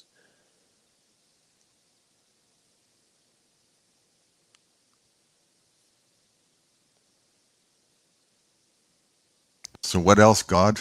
I'm so where do we go with this? I feel so enlightened today, and so grateful to be in your presence. All right. Well, here I'm gonna give you some directives. All right, I'm excited. All right. My kid Joe was earlier talking about analogy with the king and his son. All right. I'm God. I'm leaving. I'm giving you some wisdom and some knowledge here. You create this fucking world. You, unfortunately, are a whole, and everything you put in will be the outcome of this world that you have for now. So I'm telling you, I'm giving you orders do your best, morally upright type of shit. When you see people leading people astray on some nonsense, and you're gonna have to use some subjective reasoning there, you pull them back to what's good and positive for the whole. And where you're gonna know what's good is what's good for you, what you won't do to one person who's done to you, and that's what's good. Harm no man. All right. Those are your lessons for the day, you dumb fucks. It'll take you 1,000 years to figure it out. All right. Now, do I get to ask you some questions to clarify in response to that, or did I just got to go You about my day in absolutely blind no. I'm faith without? sharpening my lightning bolt, but you do get to ask questions. I'm just letting you know, Beatty, sharpen that lightning bolt. All right, I'm getting the lightning bolt sharpened, but yes, you get to ask All questions. right. Well, what's the point for me to do any of that and obey you? What's the point to obey me? Yeah, My, to my son. listen to what you said and follow that and obey it. He told you lightning bolts. Weren't you listening? Shit. No, he No, was I not didn't hear the listening. lightning Therefore, bolts. I just killed 100,000 kids in over there in Thailand because you're being bad today. All right, Oh, so pay more so- attention. So Yes. the point is to avoid your wrath. Yes. So you, as an almighty God, have Okay, nothing else all right. better. He is better God. To do I than- don't want you expending no energy He was on that right. line. I don't want you to spend no energy on that line. What was the reason why you should do it? What was your question? Maybe I could give a real answer. I don't know. What's my what's the- motivation for doing that instead of just Instead of turning just a blind obeying a eye? motherfucker. Yeah. Yeah. What's your motivation? Well, And what happens if I'm defiant other than what you said? Because I didn't even hear that part, but that was going to be my Okay, next thing. okay, Is there okay. other reality in defiance? yes, Consequence-wise? there's my son. What you see here is just a beginner's class to a lot of things that I have to offer you. But right now, you have to pass this first class. You don't have to. I can skip to the skip. Sounds to like the- Trump University. Why is it always capitalism? I'm gonna pass on that one. Gotta say. I'm not a checks in the mail kind of guy, you know. Well, I don't know. Maybe that intertwines with my next question that I was going to have for you there, Mr. Great One. What's in it for you? Well, I'll tell any you, of you this. question me. I can't help it being nasty when I play God. I want to stab somebody. I mean, I'm very What's curious. fucked I up don't know though what's. is it's exactly what is in the Bible. You do it out of fear of God's wrath, and God does it because He wants you to worship Him. He's an egomaniac. Your divine adulation, narcissist. exactly. Like you putting nothing before Him is the point, and you fearing Him is the point. I mean, is he really so bored or something like that? And he's got to create all these millions of little peons just so that they can obey and worship? I mean, Yeah, God is like Q from Star Trek. I don't think that the goal is to obey and worship. The goal All would right. be to Back to my benefit question. What's in it you. for you? But What would be what's in it for you? what's in it for me as God? As God, yeah. I want to create and have created some beings, and I want them to experience. I don't fucking know, man. I want you guys to experience some things. I want to show you something. Why? What do you get out of that? I think you'll get a kick out of it. What do you get out of that? What do I get out of it? Yeah. Actually, not a lot. I'm a busy man. I got 47 quadrillion other universes to deal with in the next 2 seconds. However, there's some beauty out there, and I want to show you what it's like. What do you get out of showing me what it's like? Nothing. It's for you. You can't grasp the concept because you're a selfish human. It's for you. That sounds like a divine projection if I ever heard one. It's for you. The ultimate Yep, divine that's definitely some projections. Jesus shit right there.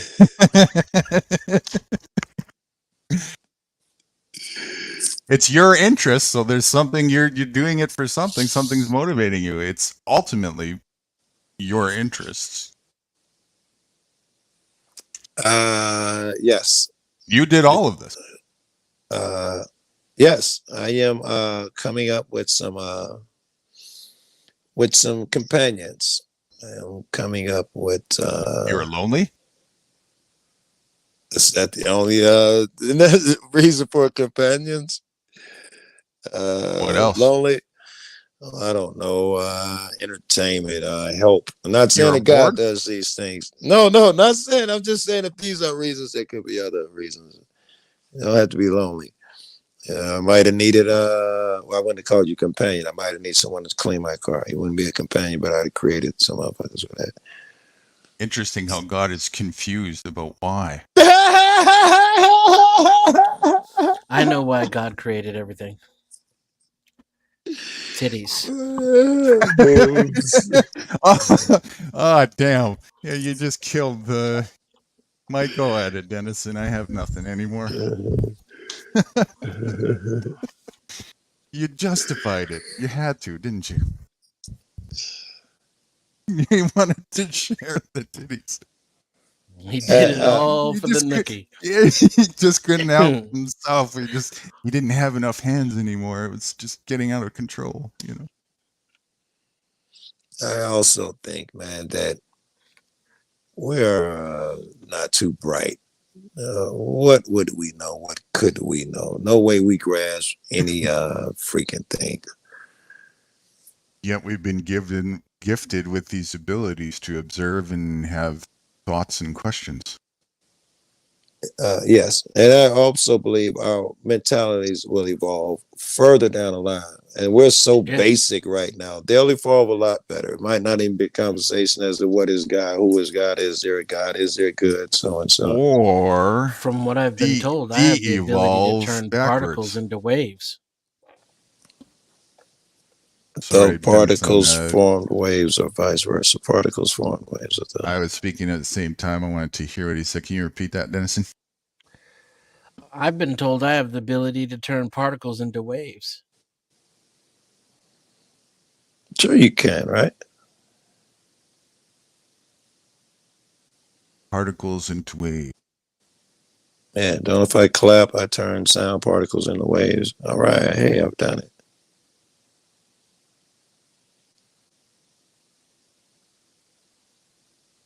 Supposedly, I can do it just by looking at a thing. what I've been And it told. seems to me we're doing it without being able to help it. Oh, he's talking about, I know, I think I know where he's going. If I'm getting it right here, getting it right, what you're saying. That's what's going on fundamentally by default, is it not? I didn't hear you, Guru. When I you- was contemplating what Dennison said. Said by the sounds of what Dennis is saying, this is what's happening without even being able to help it. It's going on by default. Could be. But supposedly, once you observe something, you change it forever. Yeah, I've heard that as well. Wouldn't that be part and parcel with the same thing? Perhaps. Isn't that just the basis for energy and motion transforming continuously, infinitely? Could be part of it. What else? That's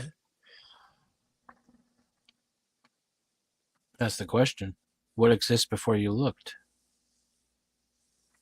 Yeah.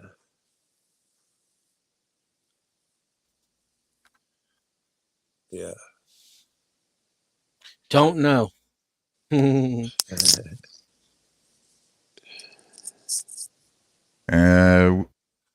Is it an opinion or fact that if we don't see something, it doesn't exist? Are we using that as a foundation? I'm asking the question, what exists before you looked? What exists before I look? You mean before I actually seen with my own eyes? If you observe something and it changes it, how do you know what was there before?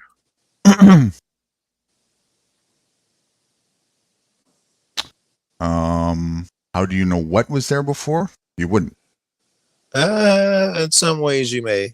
It doesn't mean that doesn't confirm though that something wasn't there before. It just means you wouldn't know what it was. You pull a gun on a motherfucker on a corner, he take off running. You can be pretty sure that you caused that action. Some would be obvious. Some would be less obvious. That's the motion of life, colliding, causing vibrations. Yeah. Or at But least if the another illusion person of. tells you, that means they observed it too. Yeah. So what was it before they observed it? Again, don't know.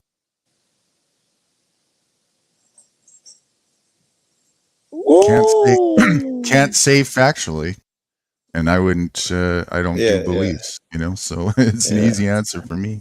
I do believe there was unorganized matter somewhere waiting for us geniuses to come up with the thought and blah blah blah, and it jumped into action to fulfill whatever we thought was about to happen.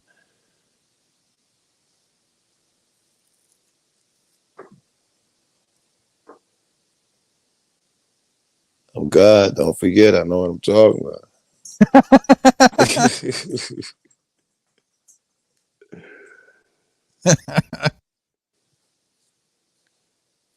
You're confused why you were done at that point, but all right, we'll still give you the God status for now.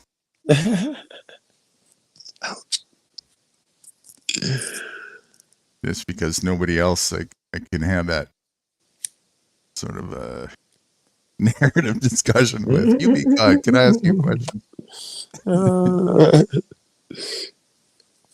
What did God say if?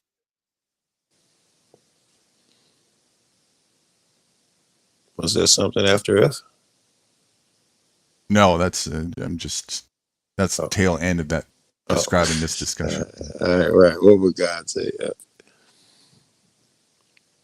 I was already off too. I somewhere along there, it made me think it was the Milgram experiment or whatever it was. It was a couple of them that talked about how fucking people would hurt people and that type of shit.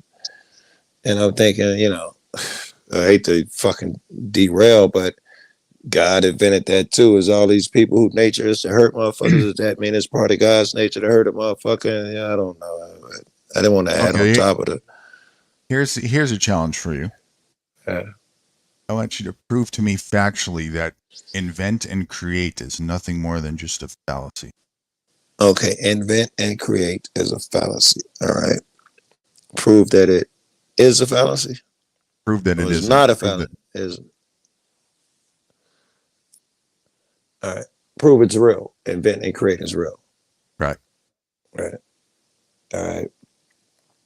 Well, invent is hard. I can see that already. Create, you're not really creating.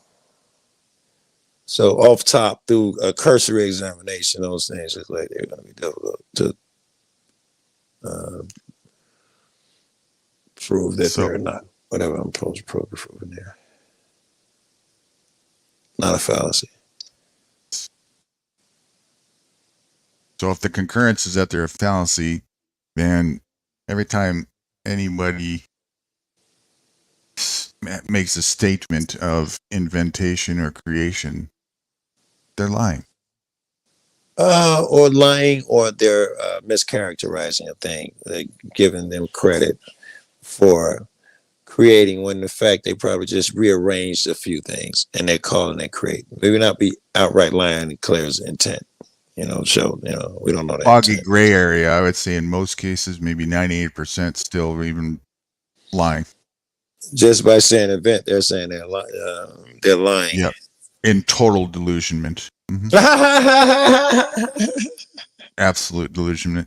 It's peaceful. I can see it. I can see absolute cognitive dissonance about it. Yeah.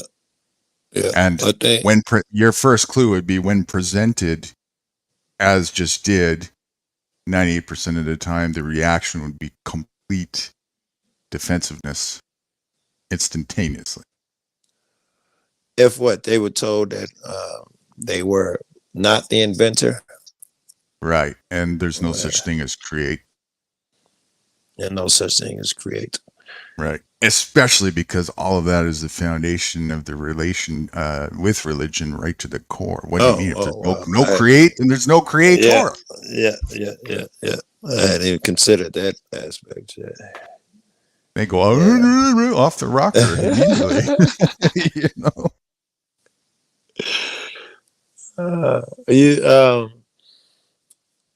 That's I think that's good. I think it's humbling, and I think it's good. It shows that God gave you a limited amount of tools to work with. And when we say we're creators, we're part of God. You're not really a creator, but go ahead, knock yourself out, playing the same. Well, no, if we want to go on that side, to be semantically correct, assembling is not a fallacy. I think you broke up. You're working with. again. Okay, so to be on the other side, to be semantically correct, assembling is not a fallacy. That's working with what's here already. That's not create. Okay. Designing, assembling, sure. Right. But create indicates the notation and connotation that makes something from scratch, that which wasn't in existence to exist. I think I gotta agree with utter you. delusion and fallacy. I think I'd agree with you. Yeah. I think I'd agree with you. Yeah. I like that though, because I know I'm not God.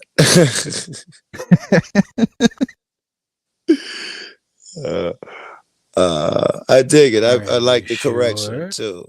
But as you mentioned it, I'm glad you brought me back, bro. You're right. And I think about it. What the fuck was I thinking? Close with God. But that's the way it should be, right? If you're going to have a religion, make it honesty. Make it truth. Yes. And maybe make it kindness, wisdom, and compassion. Baby. Yes. Down with that religion. Where do I sign up? If you have to have one. Yeah. That's the shit I chase normally. I actively want a motherfucker's day to be better, brighter, blah, blah, blah, blah, blah. And I don't know what it means that someone actively, I think these people are fewer, at least I hope, want to do people harm every day. And certainly, severe and bad harm, maybe even physical harm or death or something. I hope those people are fewer than the people that want everybody to wish good every day. It seems to me most people aren't really fundamentally wanting to be there. By design, there's a reason why feeling good feels good. And most people are just trying to get there and misguided in the attempt that they're doing so, because they're coming from the wrong angle in the wrong place. They're looking for instant gratification because the other route is a little bit more challenging because they're so unpracticed at that, Yeah, that's dope too. But to make conclusion on the creator thing there, Mr. God, I'm going to hold you accountable. The next time I hear that word creator come out of your mouth, it's going to be followed up immediately the word liar coming from this end, okay? So right, you're a liar. You know better. I do think that's a good distinction that I need to start spreading. Because I say it to other people in other ways. Earlier today, I was saying, what the so-and-so say he invented science. I got mad. I was like, nigga, science always been there. What is his name? Aristotle. Somebody was saying Aristotle invented science. And I got upset because I'm like, science always been there. Same shit. Maybe we can't really create a thing. The things have always been there. We can rearrange it and rename them and all of that shit. But we took the toys that fucking Lego made and made shit out of them, and then we called them names. But we didn't invent the fucking toys. We didn't invent them. No, made is a good word. That's fine. Made it's a little maybe out of it. Yeah, it's a little loose. I think more semantically correct. Assembled That's about it. The best you can probably get, right? I assembled that, Right. or designed, Right. or designed and assembled, right? Designed is dope. Designed is more prestigious, at least. And assembled. Designed and assembled. Yeah, that's dope. That's prestigious enough. I'm not God. I'll be happy with designed and assembled. Set.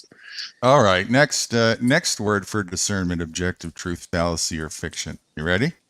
Yeah. Ownership.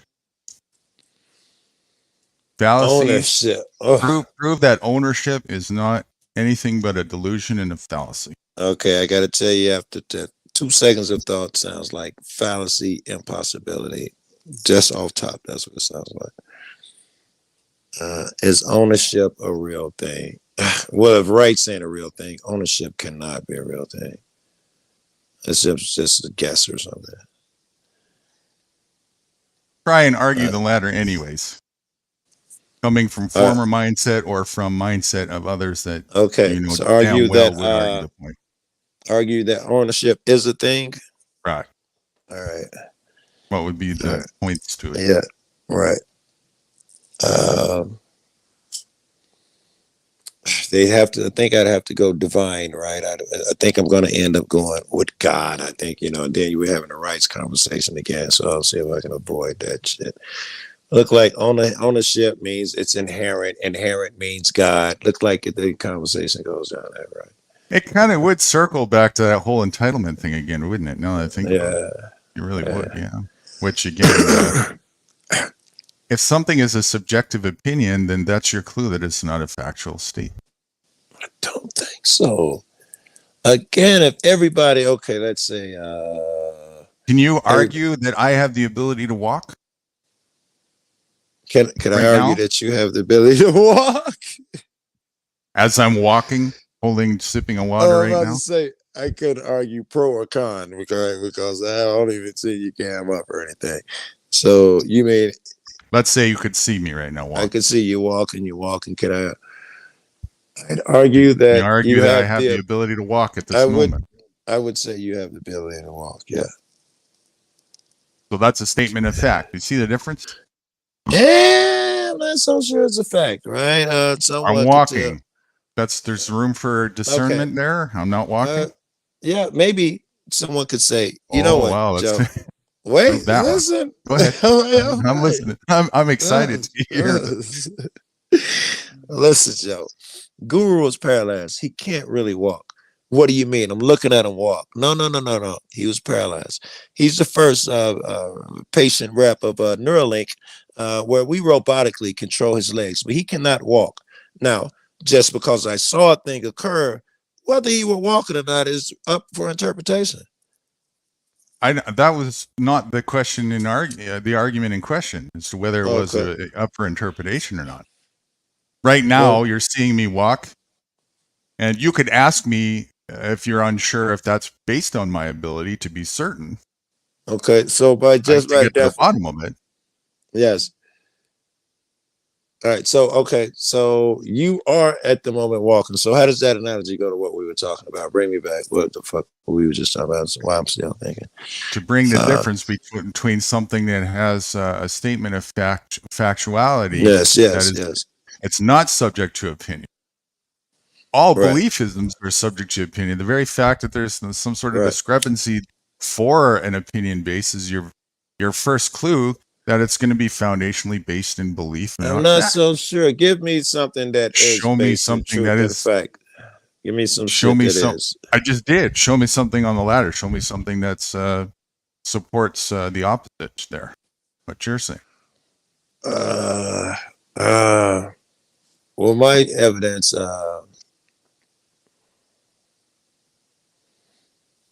My evidence of if I see an airplane, I don't know. I can't. We could use the ownership if you want. Yeah. I was gonna go there, but now my mind is jumping around from trying to prove different shits. I'm stuck on this airplane shit in my head. Let's do the ownership. All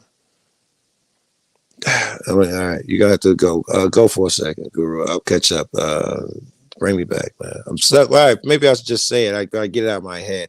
It's not going to make any sense. The Go claim, ahead. You the go. claim Yeah. again is that your first clue that something is logically based and rooted in subjective opinion and not fact is that the fact that there is subjective opinion Is on that the table there's a for debate discussion. about it to begin with. And my argument that it must exist, that these niggas couldn't be debating it. If it's not something to debate, it must exist. We debate if Santa Claus is real. I fact.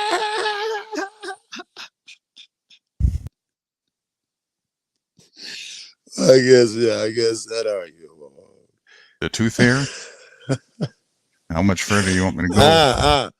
I guess the fact that so many people argue it must exist. Oh, so now just because millions of people in delusion, that supports less disillusionment somehow. I don't understand the logic in that. No, I just said that so I could make the leap to surely the fact that if someone's been saying it for thousands and thousands of years. So now somebody now, who's been, okay, if I've been saying 1 + 1 is 4, if I say it today, that's kind of a lie. But if I say the same thing for 1,000 years, then it gives more support that it's it not a gives lie. more credence, certainly, if the mankind, not just you, if mankind for this history that we know it has been coming at the same conclusion you have, certainly it gives it more validity. That's the ultimate delusion, because first of all, you were never there for none of that history, and you're also believing whatever you're told about that history, probably from people who are also in disillusionment about said history. I'm just talking about the oldest fucking written shit that we could come up with. And I will say that I'm going off of someone else's interpretation of it because I can't read ancient Sumerian or Babylonian and shit. But they said the same shit. You know, they had the same oppressive nonsense bullshit that we say. Right. And let's give you the benefit of the doubt. Well, I have something that shows a little bit of a question mark on that. Aren't we supposed to be making progress as we move forward? What you're saying to me is that backwards is where all the real shit is. Yes, I don't know if we're making. Yes, I may be saying that. Yes, because I don't know if progress is a real thing. And I'd actually agree that you were. Well, the we is a subjective thing, but most of your corporate humanity class is definitely regressing on the daily. There's no doubt about that. Maybe progress, maybe regressing. Yeah, politics is regressing. Journalism is regressing. Any financial shit Intelligence is regressing. Health Intelligence is regressing. Health is regressing. Yes. Regressing to what? Yeah, in all aspects, just downgrading. Yeah, people are getting worse and worse in their beliefs and their health state and everything. To the state of attrition, you know, it's just attrition playing out. Yes, I think that's true. Yes, and I feel compelled to fight that nonsense psycho battle that they put on people, that technology. That whatever it is, it trick the people that they fall for the slavery and oppression. I feel compelled to go help them guys. I think that's proof of God. I feel compelled to help them in a certain way. I can't do immoral shit in my efforts to help them. I think there is evidence of God. Go ahead. Or yeah, could it be in discernment objectively? I could be asking you this as Joe the man or God, I guess it wouldn't matter. Could you be just a product and a victim of pop culture? Always that is true. Always. I don't think I could discount that. That foundation of bullshit. Ultimate lie, ultimate fallacy. What's popular is what we go with. It doesn't matter how logical, rational, or truthful it is. We just want to go with what the crowd says because, you know, fear typically of what happens when we don't. Generally speaking, man, but most of us, you know, I don't know. We know that to some extent the crowd is wrong, blah, blah. We have certain men and beliefs of Stoic philosophies or something that have worked for us. And if other people have achieved these philosophies, we give them credence. And if that type of what I call a serious man has been saying this thing for eternity, you know, like, for instance, the government is corrupt. The masses have been following the government. But I'm going to choose the serious men who say it's been corrupted. They've been saying it for that long, and I see it. It's probably something to it. Same thing with morality. And didn't God design and create this corruption and pop culturalism that you're a said victim of? Yes, he absolutely did. It was necessary. Yeah. Mr. Liar created a misnomer. How is it necessary? Shit. Wait, you said God. God creates. I know. God create. Yes. God created. so wait, we had that discussion. Now there's an exception. Yeah. Okay, so did you not hear me when I said if create itself is a fallacy, then you can't have it both ways. There's no creator if there's no create. Oh, yeah, we did not come to an understanding. Okay. Because let's get there. Yes, because clearly there's a creator. Same way we think gravity pulls down. I throw this friction, air, blah blah, all of these things. All right, let's go back to the create argument then. If there is such a thing as create, which now you're making an argument for, prove that factually. That it's not just a delusion and a fallacy. Prove it factually that it's not. Well, I wasn't around, but I assume these same rules of gravity have adhered since the beginning of the fucking time. So you're proving what I'm saying right at the moment. I'm right. I was just proving gravity does exist. Yeah. Okay. All right. I say gravity is a rule in the simulation that God made. And the most we can do is move things around. But God created gravity. Prove this factually. Right. Because gravity can be defeated. Would that be proof? No, that ain't proof of nothing. Don't know you well. I know gravity is going to be difficult because motherfuckers been trying to prove it forever. Really smart people. Motherfuckers can't prove it or agree on it. I can see that my feet come back down when I jump. I don't need any, that's not a fallacy. Prove that was created or any of this was created at all. It'd be difficult. By some supreme being. It'd be difficult because I'd have to use the rules of knowledge that I know, and I know they are super woefully inadequate to prove it. I don't know how.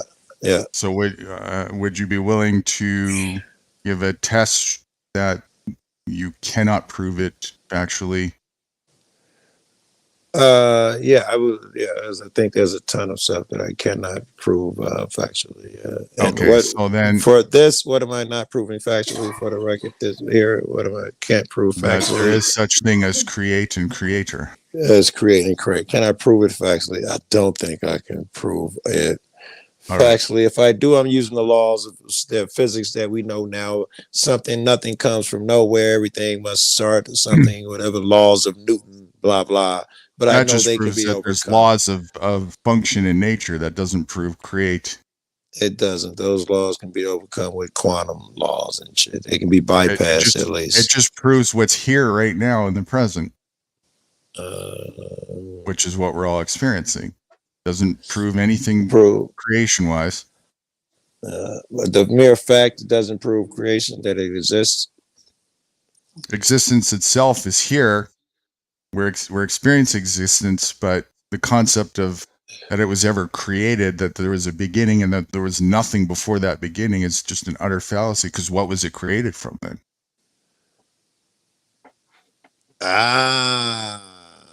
It was. It's always energy in transformation. It's just always this perpetual infinite energy in transformation. It always exists. I can go for it always existed, but then added the time in there. I still think there's even though it always existed, I still think it took a motherfucker to make it happen. If both of those things would be true. Well, there's no time involved. This is again infinite transformation, so it's always happening. This has been going on for ever, right? Because it's just an infinite loop. So, and I don't even see, I'm not a man of evidence, but I don't even see any evidence to the contrary. So the only thing we can logically conclude then is if you cannot factually even bring forth evidence to the contrary, never mind factual proof, that your entire foundation of it is based on belief. And belief is what people do when they just don't accept that they just don't know. Belief, trust, and faith are for people who are willing to accept anything less than factual truth. I rest my case in this conversation. Well, don't rest it yet, because let's face Of that it, fact, it's not closed conversation, right? I rest okay, that. yeah, we're amoeba, and what we know now, just because we know we were cavemen 100 years ago and believe dumbass shit, we know that what we consider fact now is dumbass shit and will change, even though we believe it's fact. But much of what we believe is dumb shit that will change. The changing itself is more evidence contrary that it was ever created. It's constantly in motion and changing all the time. It's never going to stop because it never started. It always was. Yeah, okay, I was wondering what I needed that last sentence. So if it always was, then yeah. it's not possible for it to have been created. And if it's not possible for it to have been created, then there's not possible for there to be a creator. I think that it always was. It's a big assumption to think that because a thing always was, that it was not created. Something always was, unless if you can show me what nothing is, and that's not another delusion and fallacy. And that when it was created, it wasn't created from something. Because even if it was created out of nothing, that nothing is something that it was created out of. It has to be. No, I understood the line. I see where you were going with that shit. I would assume all those are here to our belief that gravity goes up, down, nothing, something. I think these are all constructs that limit us. Hold on. Any chance I can find the bar video where he said complain now? Yeah, the idea of create is a construct that highly limits it. That word ought to be just thrown right out of our brain palettes.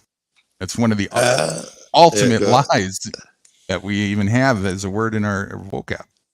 I don't think so, man. I think by even my simple rules of physics, well, I'd be quoting cats like Newton and all of that shit who says that.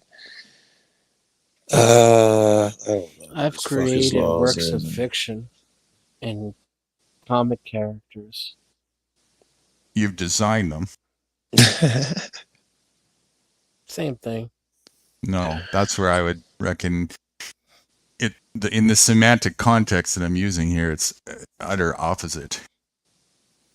Because again, back to what I was saying about the actual, what create indicates is that you took something from nothing that didn't exist at all and brought it into existence. No, you didn't. Yeah, sure I did.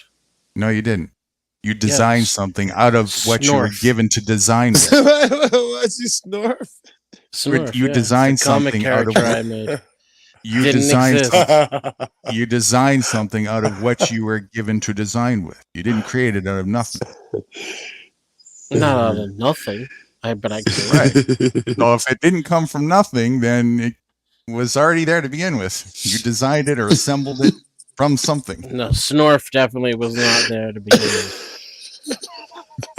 Trust me. You designed. I came up with that shit all by myself. Snorf. You got a picture of Snorf? I really want to put Snorf. I do, actually. I do. I can probably put it on the screen. I brought him into awesome. existence from nothing. I gotta say, Dennison does have a fucking argument. I hear yours. Yeah, the shit that he formulated in his mind. I'm not disputing. From nowhere. Nothing. I'm not disputing design and assemble. You're given the tools to do so. You're given the materials to do so. You're given the brains and the imagination to do so. But where do the thoughts come into your imagination? Is that even really yours? I didn't create the thoughts, but I created Snorf. Oh, that would be an oxymoron that you just stated there. It would be by that logic. Yeah, Dwarf was doomed to come. I mean, he was planned to come in at 12:15 in September of 2020. Dwarf was going to be created because you were spanked as a kid when you were 3 Snort. years old. Oh, snort. The inevitability of Snorf does not presume. Change the it's- fact that you didn't create him. Yes, it does not presume it's already existing. That was dope. That's a fallacy. That was Determinism fallacy. doesn't The mean that fallacy I is didn't that it create didn't Snorf. ex- It just means that I had to create Snorf. The fallacy is that it didn't exist before you project it. Definitely It totally did, because you're using everything that you've been programmed to use to project that.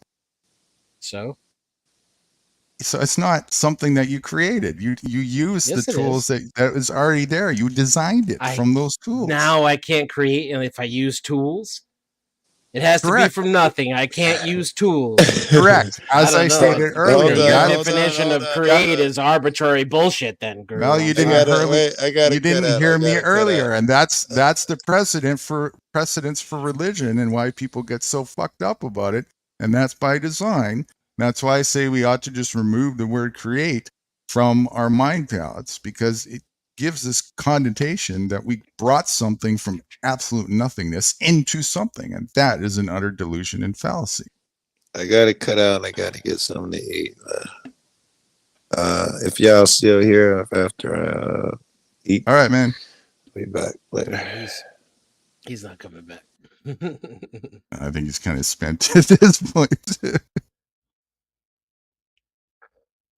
That's all right. I gotta catch him even earlier, and that's to get him. I don't know. Maybe he's got cycles of highness in the morning too. I don't know his morning conditions. This is the first time I seen him that cognitive when he first came up in quite some time. Just happens to be that I'm kind of spent today after about a 3-day stretch. So how are you doing, man? Good to see you. It's been a while. I'm all right. Yeah. Still breathing. Still breathing. Turn my volume up here. Catch my breath a little bit. Shit, after 3 days stretch and I had a little nap yesterday. It always happens this way. The the intense panels never come when you expect them, do they? At least for me, that's how it works. I don't know that I can have them anymore. Damn, I lost Snorf. Oh, no.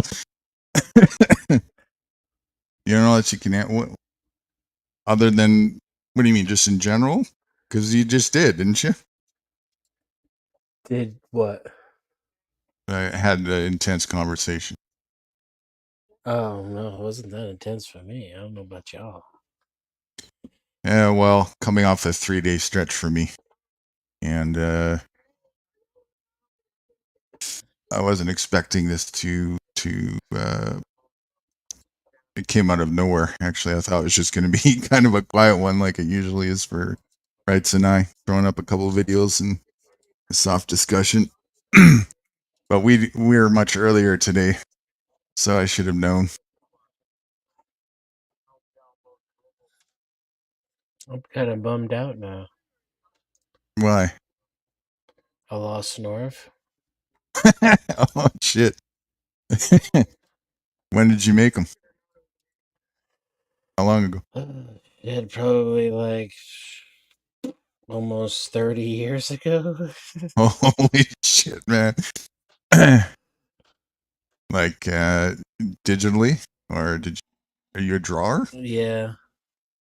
Yeah, I used to draw with MS Paint and another program. I don't think I'll be able to remember the name of it. But I would import and export back between the two of them.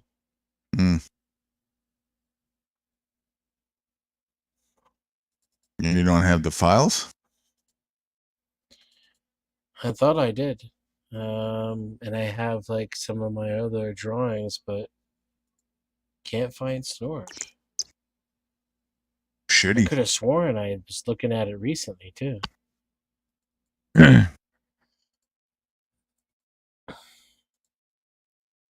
Maybe on another device. Stuff from that long ago is all on one place these days, you know? Well, very least you could redraw, couldn't you? Say again? At the very least, you could draw it again. Oh, yeah, for sure. But, you know, it's kind of sentimental value of the originals. Right. I mean, technically, I probably have the original on a notepad somewhere in pencil.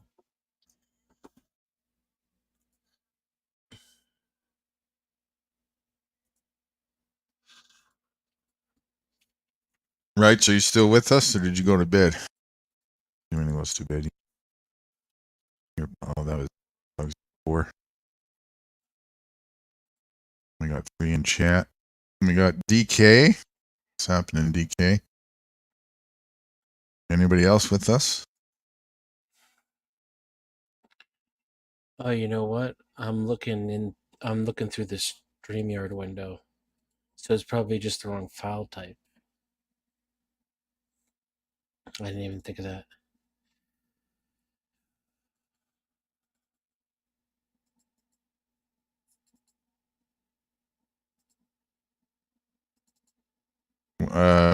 What are you using for Windows 10? Yeah. Should be easy. Just search the extension it. or whatever. You found it?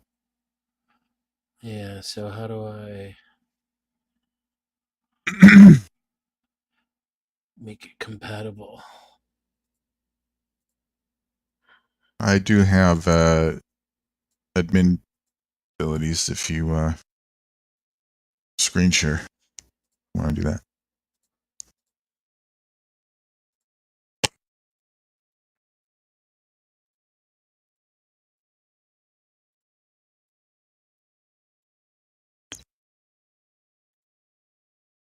Okay.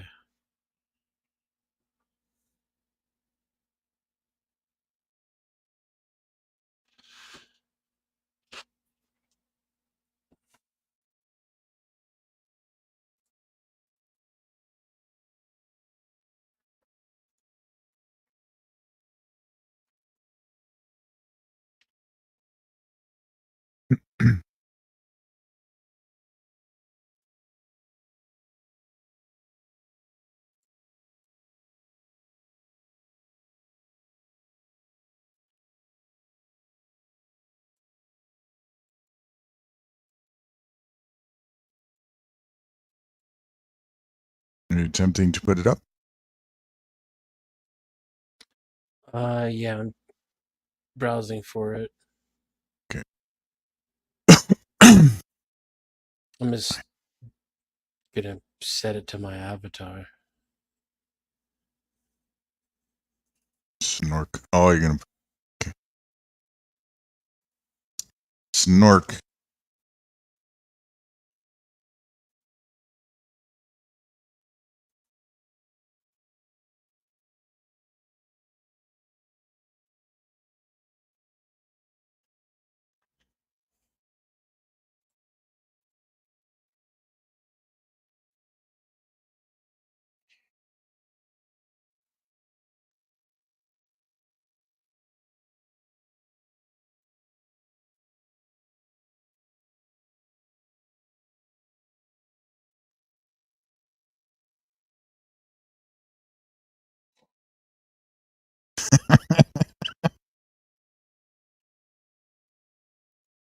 I kind of thought it'd be something like that, kind of on the Smurf side, some degree. Wasn't too far off. Purple though. I was thinking it'd be blue.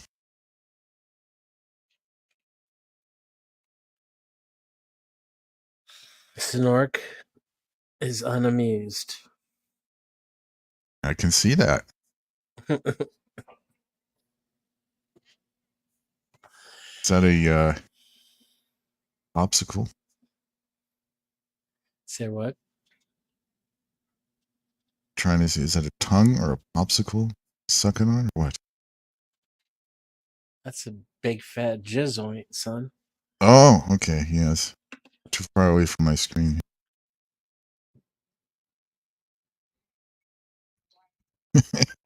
He's unamused. So, what's going on with Snork at the moment? Why is he so unamused? He's probably contemplating the existential nature of man.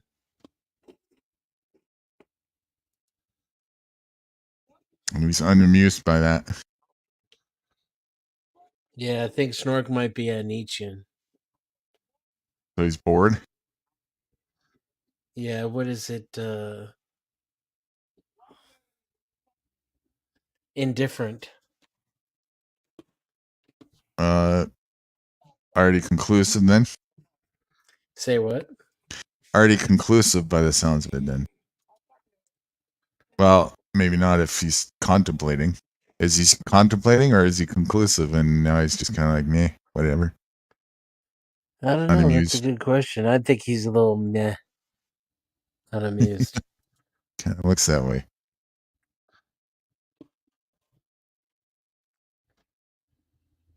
And well, I'd have to agree with it. I'm not amused by it.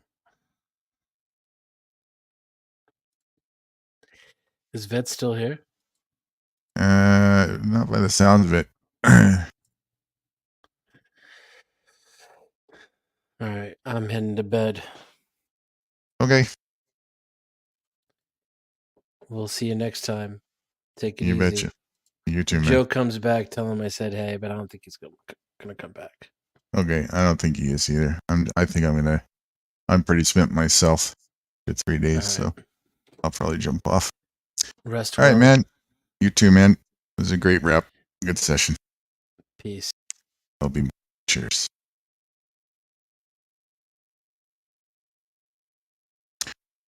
And anybody else who's left in chat, thanks for being with us. As always, Mr. Betts. What an interesting side one this was earlier. Always a blast, always fun. And we'll see you again very, very soon. Thank you very much, everybody. Take care.